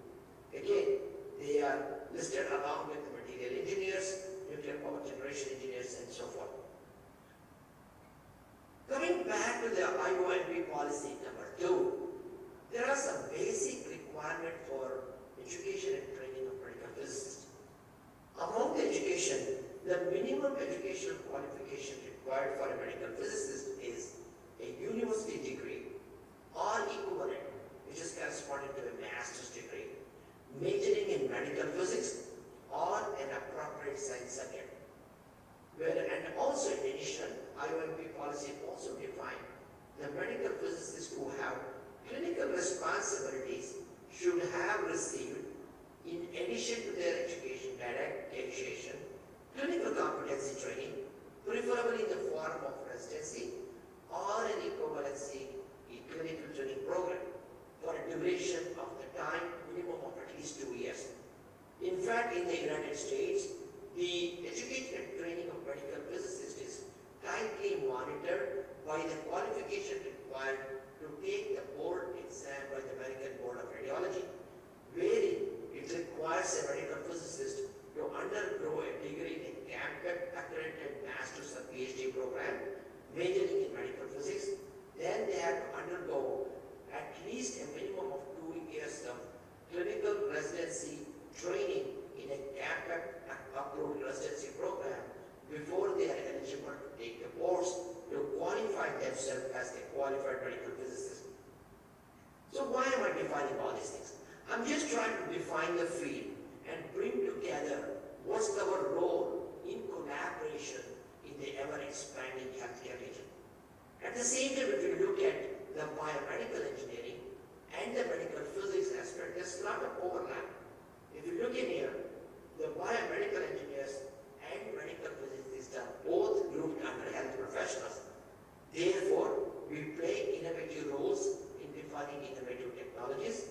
We play a key role in specialized care, a key role in complying with the regulatory requirement, and also a role in the safe, appropriate use. If you look on the right-hand side, they are typically employed or provided services to diagnostic facilities, radiation oncology facilities, and they also optimal service includes improved referral practices, protocol-based management for the imaging and radiation therapy, and linked with NGOs and so forth. There are several types of collaboration between the medical physicist and the biomedical engineers and clinical engineers. At the international level, working with international organizations such as WHO and IAEA is one platform where there is a lot of collaboration between the clinical and biomedical engineers and the medical physicists. The other international collaboration level sits in the working in joint committees or task force, such as this IUPESM, HTTD, DG task force. At the clinical level, both medical physicists and the clinical engineers work very closely, as I'm going to explain in a few next days. Why is this important? This is important to understand that both the engineers, the clinical and biomedical engineers, and the medical physicists all work towards providing a better patient care. And we work with the clinician colleagues to make sure we provide the best patient care in terms of the safety and in terms of the compliance and so forth. Therefore, it becomes imperative that we need to collaborate more, especially in the area of ever-expanding healthcare, health technology. Here are some of the responsibilities listed in various documents for medical physicists and also clinical engineers. And I'm not going to read these things. There is a basic map of responsibilities which goes across the specialties, and there are more specialized medical physicists which can focus on diagnostic and interventional radiology or radiation oncology or nuclear medicine. In fact, the three of us here are specialized in these areas, so it's kind of nice to bring our voice to explain how this the multidisciplinary role plays an important role. In terms of the clinical engineers who work in a clinical environment, here are some of these options. There are some of the responsibility almost overlap with the medical physicist also, such as specification for purchasing a new equipment, and that will also include a pre-purchase evaluation, which includes both the clinical engineers and the medical physicists. Then there is also hospital-based clinical engineers, which includes supervision of in-house maintenance staff to assure safety and effectiveness.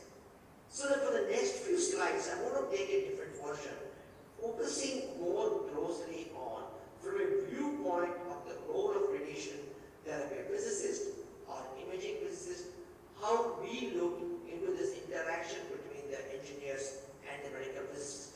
Here is radiation therapy physicist and their role in the interaction. In fact, Dr. Susan Richardson, one of the speakers, provided all these materials to discuss the radiation therapy physicist interaction. Now, to start with, the role of the therapy clinical medical physicist has evolved over time. In fact, one of the documents based in the American Association of Physicists in Medicine, report number 38, defines the role of a physicist in radiation oncology. But as you can see, it's kind of a little bit outdated, it's 1985.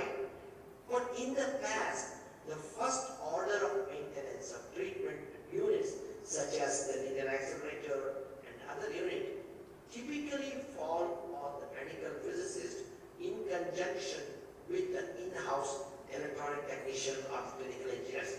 So the medical physicists clinically were having a lot more hands-on responsibility with the equipment in the older time. Physics section requires access to machine shop facilities for construction and modification of special devices. It may not be needed, it may be needed quickly, or it may not be commercially available. This was how most of us were doing medical physics in radiation therapy a few decades ago. But it has evolved now. Nowadays, what's happening is like there is a lot more separation, and it's moving towards more of a sophistication, such as the following. So typically now the clinical physicists are spending more time in patient concept and also direct communication. Plus, they also work along with radiation oncologists on a hands-on treatment such as brachytherapy, immunotherapy, and now the radiopharmaceutical therapies,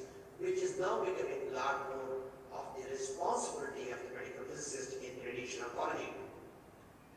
They also are responsible or involved over time working in the area of the administrative to develop policies and satisfy the accreditation and so forth.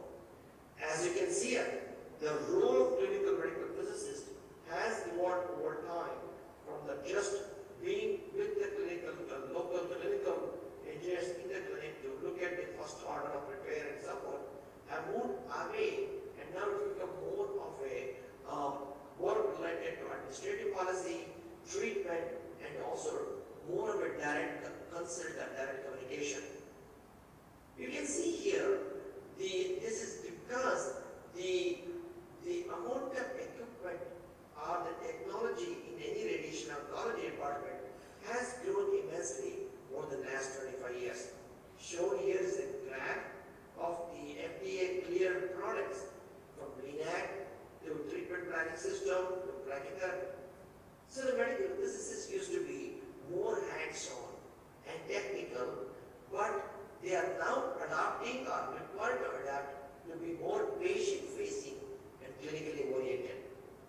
So now what's happening is that the medical physicists and clinical engineers in radiation oncology are spending much lesser time together compared to the past 3-4 decades ago. Hence, we now need a new framework of how to transfer the knowledge from one party to the next.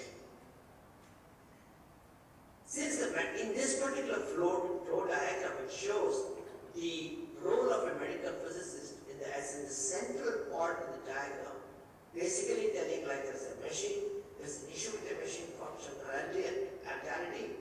If it is working fine, that will automatically be used for treatment.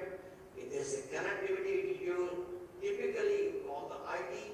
If there's a technical issue, you contact the medical physicist. Once the medical physicist is communicated, can he repair? Typically not because of the sophisticated. If that is so, if he or she can do it, then they'll go back to the checking and making sure the clinical specs are met. If not, they always contact the local clinical engineers for repair. And that usually the clinical engineers will either try to repair or directly contact the vendor. And that's how the system works. In this complex level of workflow, the role of a medical physicist and the demand for the medical physicist is the medical physicists need to have excellent communication skill. They need to align the goals of the clinic, and also they need to have the knowledge for appropriate specification for clinical release. This becomes very important in radiation therapy. For example, the other role of a medical physicist in radiation therapy is the optimized equipment performance. Shown here in this diagram, on the left-hand side is what medical physicist is thinking. On the clinical engineer, these are the questions that they are thinking in their mind, but both of them are thinking these things will help to optimize the equipment and performance. For example, a clinical engineer, when there is a problem, he or she will think, are these parts available? What are the machine's limitations? And what is the project of the project? On the other hand, a medical physicist, when he or she get a call from the clinic that the equipment is not working, immediately will think about what do my doctors want? How long will it take the RTTs to treat? And what can the distributors achieve in the treatment planning system? So basically, it is almost important that the two groups play complementary to each other for the patient care and the patient care. One other shared analytics as data is the inner QA programs in most of the clinic, which shares the data from unit to unit and over the period of time monitors the value of the CT in Cone CT or remotely. So a physicist will scan it and they can insert the images into this program, will automatically determine the values of the CT number, compares it with the recommendation with the specification and puts out a report. And this is very important role of a medical physicist to monitor the QA on the therapy equipment so that it is stable over the period of time, or if it is going down, then he or she has to have a call to the vendor to repair the equipment. Here the other shared communication task of a clinical engineer or like a radiation therapy physicist is to minimize the downtime. And that's pretty much a common thing between the aim between the therapy physicist or the clinical engineers. We all want to make sure we minimize the downtime because there's a lot of patients to be treated. Then also they have a discussion between the two to evaluate key performance indicator, what's called the KPIs, and ultimately to make sure the patient safety is not jeopardized and help the budget for major expenditure and so forth. So now, that was the few things which I want to talk about from a point of view of the radiation therapy physicist. From an imaging physicist such as myself, what I consider is the value of a strong relationship between the medical physicist and clinical engineers is really important because both the groups want to keep the radiation equipment operating safely and effectively while minimizing the risk to the patient. Medical physicists are typically oriented towards evaluating image quality, radiation dose in the clinical protocol, safety and compliance. While the clinical and biomedical engineers in the healthcare setting take an operational approach, ensures the machine meets manufacturer specifications and is safe to use. Here's an example of the various activity of a medical physicist with respect to their role in the radiology department. And some of the key roles are in quality and safety activities, such as acceptance testing, which I consider the most important testing aspect for a clinical medical physicist. To evaluate a new machine before it's clinically accepted. That will also give an opportunity to work with the vendor engineers and the application persons by the medical physicists. The quality and safety activities includes acceptance testing, periodic QA, regulatory accreditation, patient dose estimation, and communication. The last one is education and research, which is an umbrella by itself, but it's a very key role in the patient care. What I consider is the medical physicists and clinical engineers have roles that are symbiotic in nature and evolves over time. I have experience at Johns Hopkins, which has a large fleet of imaging equipment here, and we have several clinical engineers, and it has shown me and demonstrated me whenever we communicate regularly, they interact together regularly, we can take care of many of the things without having major what's called the downtime on the imaging equipment. Because the advanced imaging modalities such as CT, MR, fluoroscopy and so forth requires continuous learning and understanding technical details. And that's where we as the medical physicists can help the engineering colleagues in understanding some of the things. One of the other aim is to ensure the system meets manufacturer specification. Its repairs and service are under the purview of the clinical engineers. Benefit of a strong or a good working relationship is demonstrated by an example as I will show later. Strong and direct working relationship to preserve values of equipment downtime, especially for high-end application, that's very important, and such as mammography in the United States. Whereas when MPs and CEs communicate regularly, it enables to fix, evaluate, and certify imaging equipment more efficiently than if there's a third party managing multi-step interaction. So let me show you a case study where I really benefited by interacting with our clinical engineers and the vendor, the biomedical engineers from a vendor. So we were doing a research project over the past during the COVID time, scanning the same phantom with the software which can do a generator report, scanning the same phantom which was newly designed here at Hopkins and UC Davis, wanted to monitor 4 CT scanners and 4 port beam CT, and since these access to these modalities are only early morning, we used to start up the day very early morning. Here are some of the things. What I learned through this experience. One is technical service is often plays what is called as a detective work.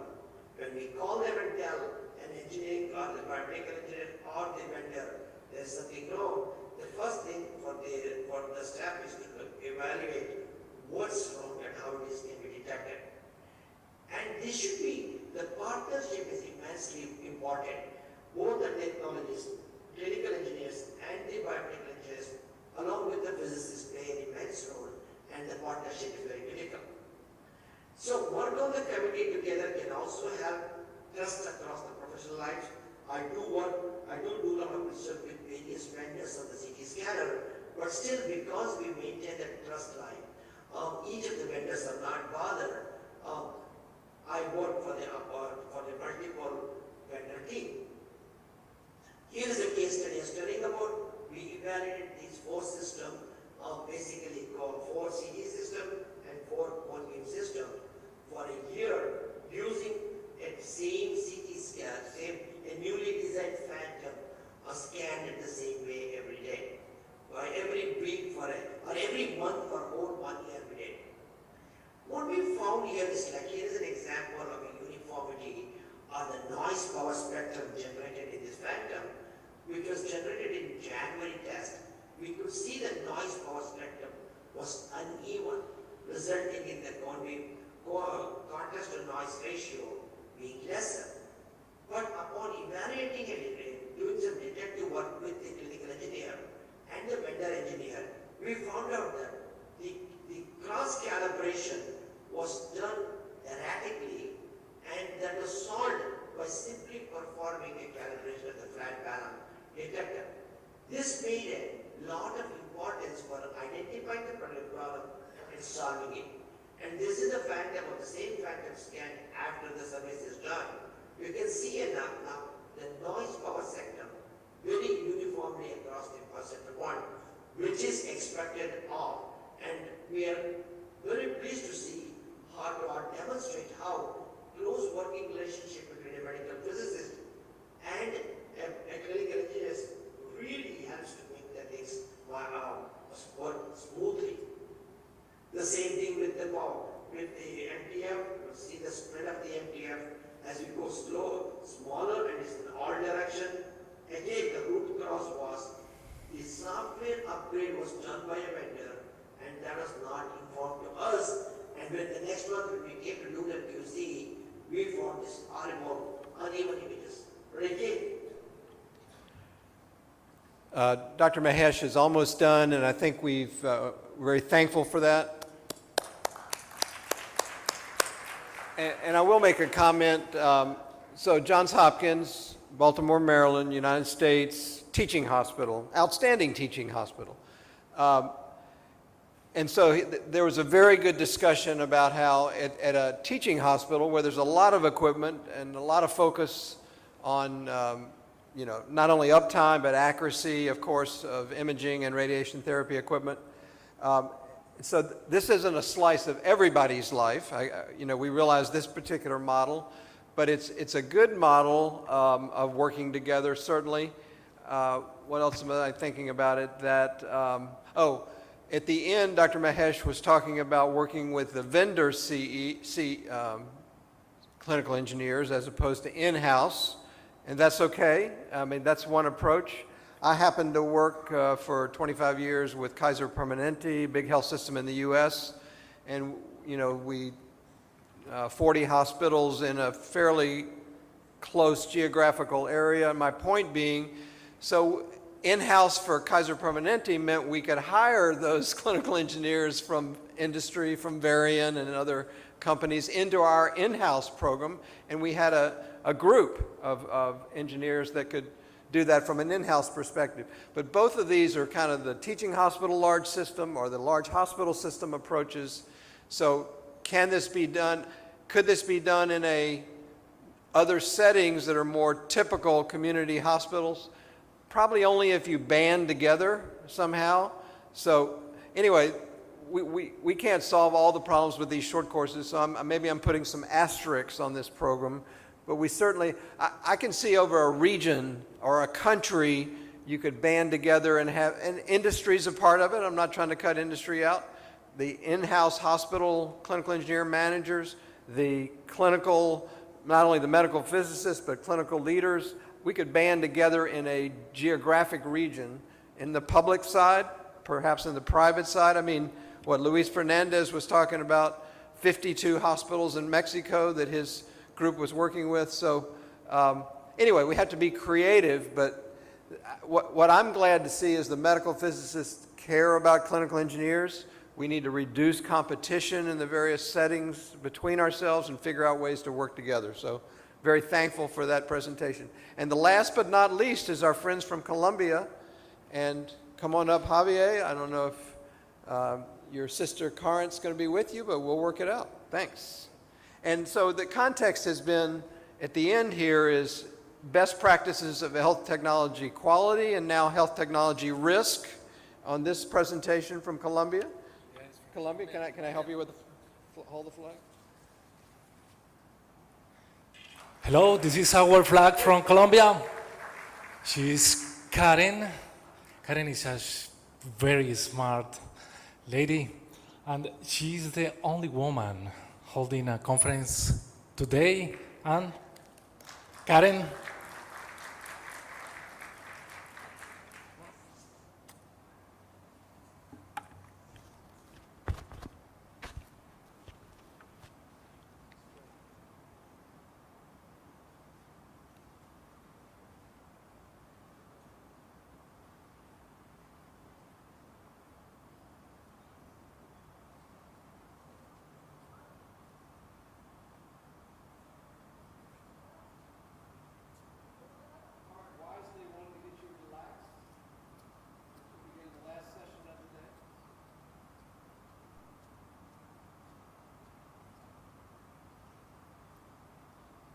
As you heard me say, Karen's getting you relaxed. I don't know, Antonio Hernandez from Pajo, Colombia, from Barranquilla, was a terrific dancer. So I don't know if the Colombian team, maybe led by you, Karen perhaps as a dancer also can, after the presentation, give us a little exhibition. But dance is a part of the themes of this Congress. I just remind you of that. So as they're teeing up her PowerPoint presentation, we're reminded that after 5, there'll be a short break. Don't go too far, please come back. And the last event of the day, 5 to 6:30, will be the Global Clinical Engineering Alliance annual meeting. It's not members only, it's everybody. And food comes with it, not too much food, but a snack to get you until you get back to your area and get a bigger supper perhaps.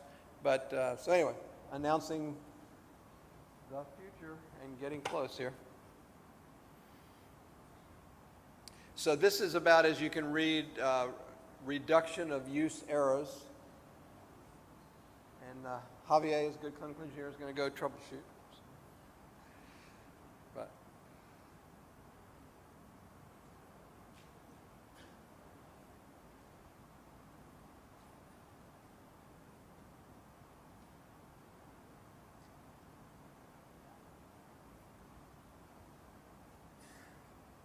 look at that.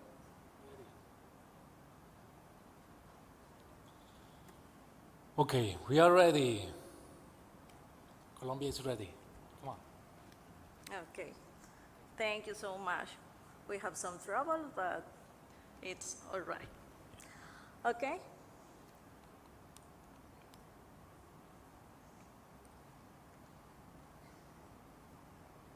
Okay, thank you. I would like to kick off by thanking you for this opportunity to share our experience in risk assessment of medical equipment to my wonderful team, because who are working hard every day in our hospital to ensure the health technology management, to provide the better conditions for our patient in the environment of care.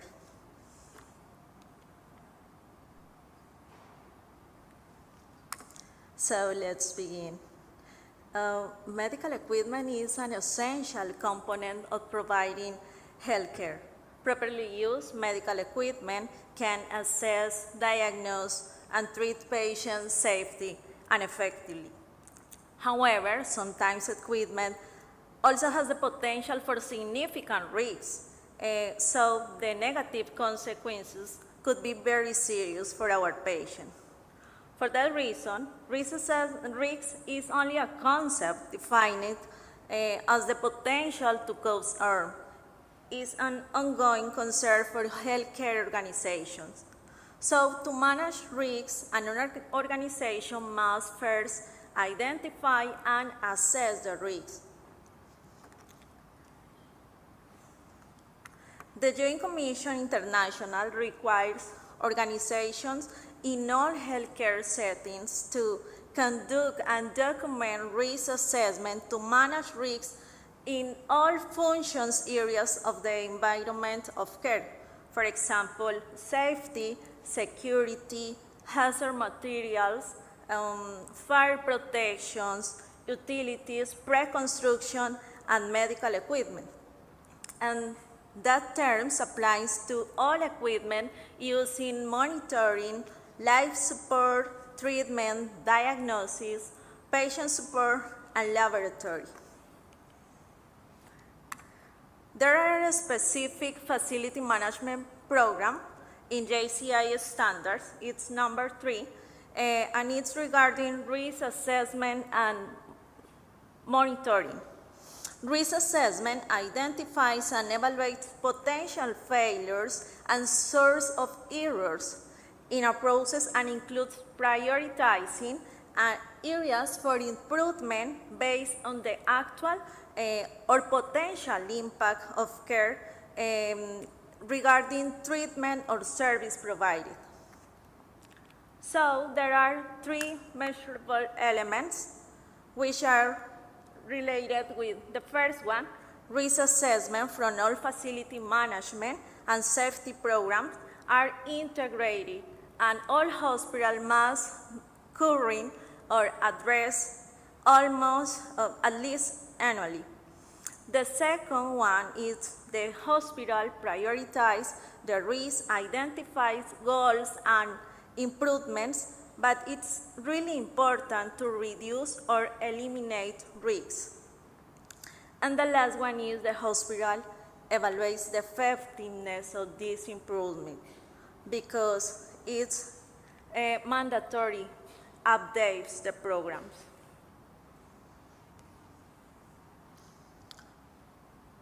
So, the medical equipment risk assessment is used to evaluate and reveal pieces of equipment that are prone to failure and could result in a patient harm if not addressed.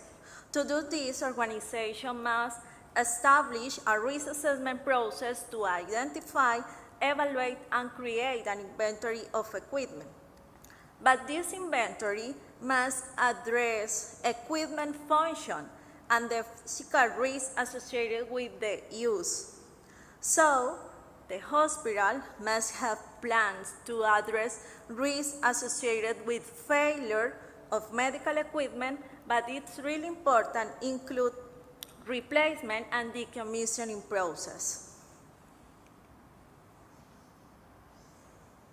So, for that reason, risk assessment could be most effective while organizations define and identify, documents the type and the frequency of these activities. Here you can see the basic risk assessment process. I would like to share that in the first one, for example, in the first one step, it's important to identify the issue in order to define the focus of this process. The second step is develop arguments that support the process, so it could be helpful to create a list of questions with an advantage of support these arguments. In the step 3, you can develop arguments against the process or the issues, or situations that may cause potential risks or affect a situation negatively. Some examples could be potential damage or infection risks. Step 4, objectively evaluate arguments.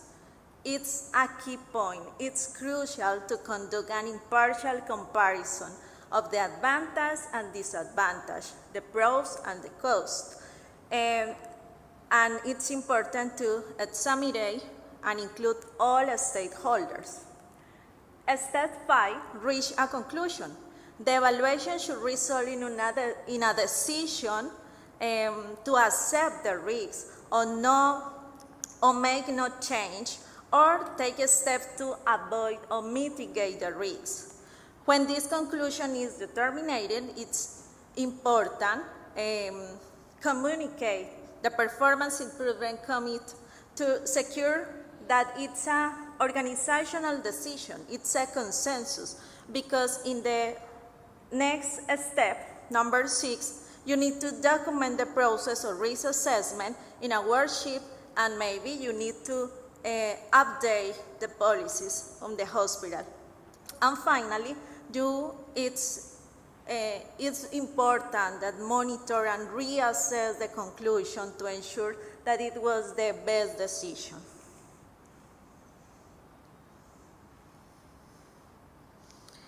These items, conditions, and events are a small sample of risks that we can find in a healthcare facilities.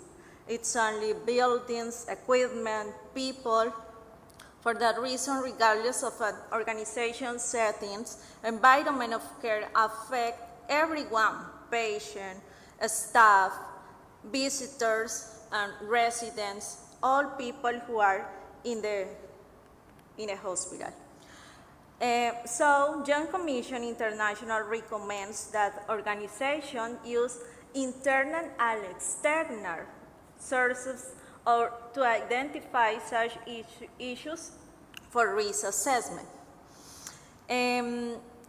It's important to know that some areas and patient population in healthcare organizations are more prone to risks and should be considered when identifying issues for this process or risk assessment. For example, the ICU and OR are affected when we have failures in the utilities, and it could represent a higher risk for the patient. On the other hand, within a specific patient population, for example, pediatric patient, risks might be considered higher because the nature of the illnesses or the likelihood of suicidal behaviors. So when we are addressing risk assessment, it's a mistake when we think that it's an exclusive responsibility of facilities staff. Start off, it's important to include all people in order to get the whole of the physical environment is represented when we are conducting this kind of exercise.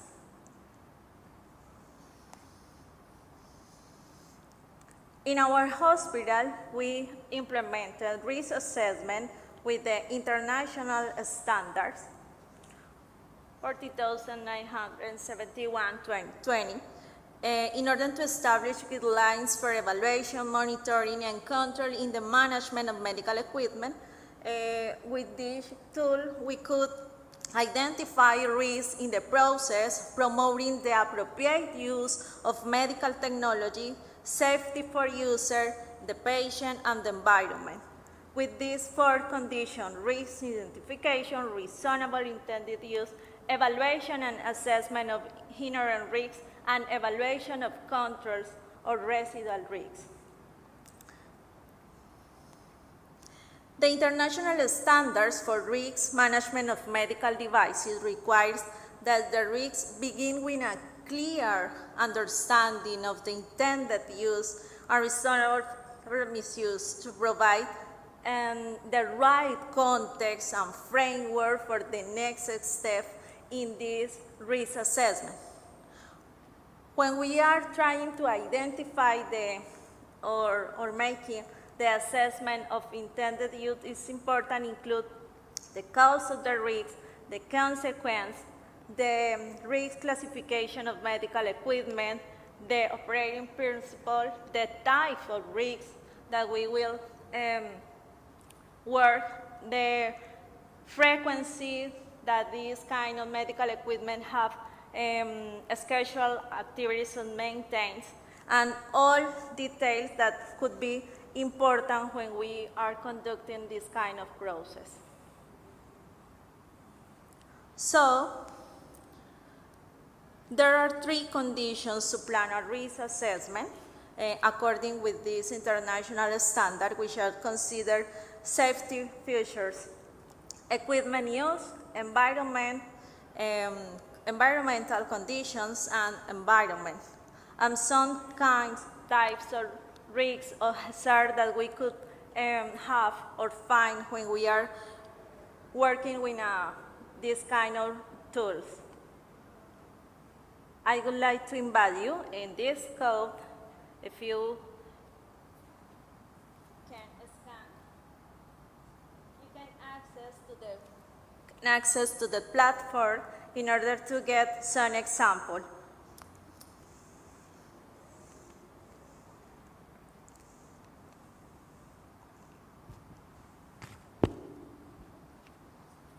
Thank you. Let's go.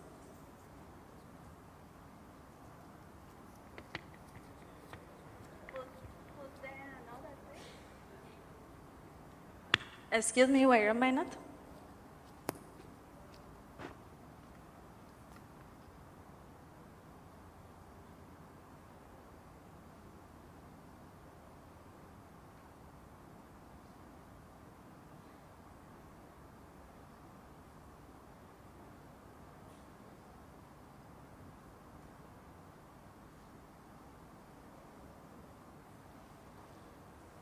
Yes, you can access to this presentation and scan.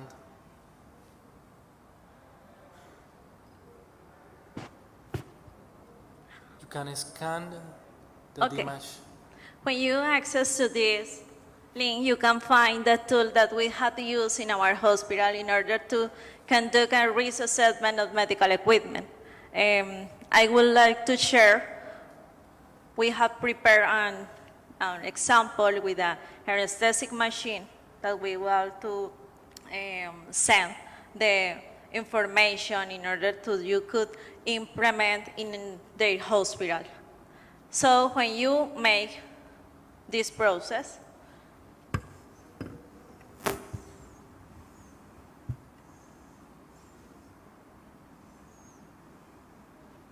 could you access to the link? Yeah.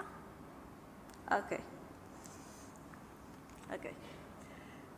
When you access to the link and introduce your information, you can get results like this one. In this graph, you can find the risk distribution by services. You can identify in the same photo where is the distribution, where is the risk care services in your hospital. And after that,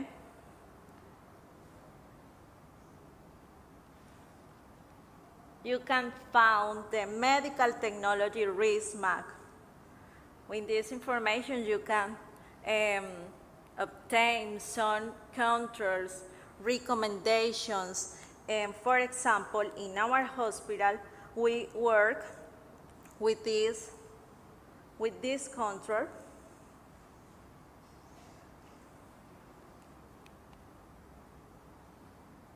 With this control, because one of the most commonly activities that whole hospital developed is the training in the program training.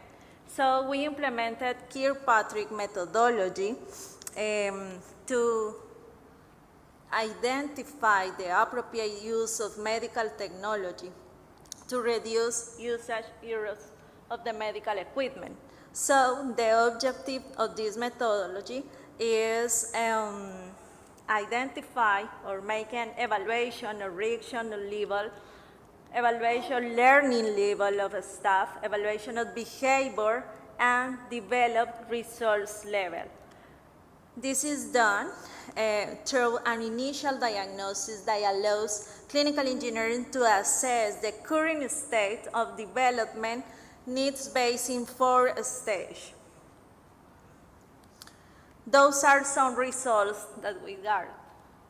The level of adherence in impact on the safe use of technology by healthcare staff was 5%. It is the distribution level of adherence safe use of medical technologies. And the error in use has been reduced by 48%, demonstrating a significant improvement for the clinical engineering department, resulting in reduced costs for medical equipment repairs.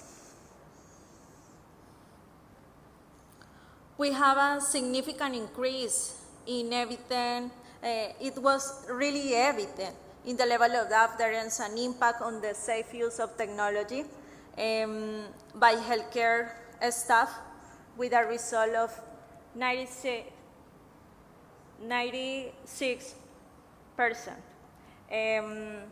The compliance of 97% of plane operating activities, a positive impact of medical equipment risk management, and reduce the cost of medical repair.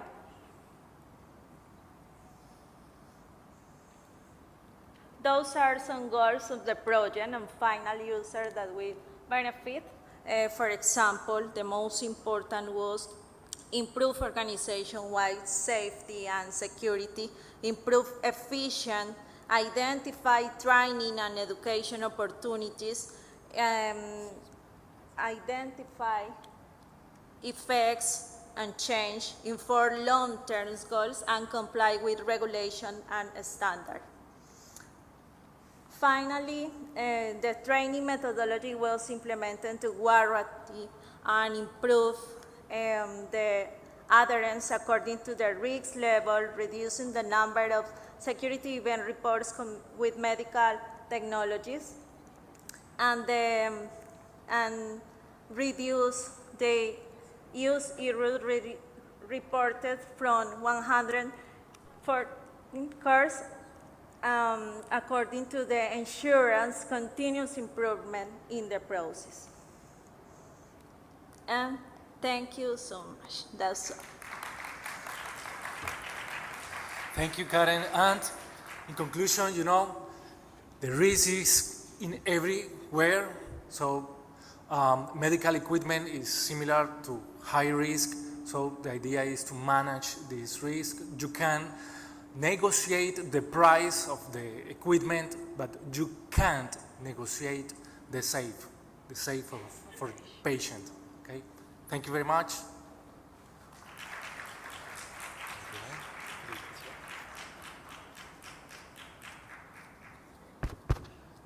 Good news. Time for a break. So it's 5:05. We're going to begin the GCEA, Global Clinical Engineering Alliance, annual meeting at 5:15. So wander back in, in 20 minutes. And food will be, not this tremendous meal like we had at lunch, but a snack. And I think some sweet and sour is involved, Dr. Sharma tells me. So that'll start at 5:30. But in the room right out here where registration was, my point being, you'll be able to go out and get a snack starting then and go in and out. And once again, the GCA annual meeting will be interesting. It's a Zoom meeting. You'll learn something from it, but you can go in and out and it'll be okay. And so back at 5:15 for the start of the meeting, and at 5:30 in and out getting some snacks and coming back in. And that's over at 6:30. So there we go. Take it away.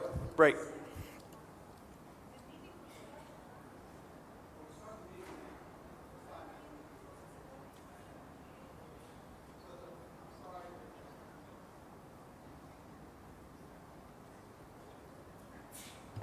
So the annual meeting webinar is starting in 5 minutes, I believe. So when you come in and out, do it respectfully so that we can everybody cannot be too distracted, but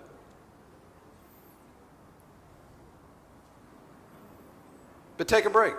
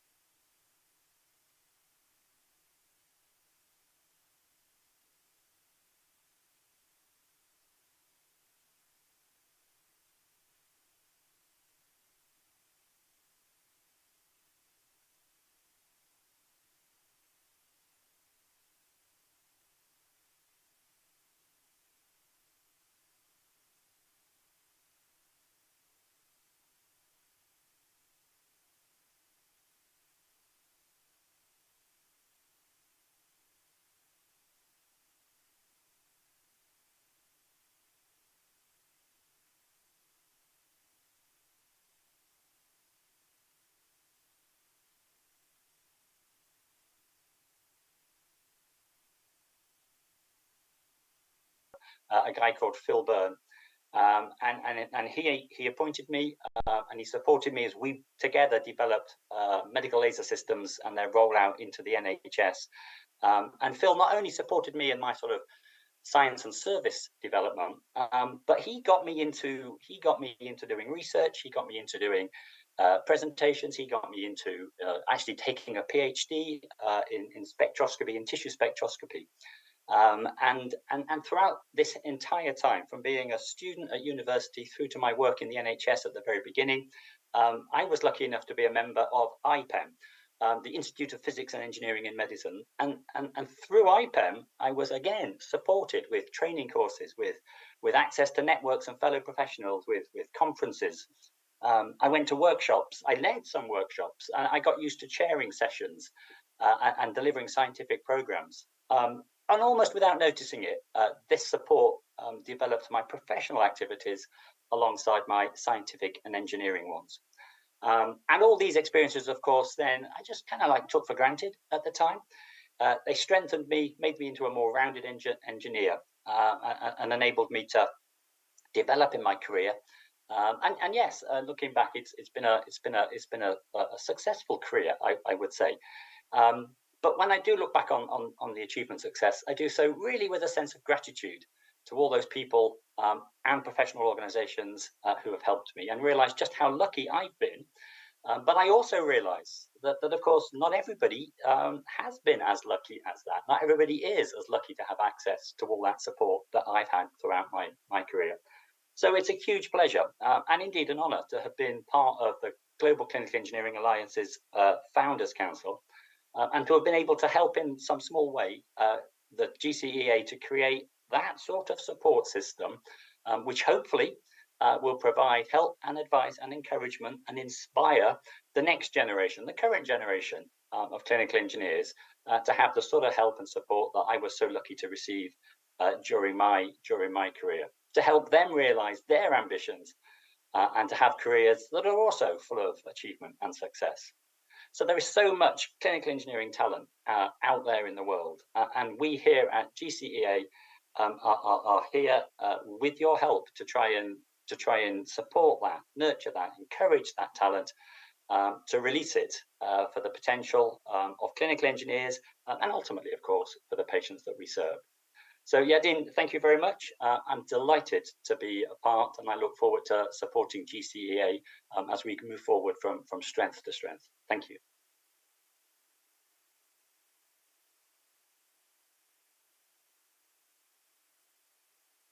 I think you might be on mute. Thank you, Dan. As you could hear and see, Dan is an accomplished expert in the field of clinical engineering, a teacher, educator, innovator, and manager of very comprehensive hospital clinical engineering department, and now going to be focusing more and more on innovation. And as he is telling me, you know, what we are about is about the cross between patient care and technology at the point of care. We are the application of knowledge and science to the point of care. And that's important for us to carry on in our mission. Our advisory council members, you're going to see, continuing after Dan, will go with Professor Jim Ware. As you will see, representing individuals. None of them came as representing organization or a society. They volunteer as individuals and brought their expertise to the table because they believe that we need to be more integrated, more united, and there is a need for a voice for our discipline. You will see and you will hear people not only from the UK, you will hear from Italy. Hopefully, Nicholas will join us from Greece. We will hear from Canada, Brazil, South Africa, Japan, China. I'm proud and I'm humble to service under the help of this individual. It's quite an honor to receive their trust and be able to accomplish what we're doing for so short time, but we have a big vision and we'll go there. Next, we'll go to Professor Jim Ware. Just like Professor Clark, his history is, if I'm not wrong, is in chemical engineering. He received Lifetime Achievement Award from ACCE 10 years ago, and the Bob Morris Humanitarian Award about 15 years ago. And he is also the chairman of the membership committee of GCA. Okay, make a correction. I'm not a chemical engineer. I'm a PhD chemist kind of thing. And from the University of Arkansas, and that's in Arkansas is where I currently live, and I've been there for many, many years. I got my PhD in chemistry in 1961 and went to work actually in the space and the nuclear weapons program. After about 4 years, I got a chance to come back to Arkansas to work for the Department of Veterans Affairs hospital system, which is the largest hospital system in the United States, and working in nuclear medicine and research equipment. From there, in 1969, I was invited to talk about maintenance of medical equipment at a national meeting for the Department of Veterans Affairs. I found out they didn't have a maintenance program kind of thing. As a result, I initiated the biomedical engineering program and the hospital safety program for the Department of Veterans Affairs nationwide. And that was in 1972. Ended up doing training of engineers, biomedical engineers, or clinical engineers, as we call them now, technicians. Actually also trained the hospital engineers as well as hospital safety people, and looked at all sorts of aspects, got heavily involved with the clinical people as well, and did that as a national person, training, actually doing my training fortunately from Arkansas instead of Washington, D.C. kind of thing. Also, developed a training program for technicians at the University of Arkansas Medical Center, which I headed up for 25 years. I also developed my own company, which ended up doing manuals and correspondence courses in the field of clinical engineering. Finally, about 15 or 16 years ago, people I trained started retiring. I thought maybe I should retire too. So I retired from that. Fortunately, Yadin picked up on me to help him with the Global Clinical Engineering Alliance, which I think is a great way to continue working on. And that, you know, I really enjoy, I worked around Yadin for, I don't know, many, many years kind of thing with various other activities. And I think he's, you know, has done a great job working and getting the rest of us to work with him to develop the Global Clinical Engineering Alliance. Good enough. Thank you, Jim. And I would like to note also that Jim is our past president and carry this title with honor, and we are proud of him. Thank you, Jim. Next, we'll go to another potential officer beside the Founder Council, Meladen Poluta, who is a candidate for president-elect for the Global Clinical Engineering Alliance. Professor Poluta is from South Africa, from Cape Town, and actually he previously established the only healthcare technology management program at the University of Cape Town in South Africa, and earlier received the Director of Healthcare Technology until he received Director of Healthcare Technology at the Western Cape Department of Health. Meladen is a great thinker, is a great understanding individual of the world global engineering movements, and a great supporter of Africa integration around healthcare. That it is my honor to introduce Meladen Poluta. Thank you, Yadin. It's my honor and pleasure as well to be part of this introduction and opening to the first General Assembly of the Global Clinic Engineering Alliance. I feel like I'm following in huge steps of everyone that's walked before me. I'd also share that I graduated from the University of Witwatersrand in Johannesburg in 1977. That's 30 years ago, no, 50 years ago, with a degree in electrical engineering. Interesting thing is that in hindsight, I discovered that my electrical machines professor in my final year was the older brother of Alan Cormack, who you may or may not know was awarded jointly with Godfrey Hounsfield from EMI the Nobel Prize for Physiology or Medicine for the invention of the CT scanner.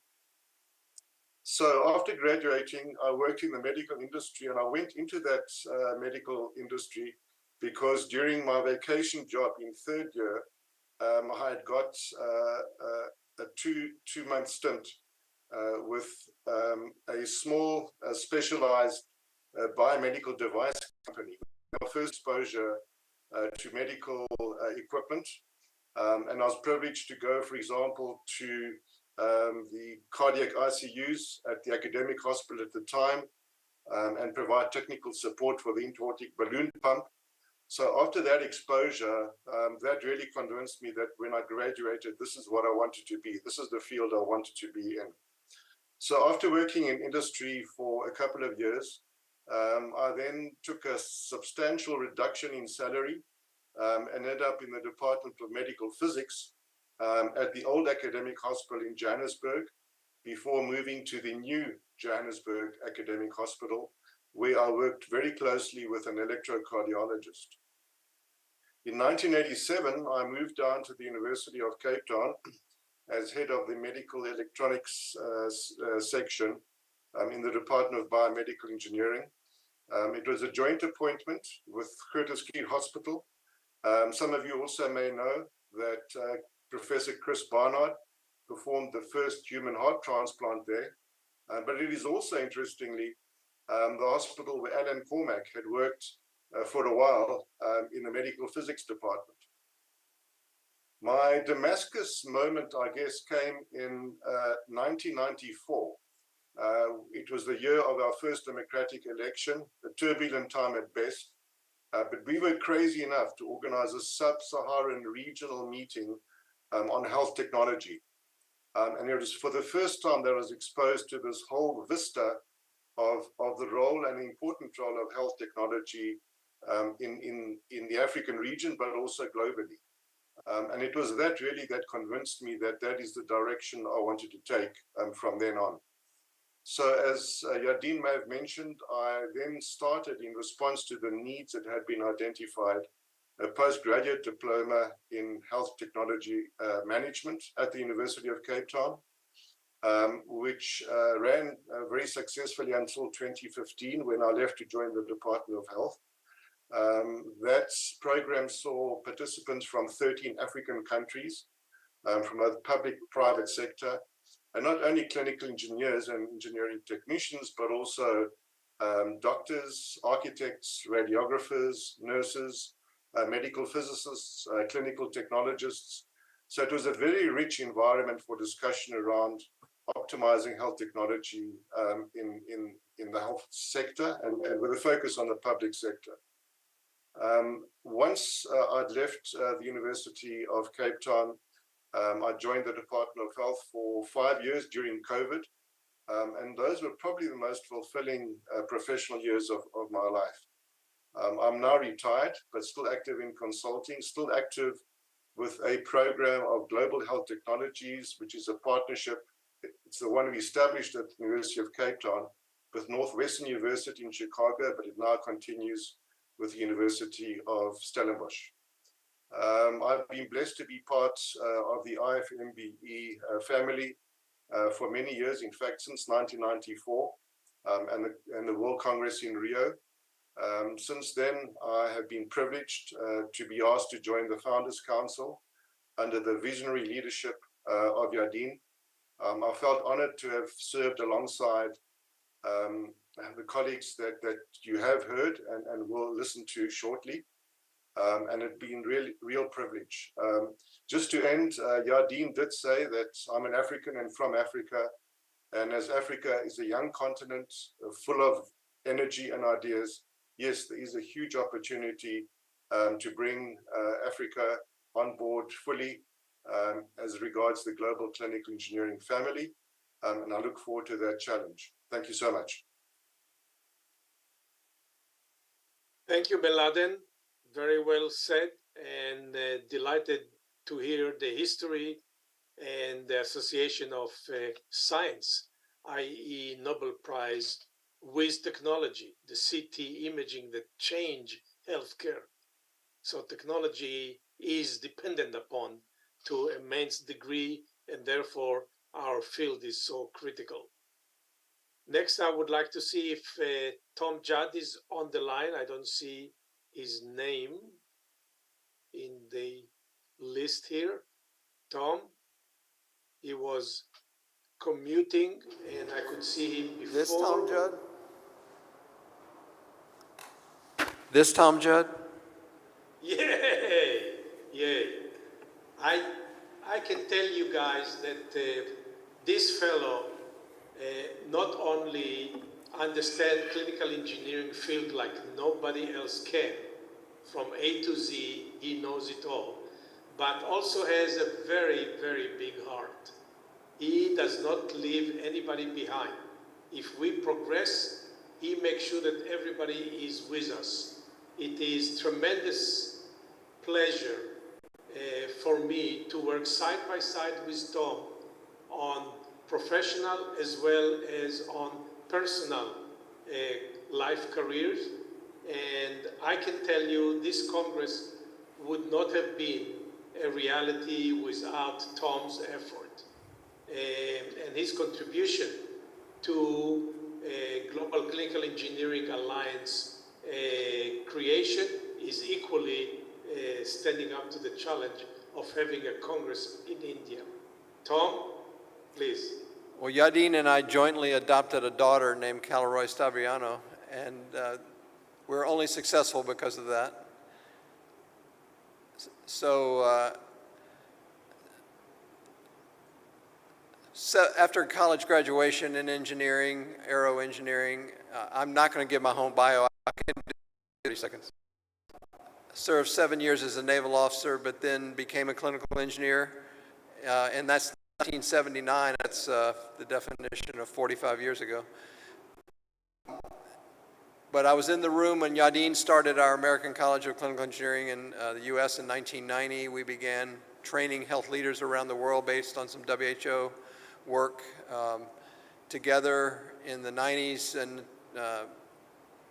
anyway, did that for 25 years with WHO in 90 countries. And Yardeen, as he became part of the IFMBE Clinical Engineering Division, invited me in 2015, and you know, we've grown our network very large, and I was excited when GCA was born, and here we are. Tom is the past chairman of the Clinical Engineering Division of IFMBE, and excuse me, and served as a liaison director for the Global Clinical Engineering Alliance, searching alliances with other states, Ministry of Health, association, and think tank group. Thank you, Tom, for being so big for this GCA purposes. Next, I would like to ask Nicholas Marakalakis, and yay, Nicholas is a unique person. Not only he can walk on solid ground, but he can sail fantastically well. And if he can manage the waves of the Mediterranean, I believe he can manage the wave of the profession and help us find the wind, raise the sail, and keep on going, following our compass. Professor Palikarakis is a very good friend. I admire him, and I'm delighted that he is giving us his time, even as he retiring, and help us to create such an international organization. Without his contribution to the Alliance, as well as to the early Journal of Clinical Engineering effort, we wouldn't have what we have today. Nicholas, microphone is yours.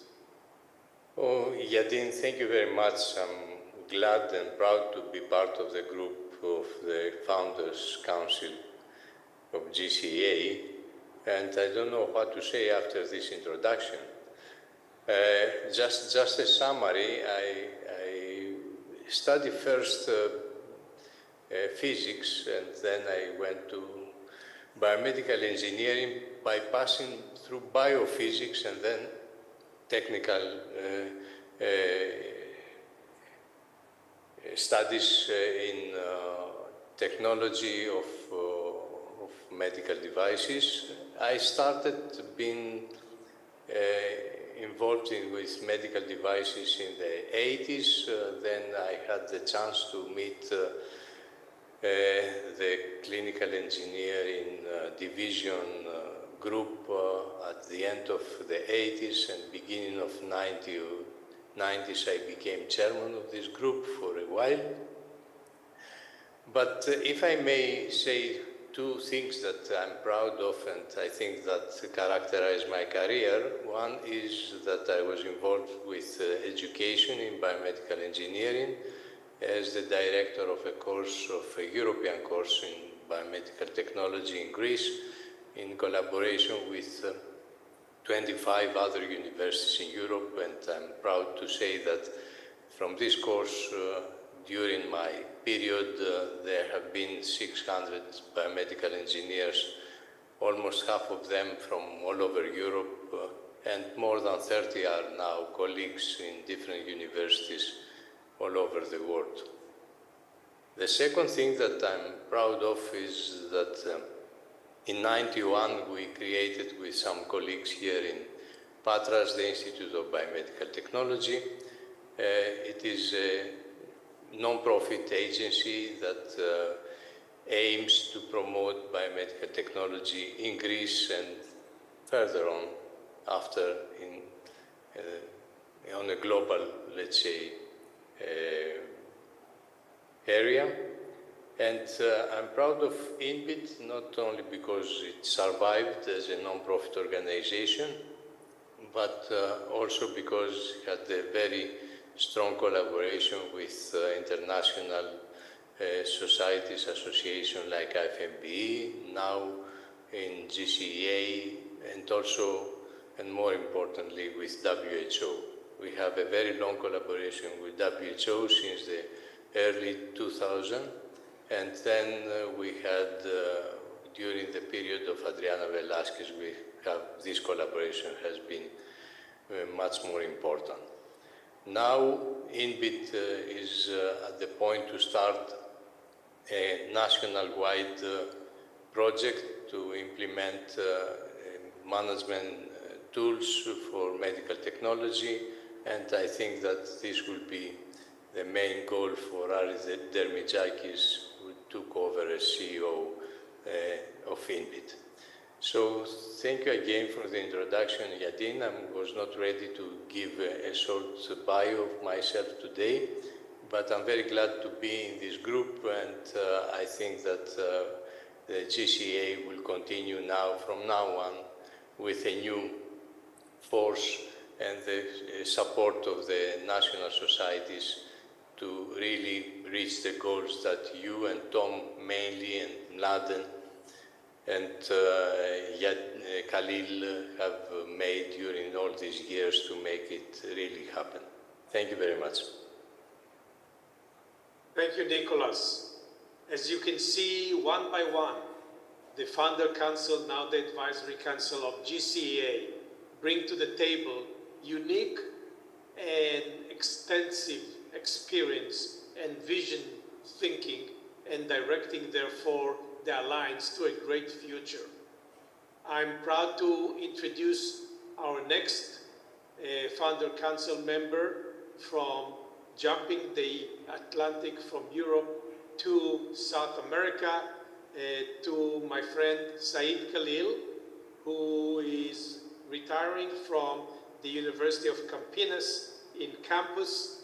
It's Campinas, just outside Sao Paulo, and is a tremendous academician and chairman of the Professional Development and Training Committee. Khalil, it's yours. Well, thank you, Yazin. I'm sure after listening to all those people speaking, I didn't know they were so important. What I really know, and I work with friends for so many years, and it's fantastic to work with them, really.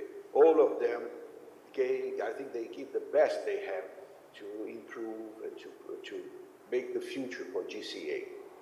Well, just to make it quick, I had a PhD, a master and PhD from the University of London. And when I came back to Brazil, I was expert, a PhD expert, I would say, in ultrasound. And then when I started to know clinical engineer, I really fall in love. And I said, that's the way I wanted to go. This was in the beginning of the 80s. And from then on, I participated in several activities here in Brazil. And also, when I had the opportunity to go to international, like the International Federation, I participated in the administration committee.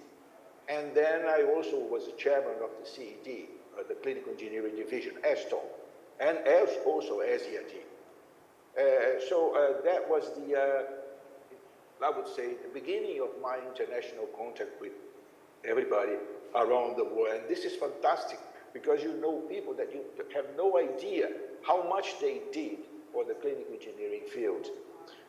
When we started to discuss the creation of an international group for clinical engineering, I said that was my dream, something that really represents clinical engineering worldwide.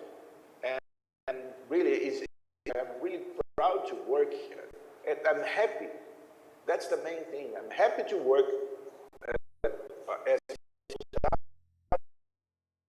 with those people, and I'm happy to work with those friends because they really are dedicated to the clinical engineering course, I would say.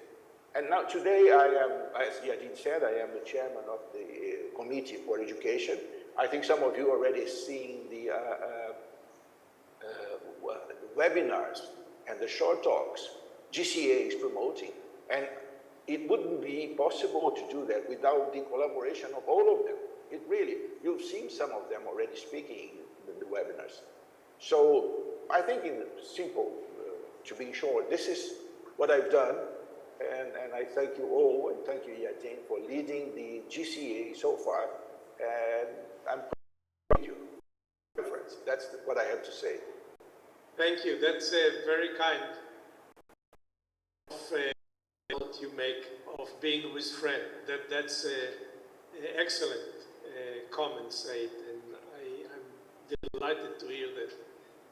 I would like to next again transfer over the Pacific from South America all the way to Asia and to Shanghai, China, and ask Li Bin as an individual member of the Advisory Council and the person who is the president of China Clinical Engineering Association that has to supply pressure on him making China joining us as an association, not just as individual.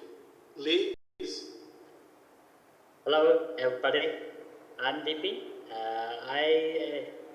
I'm coming from Shanghai number 6 People's Hospital. About 34 years after I graduated from the university, I studied the physics subject, and then moved to the hospital radiology department, so get started to familiar with the medical device. And after I go to the GE company office in the Shanghai, then I familiar with the companies, the engineers. Then I go back to the hospital. We start at the year, a group of our Chinese clinical engineers started to set up our association. It's called Chinese Clinical Association, affiliated to the Chinese Medical Association. Then we started cooperated with the other hospitals engineers, start to make some programs all over our China's in the China. And also with these years, we have made some many interesting projects. And also Professor Zhu Dan invited Yading and Tom and many our friends to China to set up some training programs especially for clinical engineers. It's very great support to our clinical engineers in China. And also these years we have made some competitions of the clinical skill and also the competitions of the innovation of the medical device these years. And also these project programs we start every year, and every year we have some congress of our national-wide some programs. And we are very proud in the 2015, including Yading and a lot of friends from the international different country come to China. And we have first ICEHTM Congress in the Hangzhou. That's our start, our international cooperations. And this year's China is open to the world again, and welcome everybody to China, and we will get more complicated. But this time unfortunately we cannot get the visa to the India, so we cannot enter the Congress. But we still need to get the support, all of you, and thank you. Thank you, Lee. Lee, as I said, is the president of the China Clinical Engineering Association. And if I'm not wrong, Lee, you have about 65,000 members in the association. And when they will join the alliance, we will be over 100,000 members worldwide. So the alliance is about to grow significantly. That's great. Thank you. Yeah, thank you. We are going to be going to Stefano in Italy. Stefano was one of the earliest members who talked to me and said, do it, do it. And I was stupid enough to say, yeah, it will take a couple hours, I'll do it. And I learned better than that. So,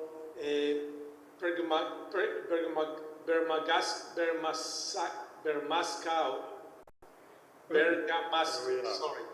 After all these years, I changed my family name for the complete of everyone. I think it's the easiest. He's a good friend, but also partner at the MedTech Project Consulting Company. Previously, I believe, have also represented ECRI in Italy, and the microphone is yours, Stefano. Thank you, Yading, and thanks to all the colleagues and friends. Short bio, I've been working in the field since 20 years. Slight different experience from other colleagues because I've always worked outside of the hospital with service companies or consultancies. So this is just another perspective, as Yadin was mentioning, that we can bring diversity and different point of views. And in the last years, been mostly working as consultant with my company for manufacturers of medical devices for the certification of these devices. So still another point of view, because not very often we have the opportunity to see the intricacies of the certification of devices on the side of the manufacturer. So this is very shortly my experience. One thing I think for me personally is very important is that even though Yadin was mentioning that each of us as members of the Founder Council are here on a personal level, contributing voluntarily to this initial effort to start up the Alliance, nothing of this for me could have been possible without our National Clinical Engineers Association in Italy. I'm sorry I couldn't be there at this time for the Congress in India, but Umberto and Lorenzo are there, and I wish just to thank them, and through them all the association. You know how much we are doing in Italy as an association nationally, but also to establish international relationships since many years. And the conversation that Yadin was mentioning, we had together and with Khalil in Rome, as we were having a glass of wine in a break during the third edition of this Congress. And so I think that it's so important to have a strong support behind. Otherwise, on a strictly personal level, I could not be able to provide the kind of support and experience also, because a lot of experience that we are bringing to the table comes from what we have been doing in Italy. Looking at the future, I'm happy to still be involved with the advisory council that Yadin mentioned a few minutes ago. So helping all the colleagues in the different working groups. I've been very honored to collaborate in particular with Khalil and with the educational committee, organizing the webinars and short courses and talks and so on. It has been really exciting. And now looking forward to a more structured alliance with the first elections and growing adult as an organization. One thing I'd like also to mention as a closing remark, I'm also happy that here are other colleagues from Europe. We've been hearing Nicolas and Alice is there. Our friends and colleagues from Spain are here, and we have been involving with the Alliance other national societies from Europe, and we are also having a vision, the need to establish a strong regional network that is adding value to the global alliance with the local relationships. So all in the direction of looking outside our local, national, regional boundaries, trying to contribute to clinical engineering on a scalable and global level. So I'm happy and honored to be part of this group, and I thank you all and my friends from Italy that are there in India and all the colleagues. Thank you. Mr. Berg-Magasco, thank you. Stefano, and we'll move to Elliot, another great expert, especially in the field of digital health, but much more than that in not-for-profit association and in the industry of healthcare as well.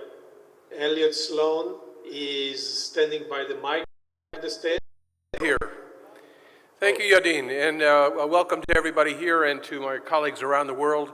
I have the pleasure of speaking to you with a long background, starting in '74 with a graduation from biomedical engineering at Cornell University and spending my first 15 years at ECRI, starting with testing of medical equipment, but I sort of made the odd decision to get a graduate degree in computer and electrical engineering, which wound up putting me in charge of the information technologies programs, first open source CMMS programs that was distributed around the world a long, long time ago. I met about a third of this Founders Council during my years at ECRI, the 15 years, ECRI is a nonprofit organization, and I learned the ropes of nonprofit organizations, 501c3 in the U.S., meaning they can receive donations and provide public goods in areas that are not served by private industry. So for 15 years I was there. For 10 years I worked with a medical device and pharmaceuticals manufacturer, and I was chief of regulatory and quality compliance and clinical engineering. During that time I made the mistake of undertaking also a doctorate in information systems and technology, focusing on human factors in human-computer interface. And the upshot of that was moving to the academic world, where I've been a professor at Villanova University, teaching health informatics, databases, cybersecurity, and the like. Along the way, I also became the president of the American College of Clinical Engineering in 2001. And after completing my term as president, I helped found the Healthcare Technology Foundation with a group of prior presidents of ACCE, probably the earliest and largest of the clinical engineering societies. And the foundation was set up in order to receive donations, grants, and also education for the benefit of patients. The Healthcare Technology Foundation was started in about 2002. It was 2002. It was another join into lead. He is a permanent emeritus president of the Healthcare Technology Foundation. And he has a lot of ideas like ACCE, the Healthcare Technology Foundation, and others. And so the Healthcare Technology Foundation about 5 years ago, was still focused on US-centric issues, and Yadin approached me and asked me if I could help his organization an international and global focus. And so that has been the journey that we have been on, and we're now kind of transitioning the leadership of the foundation to Dan Clark, who is an able leader and a global visionary. And so you should see some wonderful things coming out of the Healthcare Technology Foundation and GCEA, and it's just a pleasure to be an ongoing partner and friend to the whole community to grow. Thank you, Yadin. Thank you, Elliot, and thank you specifically for being such a good partner in bringing the integration of the Health Technology Foundation into the Global Clinical Engineering Alliance so this international mission can be accomplished. Thank you very much, Elliot.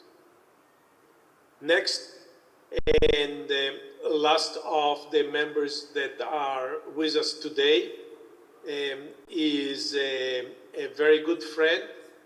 She loves nature. Actually, she has a photograph to show you that she is the only one that can hug the widest tree on the planet, and no one else can do it but her. Keiko Fukuda from Japan will introduce herself. The reason she is with us, she is the chairman of the awards committee, and immediately after her introduction, we will go to members, and she will start with JACE, the Japan Clinical Engineering Association. Keiko, please. Yes, everybody. I'm Keiko Fukuda. I graduated clinical engineering course in Japan. After that, I passed a national examination to be a clinical engineer in Japan, and I am a qualified clinical engineer. I have been working in the domestic and international hospitals, such as, international. I have been working in Uganda as a volunteer worker as a clinical engineer. Those experiences was fantastic because, we have to understand each other because, situation is very different, but we always focus on the challenge, but, one by one we reduce, issue. So I have been in low middle income country and high income country, so I know that And also, I have been working Ministry of Health, Labor and Welfare in Japan, and also I worked WHO for Adriana. I remember I was in master degree in the Leeds University. We have an opportunity to go to the WHO, and I received the phone number to call the medical device unit, and then I said hello, and Anna was there, and she said, "Why don't you come to work with me?" So I had a big opportunity to work there. After that, my career had opened for globally, and during everybody stay home and feel loneliness, isolated.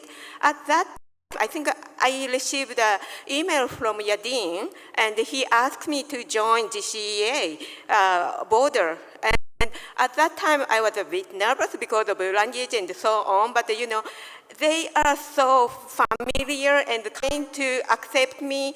And so since that time, we have a meeting at least once a month, and we talked a lot of things, and I think I feel quite, feel family like now. So we have been know each other so long like now, and I'm very happy to, be here, and thank you very much.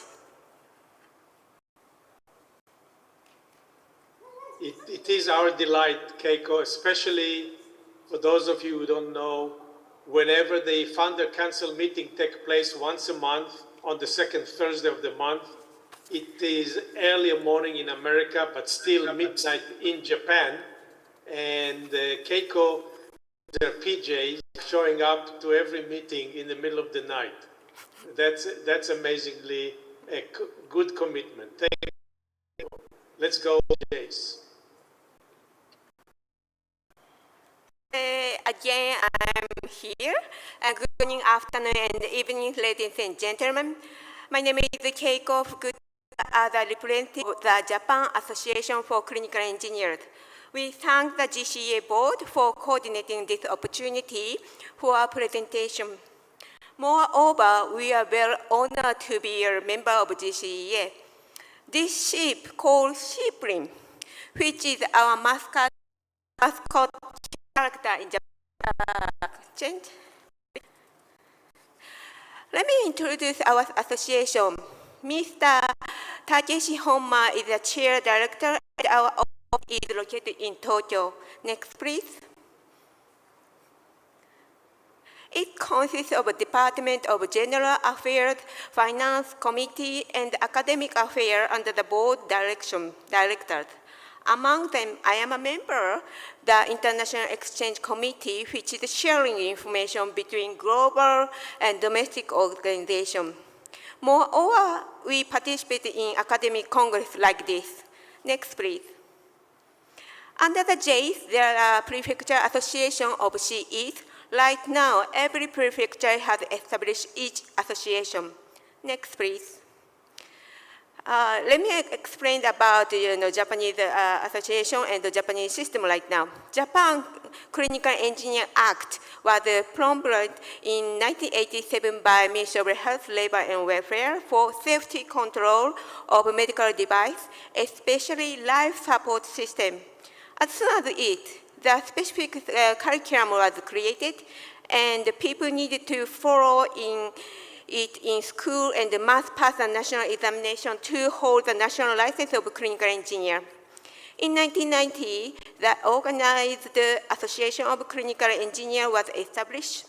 After that, we were approved by Ministry of Health and Welfare and the Cabinet Office accordingly. And finally, it became a current association. So in total, it's been 33 years, and the number of members is approximately 22,000 in 2021. Next, please. Approximately 97% of JACE members work in hospital or clinic with high clinical demand and supply. Most of them CE are allocated to the clinical engineering department. under the clinical technology department. However, nowadays workplace ratio has been changing due to the diversification of work style. Next, please. Next, please.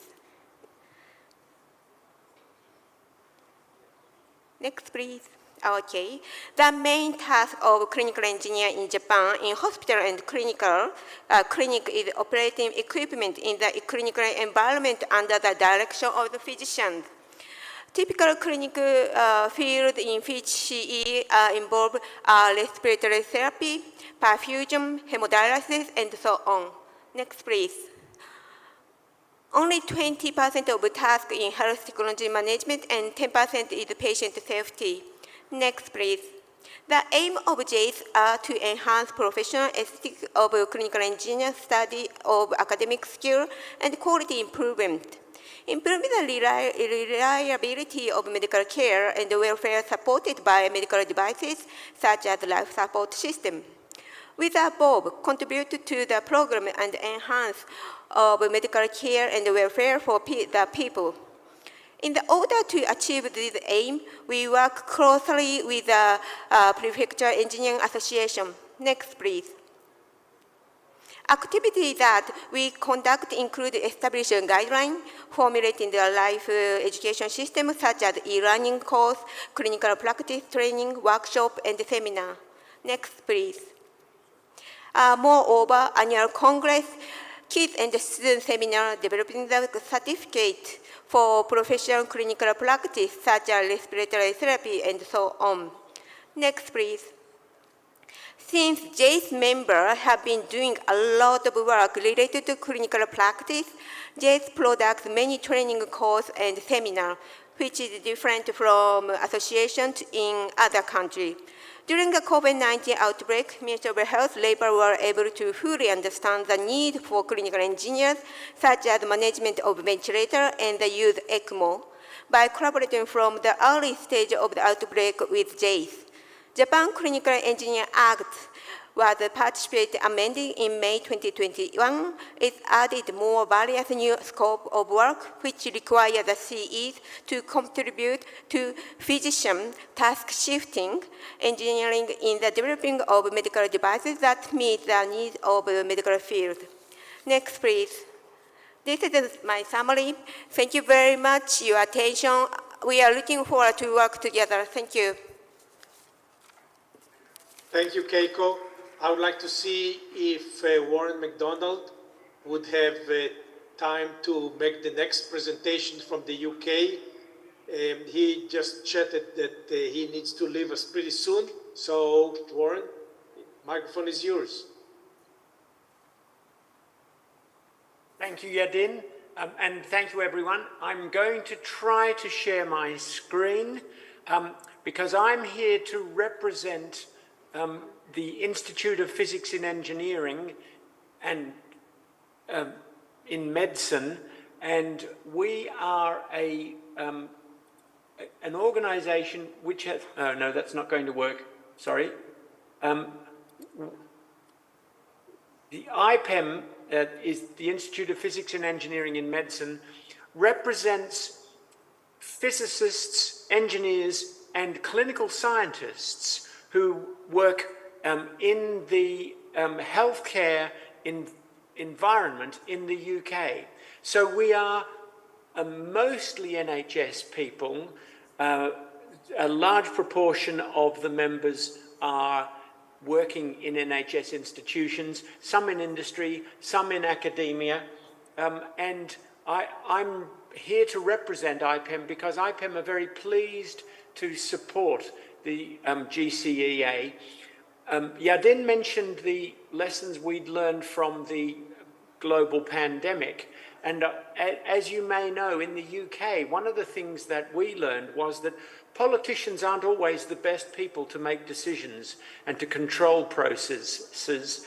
And this particularly came to our notice that things were happening in clinical engineering which really needed the inputs and the guidance of clinical engineers. And so we are working very hard to raise the profile and the standing of clinical engineers within the UK and also within the world. And that's why IPEM are very pleased to participate in the Global Clinical Engineering Association and to support in any way that we can. And Dan has already mentioned that he's been a member of IPEM for a while, and I've been a member of IPEM since it was formed from a merger of the Biological Engineering Society and the Hospital Physics Association. And the IPEM represent clinical engineers and other biomedical engineers and other people working in the field who, as we've already heard, many people start with physics and come into the field. And IPEM represent all of these people, and we are very pleased to be supporting the GCEA. And Yadin, that's probably enough from me anyway. Thank you very much. Great, Warren. A very good and clear, concise description of IPEM. I can tell you that one of the most investigating application of GCA by a potential member was done and performed by IPEM, with many questions on administration, parliamentary, and financial situation at GCA. They found everything kosher and joined us. Great. Thank you, Warren. I appreciate that. I would like to jump to the young father, Harris, next, as one of the earliest member to join the Alliance. Aris, the microphone is yours. Hello, thank you for the introduction. I'm Aris Dermitrakis and I'm very pleased to be part of this panel. Let me share my screen, 1 second.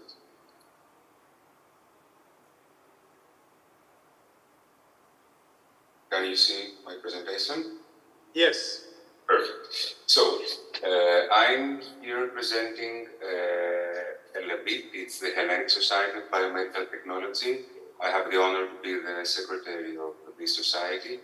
Now, a small introduction about our society. The society has around 400 members. I know that comparing to the numbers that we have here today, it's very, very small, but we also have to take into account the size of Greece.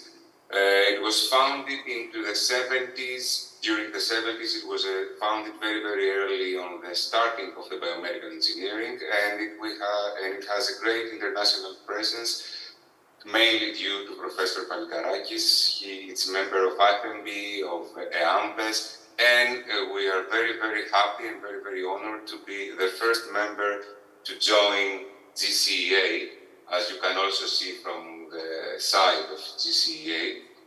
Now, I'm going to talk to you about the state of clinical engineering in Greece. So, clinical engineering in Greece doesn't have one central or official representative of our society. So, there are different medical engineering societies, but there is no one representing nationally or abroad the clinical engineering, and do not follow international developments. That's why here in LABIT, we have taken initiatives to this part. We have created the chapter of clinical engineering inside LABIT, of which I have the honor to be the secretary.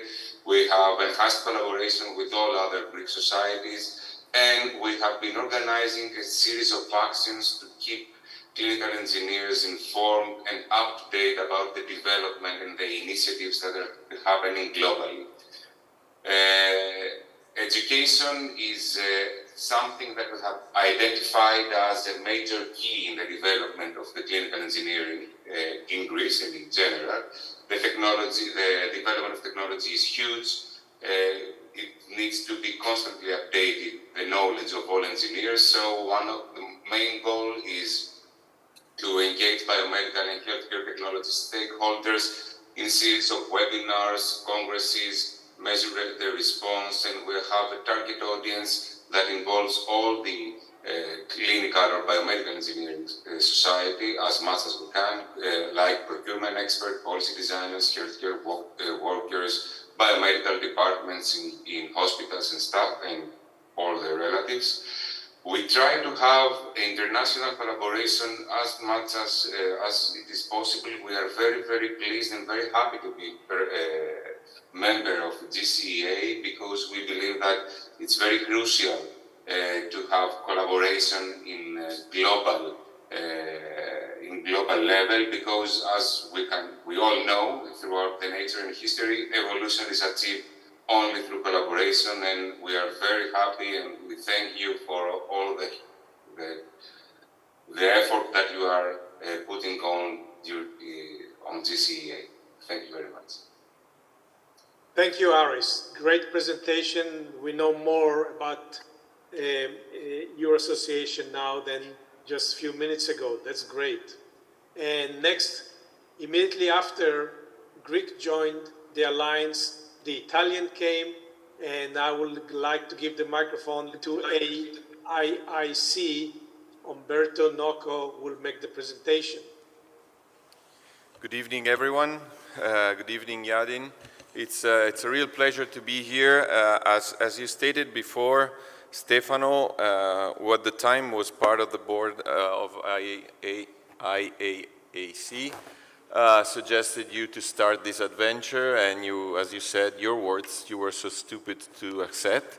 And I'm really glad about that, because it's been not a very long journey, but it's been really interesting and full of nice things we've been doing together, webinars, events, and everything. I just put together 2 or 3 slides to show you what our association is today. Kaliroy.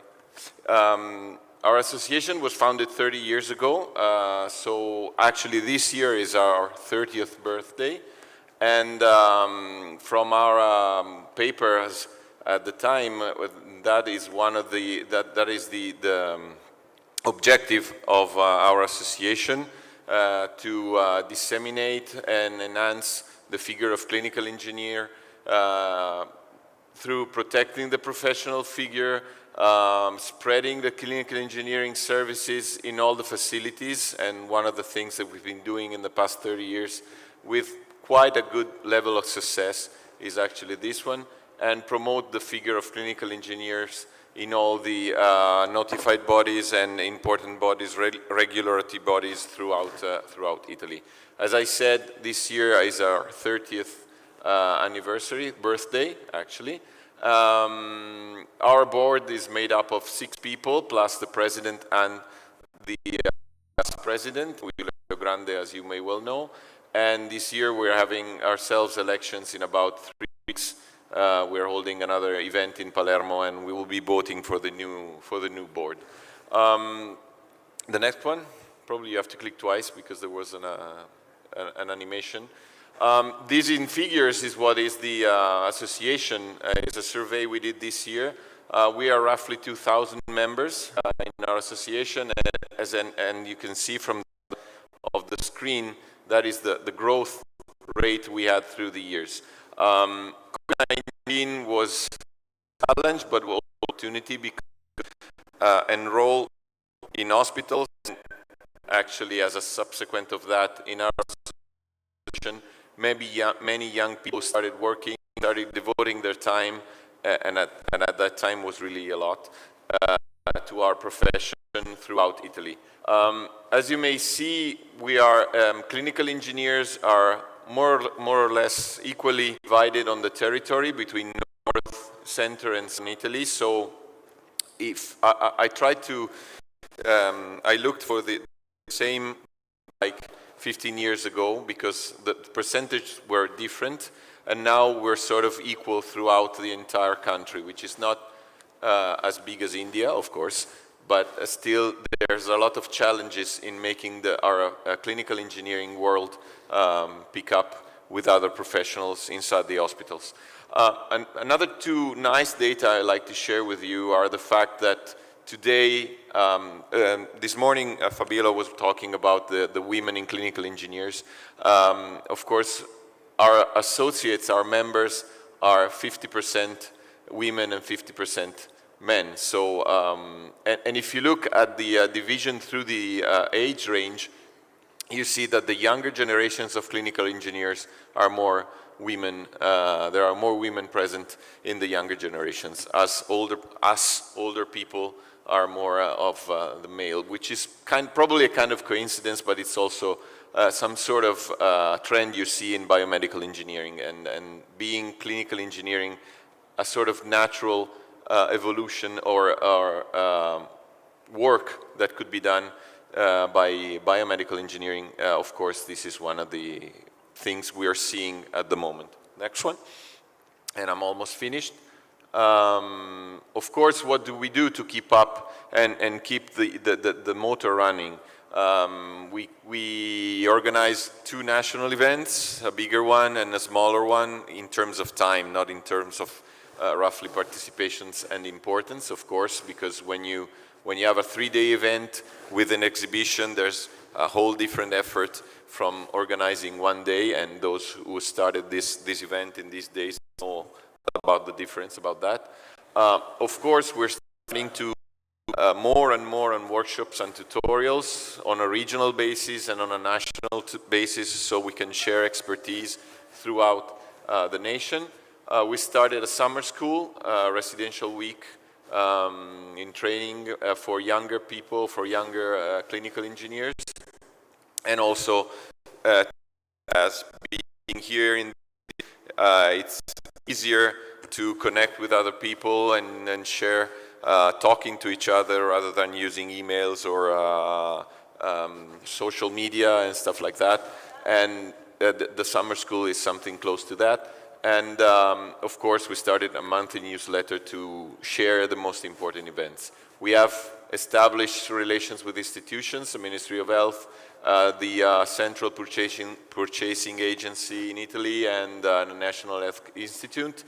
And of course, with other societies, both on the clinical and medical societies, scientific societies, but also with other colleagues from the what we call the administrative area, purchasing people, technical building, facility maintenance and stuff like that. As Stefano mentioned, and I'm finished, we are also trying to be promoters of a connection and a link between throughout Europe, since we share the same regulatory basis on medical devices and other issues because of the European Union. As we talked to you some years ago, we thought of it being really important to have some connection also within Europe, but always as part of a bigger family, which is the Global Clinical Engineering Alliance. Thanks a lot also for having us here tonight. Great. Thank you very much, Umberto, for informative presentation. I'm concerned about the time and would like to ask the rest of the members to see if they can shorten the presentation so we can go to the rest of the agenda. Next, I would like to ask Raquel Canovas from Spain as one of the newest members who joined us to make the presentation. Hello, can you hear me? Yes. I'll try to be quick. I made a little bit longer presentation. First of all, good afternoon to all. Namaste, and congratulations to the Indians for the Congress. Thank you, Yadin, for organizing the Global Alliance. We are very happy to be here on behalf of the board that are sitting next door. We are really looking forward to work with you. I'm here with Jose Domingo. We are both members of the international area of the CEIC. And I will tell you very briefly, I leave the slides if someone wants to look them after or wants to talk to us or ask questions. The Spanish healthcare system is a public healthcare with universal coverage. There's a little bit of private, but it's decentralized, which is complex, in 17 regions, and the only centralized issues are the regulation of medical devices and drugs, and also the regulation of the roles, which is very important, the roles of the professionals of engineering. The communities do the rest. So I've heard that in other presentations. The clinical engineer, the university degree is quite new. It was, the first generations came in 2016. And the technicians are now, thanks to our society, being validated, and new degrees and schools, we have worked with them in the curriculum and the definition of the subjects, the issues that they teach in these schools. There's an industry in Spain, not so big as in Italy, Germany, or other countries in Europe, and there's an association of manufacturers, which is FENIN, with whom we have an agreement. There are the ruling institutions, the roles of the different parts, this I passed. What we do in our society, as I said, it's a relatively young society, 94. Next year will be 30 years. We have 300 members. The headquarters are in Madrid, but we have members of all different parts of Spain on the board. So we have a penetration through the territory.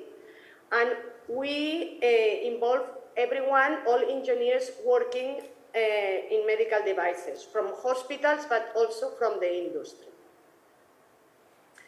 What are our goals? We work on 4 different lines. Professional acknowledgement. I've listened that in all the European associations that we have talked, that's a worry for our associates. And also employment, finding employment, we have a board. We work on training and communication, on regulatory with the different ministers responsible for the different regulatories in Spain, and quality guidance. And we also work on making network like this one, the European network probably with Umberto and Stefano, and innovation. As examples, the qualification of professionals, the technicians qualification, making the programs with the university, summer courses, and the workboards. Trainings, we do safe trainings every month. We did COVID guides. We do every 2 years a congress. Next year it is in Toledo, and you are all invited. And we have every year 2 small day courses, as the Italians do. And the Telegram group that was started with COVID, that covered Spain and South America, it was in Spanish and worked really well. And also safe talks in the rank of communication, social media, press release, etc. So we tried that the voice and the presence of the clinical engineer is well known in Spain, as you all do, and as everybody want. These are some of the safe talks that we have done, the training. The Congress in Toledo is the 5th and 7th of June. Everybody is invited to come. We do technical assessment and regulation with different ministries and entities in Spain. We have agreements with FENIN, with the IT people, with biomedical engineers. We are talking with innovation hubs, and now the Global Alliance, and maybe in the future, the European Alliance. What I wanted to say is that, as Umberto said, we are very happy to be in the Global Alliance, and there's many things that we have to work in this alliance, but also the European Alliance is important in order, because we have a common regulation legal framework, and if you want to, the legal role of the clinical engineer needs to be regulated at the European level, and I think we need to lobby in this direction with a known voice. That's the main role, and what we have been talking all the time, all the European associations. Concerning the global, first of all, I would really like to thank Janine and all the funders to promote this, because I think it's a wonderful initiative. Espera que no se me ha ido para atrás aquí. You can use us as a bridge between Europe and South America, and with the Telegram group, it worked really well. We have a lot of contacts, and I think it's something that we can provide to this alliance and that we can work together. I think we can do training, benchmark. We are very interested in innovation, focus on patient care and design of medical device focusing on patient experience and on women in particular. So there are many, many things that we can do, and we are totally aligned. And we thank you again very much, and we are very happy to be in this society.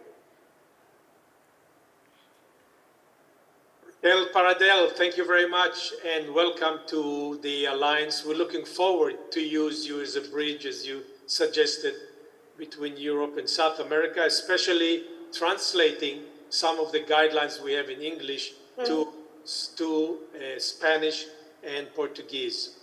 We have a couple more members that I would like to get to. I know time is short, but we have Abaclin from Brazil, and then we have Luis from Peru and India. So let's go next to Kumar Dailan from India. Thank you, Yedin.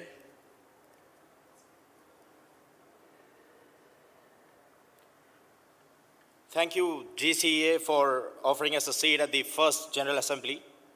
Much gratitude to GCEA, its members, for the impactful work being carried out in uniting clinical engineering professionals from all walks of life under a single entity.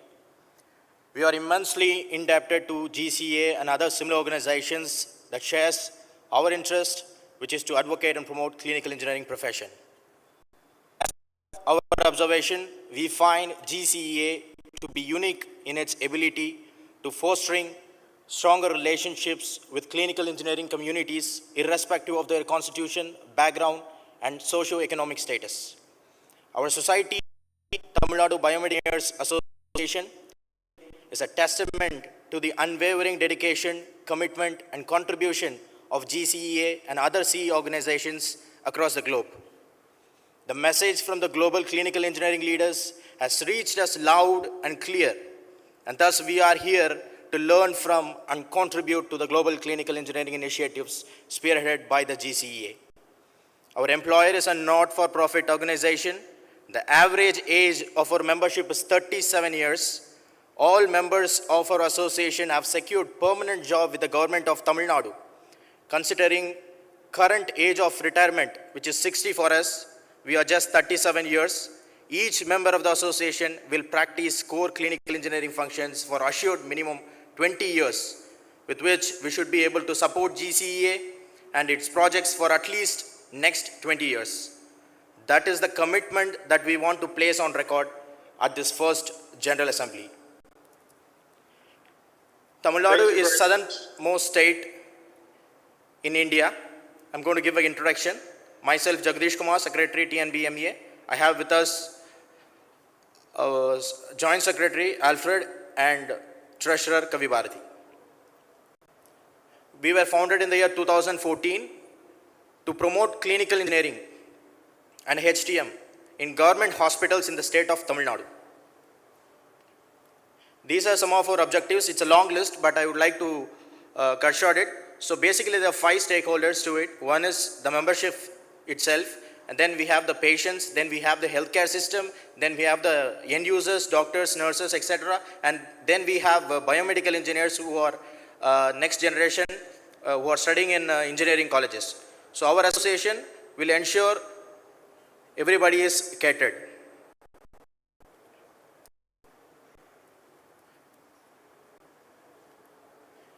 In terms of patient care, we want to prevent any patient from being placed at the risk of injury. And we want to conduct maintenance awareness and training programs for doctors. In that way, we will take care of the needs of the doctors. Then optimum utilization of medical equipments, to develop proposed protocols, policies, etc. And then to achieve due and rightful place for the biomedical engineers among the healthcare professional community. And then important, to establish professional contacts with local, national, international bodies that share similar interests of the association. and training younger generation of medical engineering leaders are trained us. We would also want to move forward by training younger generation of engineers and then propose technology policy in the Tamil Nadu state health policy. So membership is government hospitals, biomedical engineers working in government hospitals. We are employed by Tamil Nadu Medical Services Corporation Limited. Total members is 41. Average age of the membership is 37. Total experience we have around in education 164 years and CE work experience 451 years. And total years available until retirement. All 41 members put together is 943. Income is primarily from annual membership subscription and spending is mainly towards collaboration with clinical engineering organizations. So we have 5 elected office bearers, President, Vice President, Secretary, Joint Secretary and Treasurer, and we have selected executive members selected by the office bearers. We have affiliations with the Army, we are a society member with the Army, and then Secretary is an individual member of the American College of Clinical Engineering, and recently we got tie-up with the GCA as a member of and recently joined as a collaborator with MBCET. So these are some of the projects. So our job got confirmed. We sent proposal to the government of Tamil Nadu, and now our job is permanent with the government. And we got influenced through various webinars, and then we have started our own webinars. And then we are planning to start clinical engineering resource support.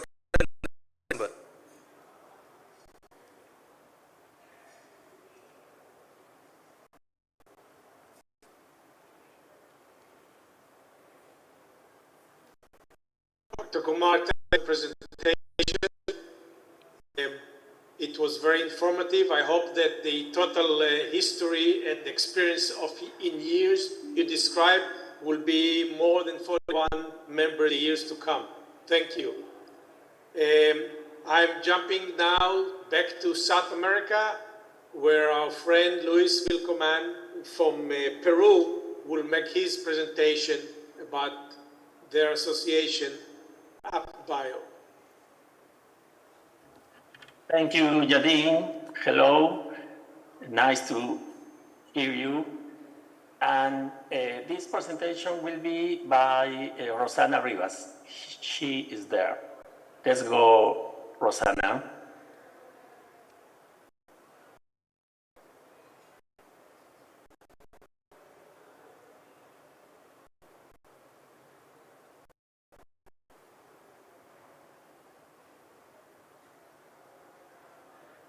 Okay.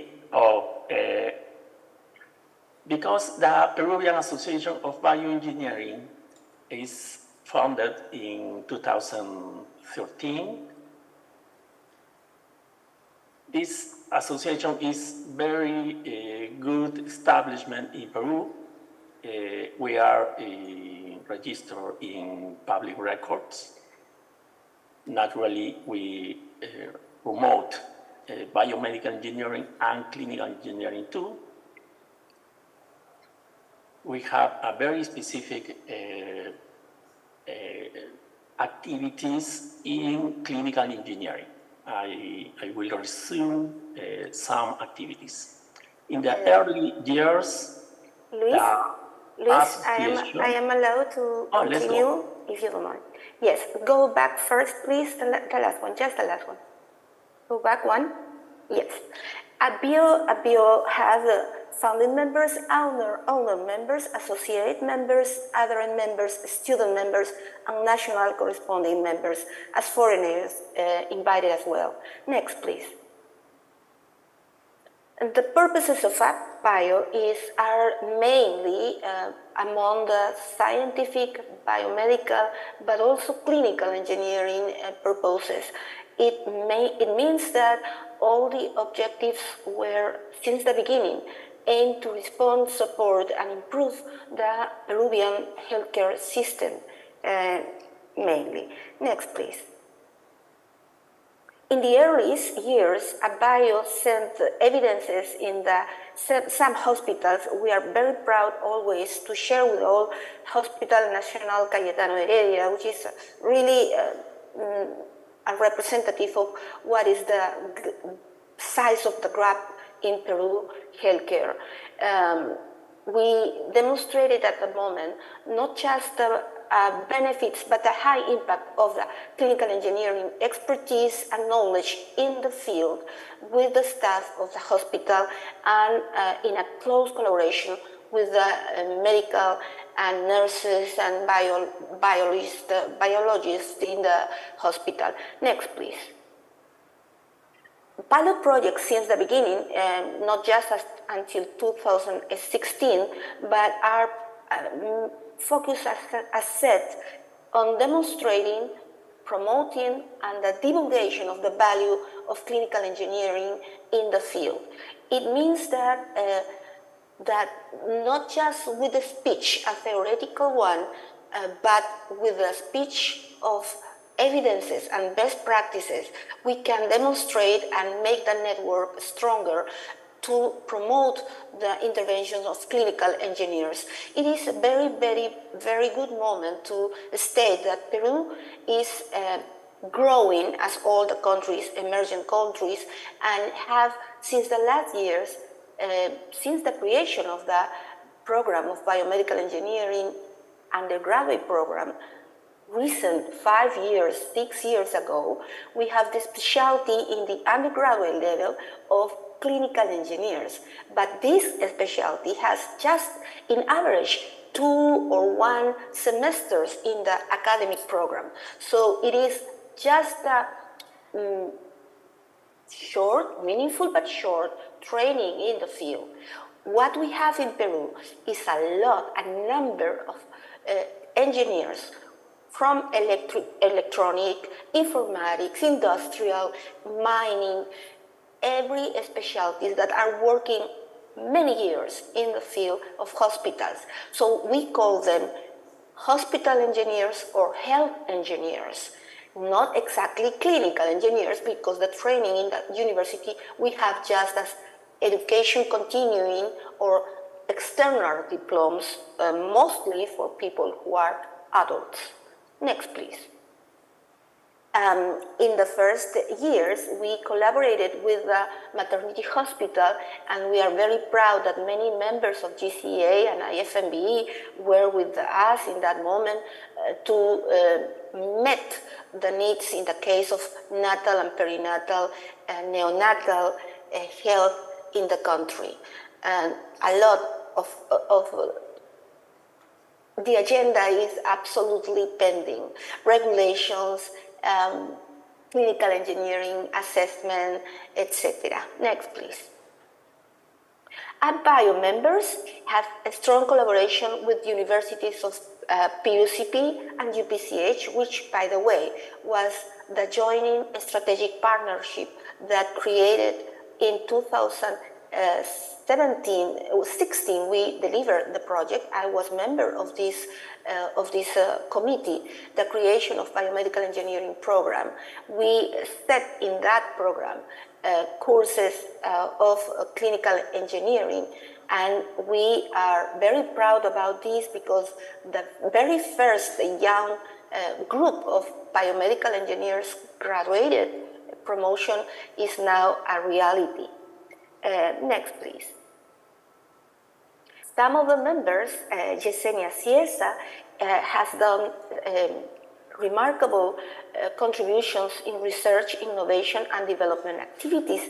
As we can observe, she has made some relevant projects, but also is member of the students' work group of MBE and participate actively in the activities of several activities of AdBio. Next, please.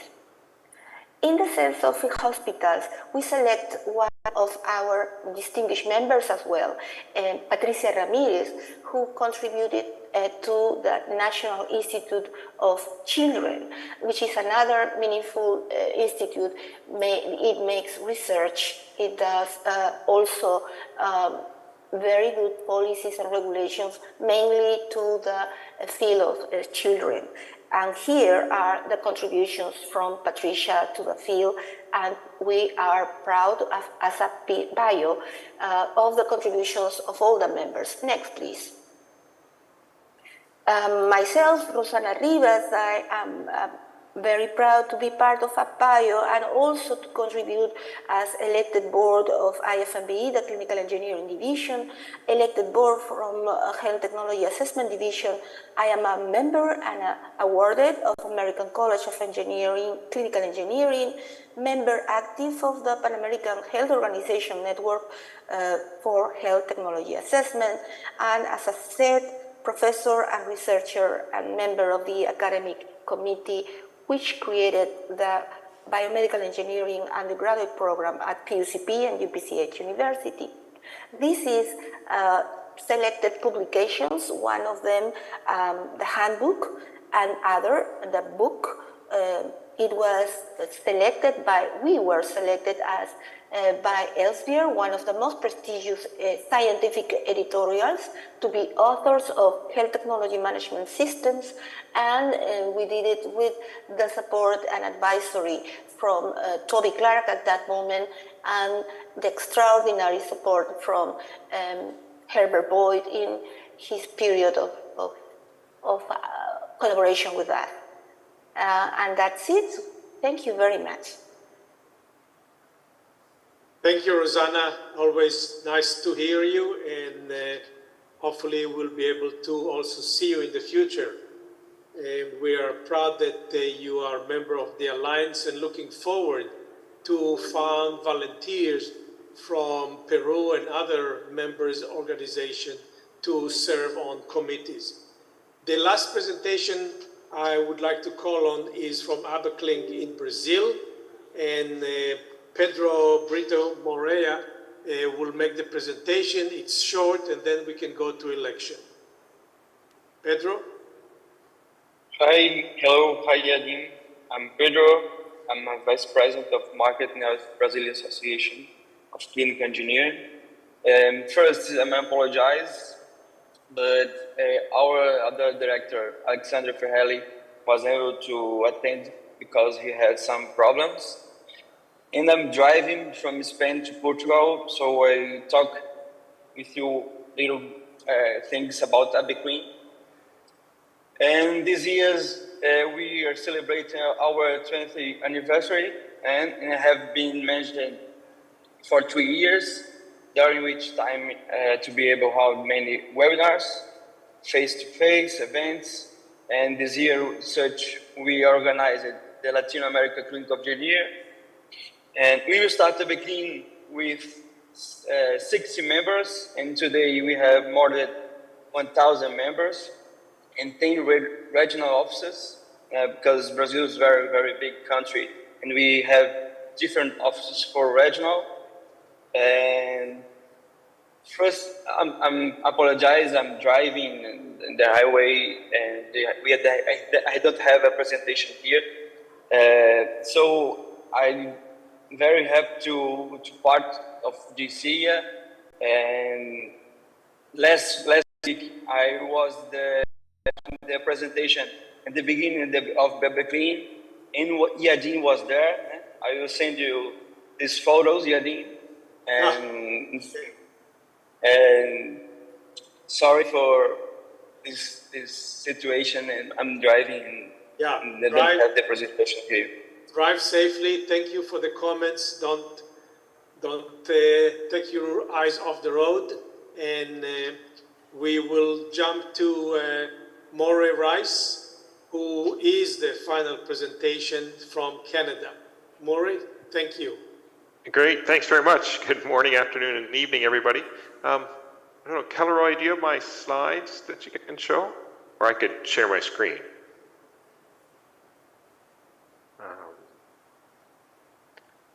Okay, I'll share my screen then. Yeah, I think it's better if you share. Yes. Okay. Oh, there they are. Perfect. If never. Yeah. So welcome. I'll try and keep this short and sweet. I know this is going on. I'm Murray Rice. I'm the president of CBS. So it's my honor to represent the society today and welcome everybody. Next slide, please. CMBS is over 50 years old. We're a society that was actually first started by and out of the academic realm in 1965, and then over time really evolved to be primarily clinical engineers in this society. Next slide, please. Okay, we represent 250 members, so compared to a lot of the other societies, I think we're the smallest, but we think of ourselves as small but mighty. And we have representatives from across Canada, and we're medical engineers, biomedical engineering technologists, and as well as some academic biomedical engineers. Next slide, please. I guess our annual activity, we have an annual conference every year, webinars. So I wanted to share with everybody here that our webinars are available on on YouTube. So we have a CMBS YouTube channel. So you're welcome to go look up our webinars, and you can reach the webinars through our website, cmbs.ca. And also we develop background information on emerging topics, white papers and so on. And so again, they're on our website. We've done recently on, it's really actually more Canadian focused, but around equipment donation. And then I did want to put a plug in for our conference. We have an annual conference. Our next conference is coming up next May in Toronto, May 28th to 30th, 2024. So yeah, we'd welcome international participation in that. Next slide, please. Yeah, I just wanted to share some of the initiatives that are kind of new the last couple of years and CMBS is working on. One is around the right to repair realm. You know, I guess encouraging government to set policies that would, you know, enable ensuring that as hospital and based sort of biomedical engineers, we'd have all the tools and equipment and software and so on we need to service the equipment, and really then as well engaging with vendors to ensure they do that for us. We've started more, this really came out of women in science, technology, engineering, medicine, but then the idea around you know, inclusion, diversity, equity, and accessibility in our profession, just what we can do to promote it and educate our members around this and have talks and people's experiences and so on at our conferences and webinars. Yeah, we've recently updated our clinical engineering standards of practice, and in fact, I think there's a presentation at the India conference on that, the work we've done. And so now that we've done that, we're going to start actually doing peer review within Canada of there's quite a few hospitals interested in going through that process. So that's something we've been doing, and we'd be glad to share that with other members, because we find that as departments, hospital medical engineering departments, we learn a lot from that, and both doing them and as well the reviewers tell us they learn a lot about going through performing the reviews as well. And then, you know, and then this is kind of the link in, I think, as well as GCA. We're in, you know, we have an international outreach group that's working. In fact, I think in India, there's we've done work with Ghana developing a CMMS, and there's a presentation at the conference around that happening this week. So then in closing, I guess Dean had asked what drew societies to GCA. So I guess at CMBS, we've been used to partnering with different societies. Internally within Canada, there's some local biomedical engineering groups in the eastern provinces in Ontario and Quebec that we're partnered with. At the Canadian national level, there's there's a group of engineering societies. Internationally, we're part of IFBME. And so then when we heard about GCA and learned more about it, we thought it was a great fit for us and kind of our goals as a society. And yeah, so we're really pleased to be a member and participate. So thanks, everyone. Mary, thank you very much. As close next door to us in North America, we're looking forward to have more volunteers from the society in Canada and help us on various committee work where we have open and vacancies for experts from your region. Thank you, Maureen. I realize that we are running a little bit longer than what we anticipate at this point to be in the agenda. So we'll jump into the parliamentary step of election and election results. We place the candidate in front of member organization and allow a week for discussion of the candidate and the selection and the voting. We were careful to have an accurate record of who is being assigned to vote and cast the selection of the member organization to a particular candidate. And therefore, at this time, we are closing the election and we would like to move ahead and show the results. Kaliroy? Yes, the election committee chose the election runner platform to conduct elections. As you can see here, 9 out of 13 members have voted. 13 members who had the delegates from each member organization. We had 3 ballot questions for the 3 positions, and this is the distribution in time of the voting, and now the results. For the position of GCA President-elect, Mlanden Poluta took 100% of the votes.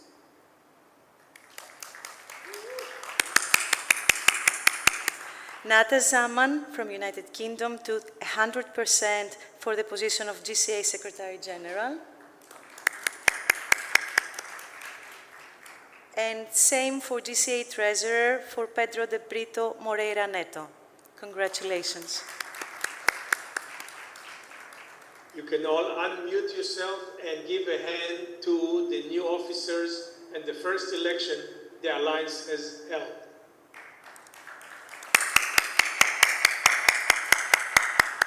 Congrats. We are over the time that we have, but I cannot let you go before I will mention 2 points. One, there are committee reports. Kaliroy, can you put the State of the Union front page on, please? One, there is a committee report for each of the committees that were scheduled to be presented today. We're running out of time, but we have prepared this State of the Alliance brochure that have all the committee works and the outcome. I'm sorry, Keiko, she prepared a very nice presentation about the winner of the award this year, and we're running out of time, so we will have to do it during the dinner where they're all going now at the seaside. The other part is that I want to mention is the Global CE Journal. We must produce evidence. If you are not encouraging you members to publish at the Global Clinical Engineering Journal, you're not doing your duty. The only international journal that created by, administered by, and reviewed by peer of clinical engineering expert is the Global CE Journal that got recognition by several institutions and organizations, including Scopus. I beg you to promote the opportunity to publish so we can have the evidence and we can make sure that our stakeholders beyond our field of clinical engineers will read and will understand what is it that we bring to the table. And if we go ahead, Kaliroy, the Global Clinical Engineering Journal is a jewel in the alliance of having affiliation with periodical that is well respected. Finally, I would like to go to the last page, if we can, and that is that we are looking forward. As you can see, we have budgets, we have educational program and so on, but we're looking forward to continue to expand the GCEA program among the members, where one of the important things is recognition of excellence, international recognition of excellence. In this program of awards, we have now announced today a new award. If you can go, Kaliroy, to the last page. The new award that we're announcing today will start with 2024 is the Global Academic Award for Outstanding Contributions to the Clinical Engineering Discipline. This is an award that will be named after two professors, one from College Station, Texas in the US, Professor William Hyman, and the other one is Jiang Yunai from Beijing, China. They are expert model for academic excellence in the discipline of clinical engineering. You can read more about it when we publish this state of the alliance. I know that we have a lot of things we wanted to discuss in addition, especially the committee reports and the discussion about the vision. Kaliroy, if you can go back to the vision and mission page and make sure that everybody is understanding what is it that the alliance is about. It's to maximize the benefits for patients and their care providers from clinical engineering expertise and healthcare technology while minimizing technology risks and cost. This is the mission of the Alliance. And the vision is optimize the development and deployment of safe, connected, and efficient technological tool through collaboration and alignment of global clinical engineering knowledge and expertise. There's much more we can discuss.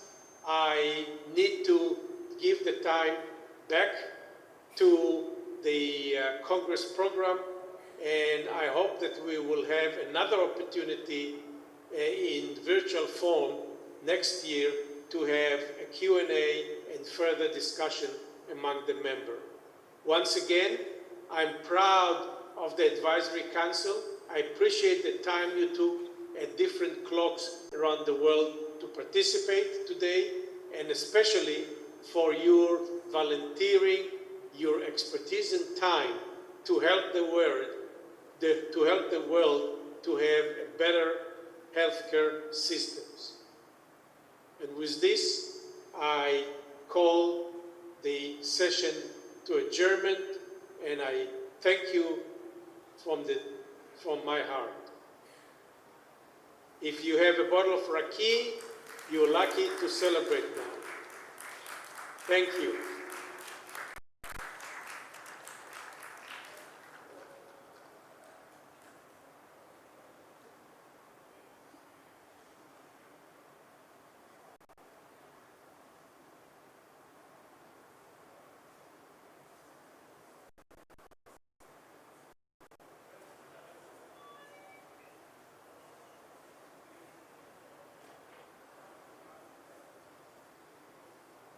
Stay choosing.